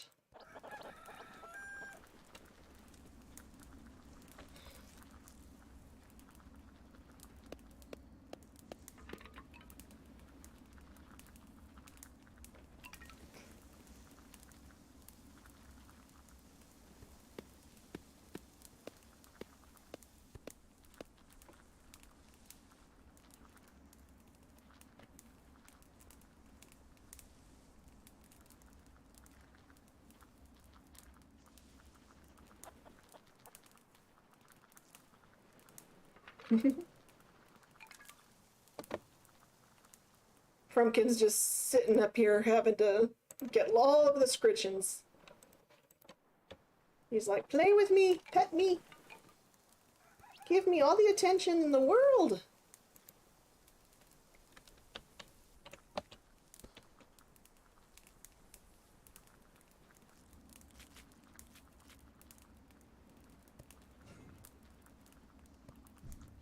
Though it is getting about time, I probably should end this stream soon and get myself some dinner and do some housework and stuff that I've been putting off. Oh, just so you can see him. That down there is the Void. That's my newest kitty, Sinister.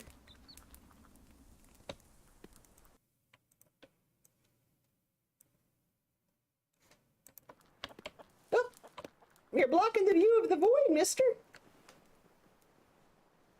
He and Frumpkin are best friends. They're very cute together. They play.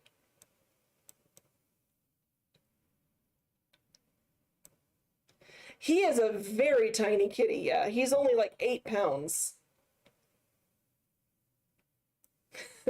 Yeah, Frumpkin really wants attention right now. He's starting to give me a grooming. He's licking me.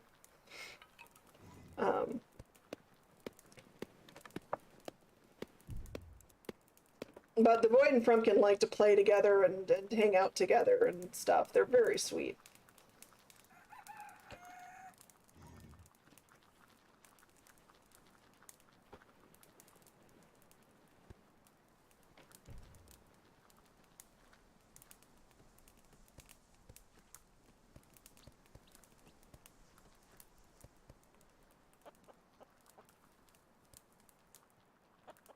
But the Void showed up as a feral cat that came for food in like January of this year.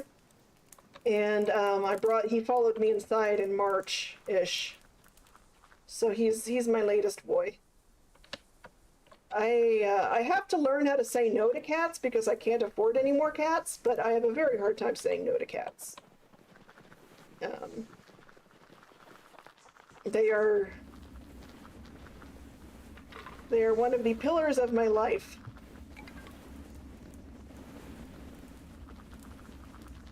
What are you doing to my toy? Excuse you? Let go. Let go of the cord. But yeah, excuse you. What were you doing with this toy? Oh, now you're not interested in the toy. You're interested in the camera toy. Okay. No, you can't carry it off, son.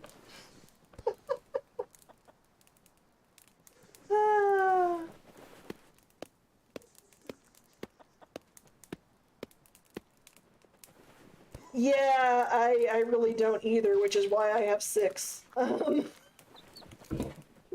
Yep. Nope. I told you couldn't carry it off. I told you couldn't carry it off. It's connected to my computer, buddy.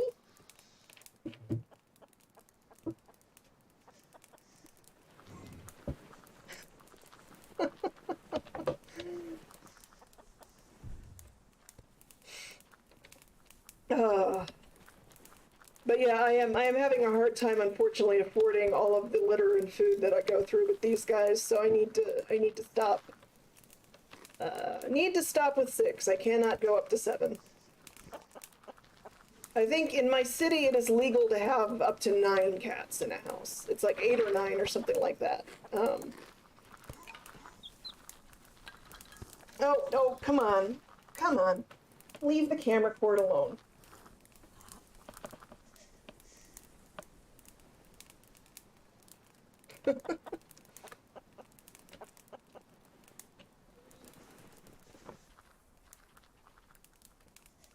I do. It's just, like I said, I have a very hard time saying no to kitties.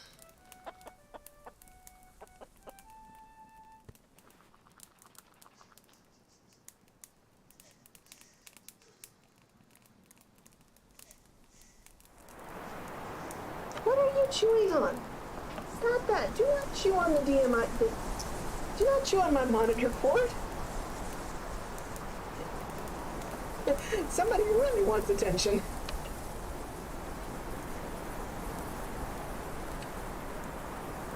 Oh, I know. It's not that I feel like I shouldn't. It's just, it's instinctive for me to say yes to kitty, basically. It is very much instinctive for me to just say yes to kitty.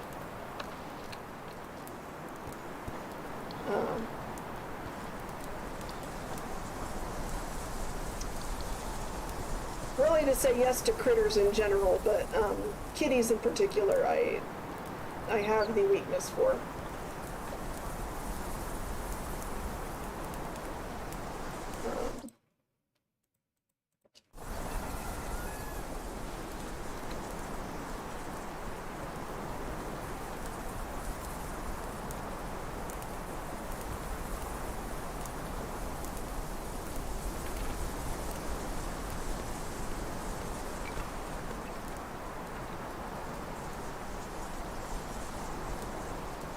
Yeah, no, like I said, it's like I'm aware of it. It's just, and I do, like I said, I need to draw the line where it is now, but it's just hard. Yeah, it's very hard. But yeah, no, I'm aware, and part of the reason I keep saying that is to remind myself that yes, I have the maximum number of kitties. I cannot say yes to more kitties.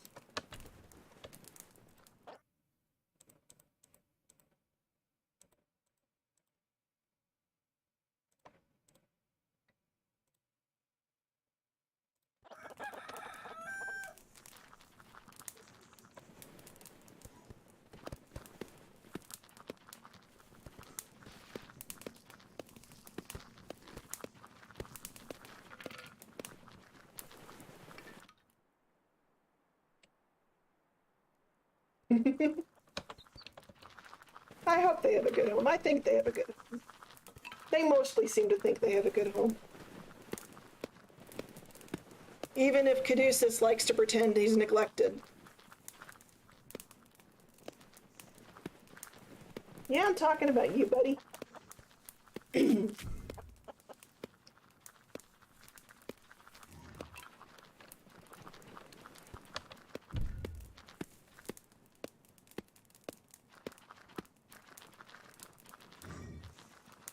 Okay. Yep.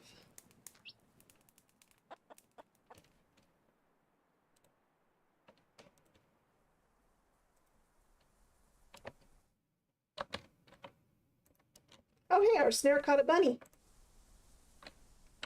Our snare actually caught a bun.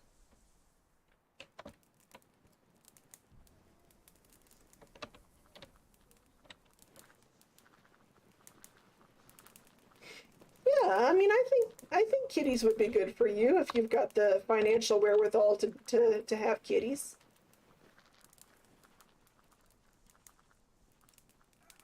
Kitties are very good for the soul.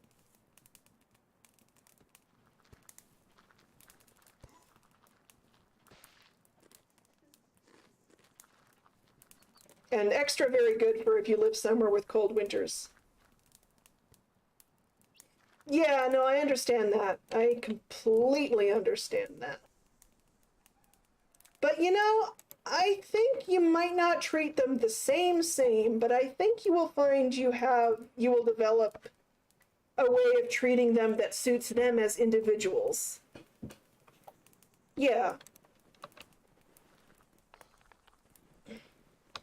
I don't know. I would at least maybe go to a local shelter or something and just spend some time looking at kitties and spending some time playing with kitties and see how it goes.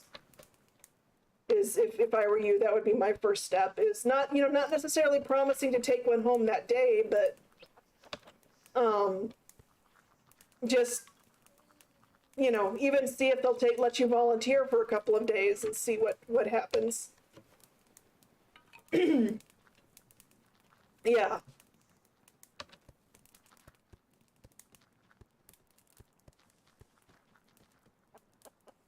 Yeah, and I mean, I don't know, my cats are actually, they are emotional support animals. I rely heavily on my cats to keep me grounded and keep me feeling all right.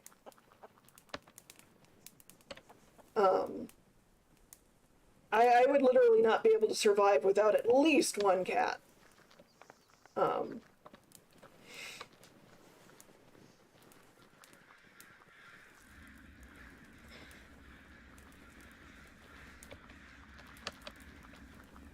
That helps when you've got stuff already. Yeah, I don't have a license for any of mine either. That's another reason I'm trying to find a new psychiatrist or someone who will do the paperwork to label them as emotional support animals. I really like my psychiatrist a lot that I have right now, but there's a few things she doesn't feel comfortable doing or won't do that I really need to find someone who will do, unfortunately. Like, she doesn't feel comfortable for some reason doing the paperwork to set up my cats as emotional support animals legally, and I need to find someone who will do that. And then also, she does not feel comfortable diagnosing people with ADHD, and so doesn't want to be the one to test me for it or anything like that. So I need to find someone who will do that. Yeah, no, I don't need a full swap. I just need to find a secondary one who will do those things. It's just like I said, it's I haven't found one yet. When I've tried calling around, most of the ones in town are just not taking new clients right now. They're swamped basically.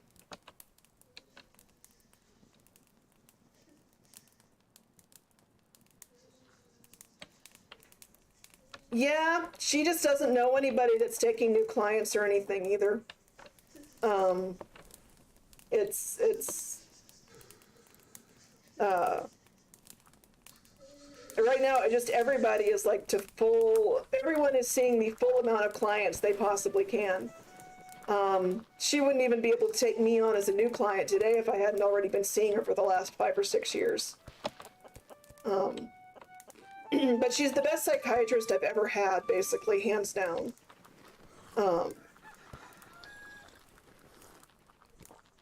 Yeah, she doesn't know anyone. I mean, that's the long and short of it is she does not know anyone who will take me. So when you don't know anyone that kind of, I don't know, here in the United States, it's like, they're not really obligated to, and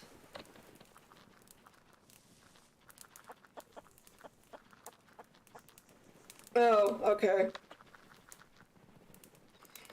Yeah, I don't know. I don't know how it works in that. I know she is swamped, and that's probably a lot of the problem too, is she just doesn't have the time. She has too many clients.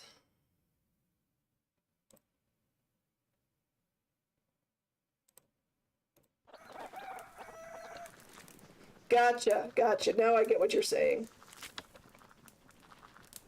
Could be, yeah, I don't know. It's weird here in the US. All I know is compared to the last bunches of psychiatrists I've had, she is an angel and has done amazing things for me. My last psychiatrist that I had before her were not great.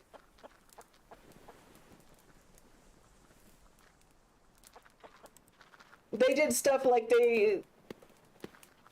yeah, pretty much. And like the last psychiatrists I had before her refused to medicate me because most medications that they thought would work for me cause weight gain. And I shit you not, they literally said that they felt it would be unethical to let me get any more fat. So they would not prescribe medication for my depression and stuff.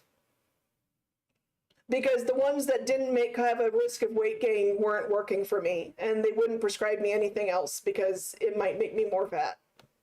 And they felt that would be unethical.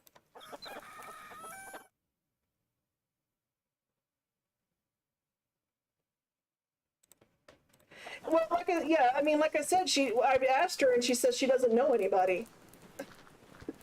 She doesn't know who to call either. She'd have to call around like random people until she found someone.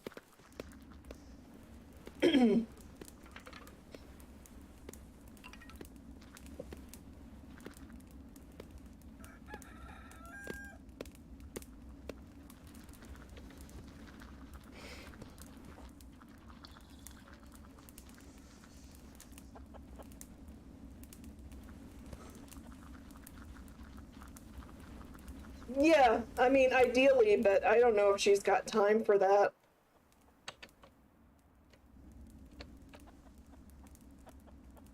She has a lot of clients and she's a single mom with like 2 or 3 kids.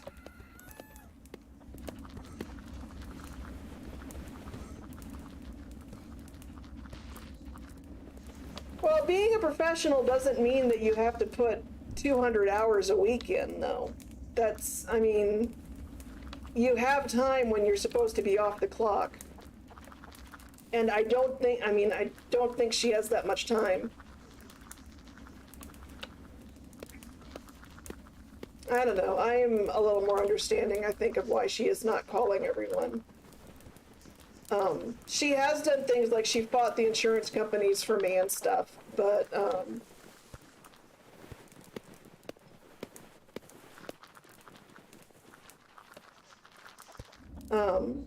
one of the reasons I like her is because she fought the insurance company for me, because the insurance company also didn't want me on any medications, or at least not the medications she thought would help, and which have been helping.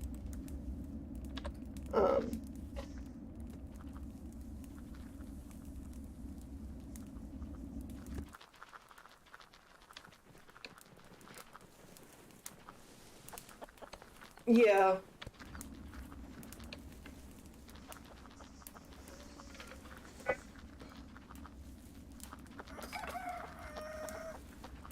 Oh, you want the ball thrown, Frumpkin?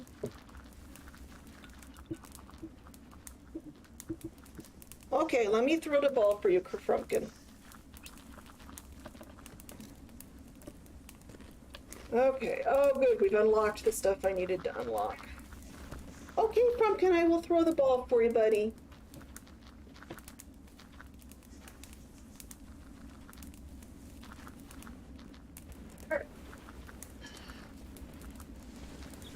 You ready, Frumpkin? You ready?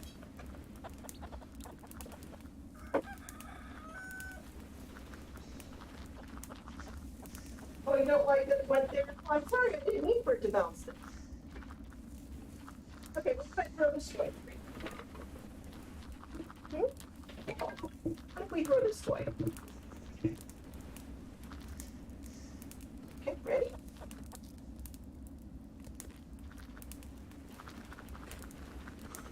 No, you're not going to chase that toy today? It's got to be the ball? Ball or nothing?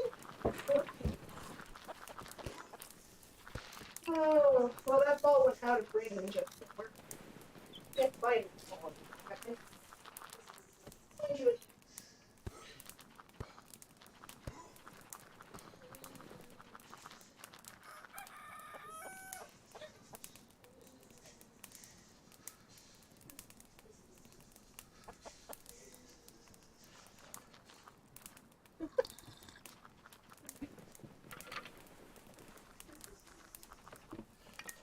Okay, he liked how that ball got thrown.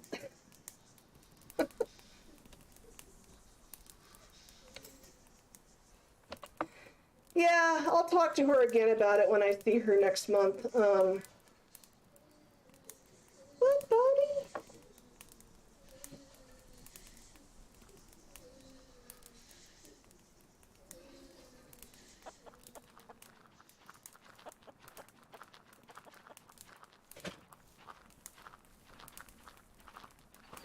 Go get it, Frumpkin. Sorry, I'm getting distracted by the conversation by Playful Cat.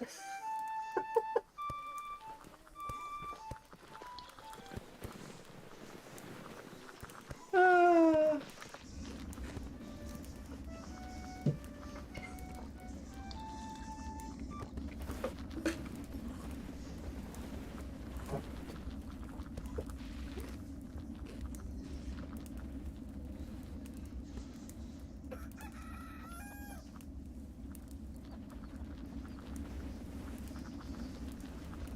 and then again.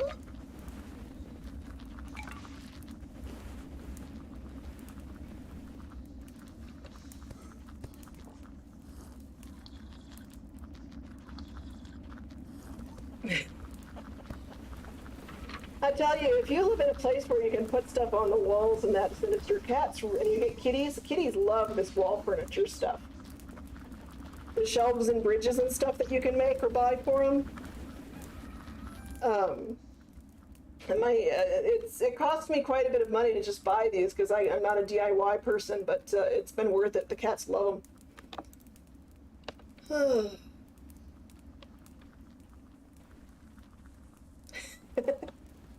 But do you have a bridge?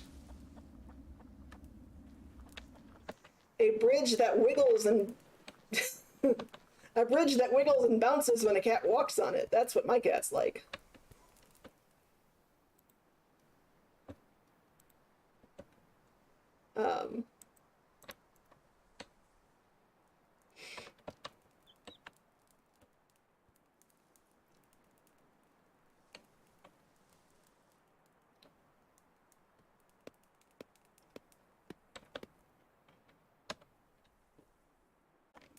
Talented kitty managing to claw your ceiling.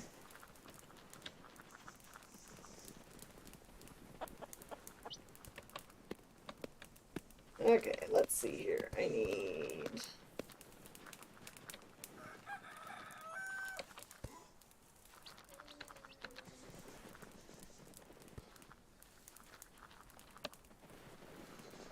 Ah, that would be it. Yeah, I don't have a whole lot of shelves in my house.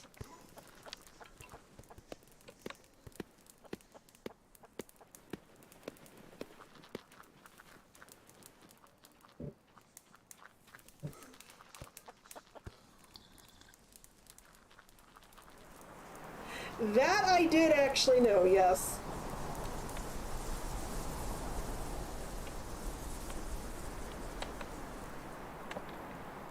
That I have seen.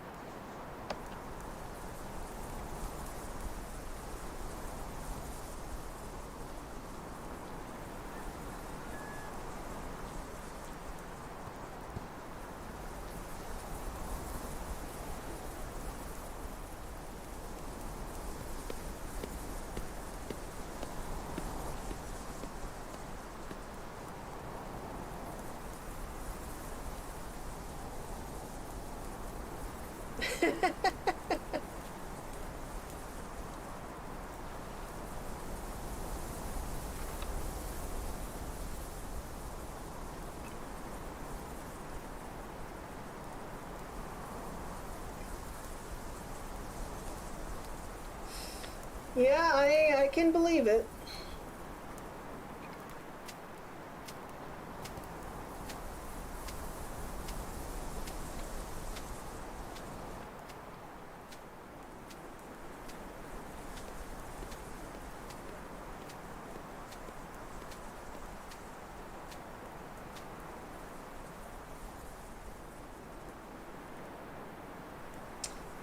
Okay, well, it's been really fun, Sinister. I think I'm gonna have to sign off of this stream and pay some attention to my cats and eat my dinner and do a bit of stuff, but I might be back later today or tomorrow to stream some more, especially maybe some Keeper RL now.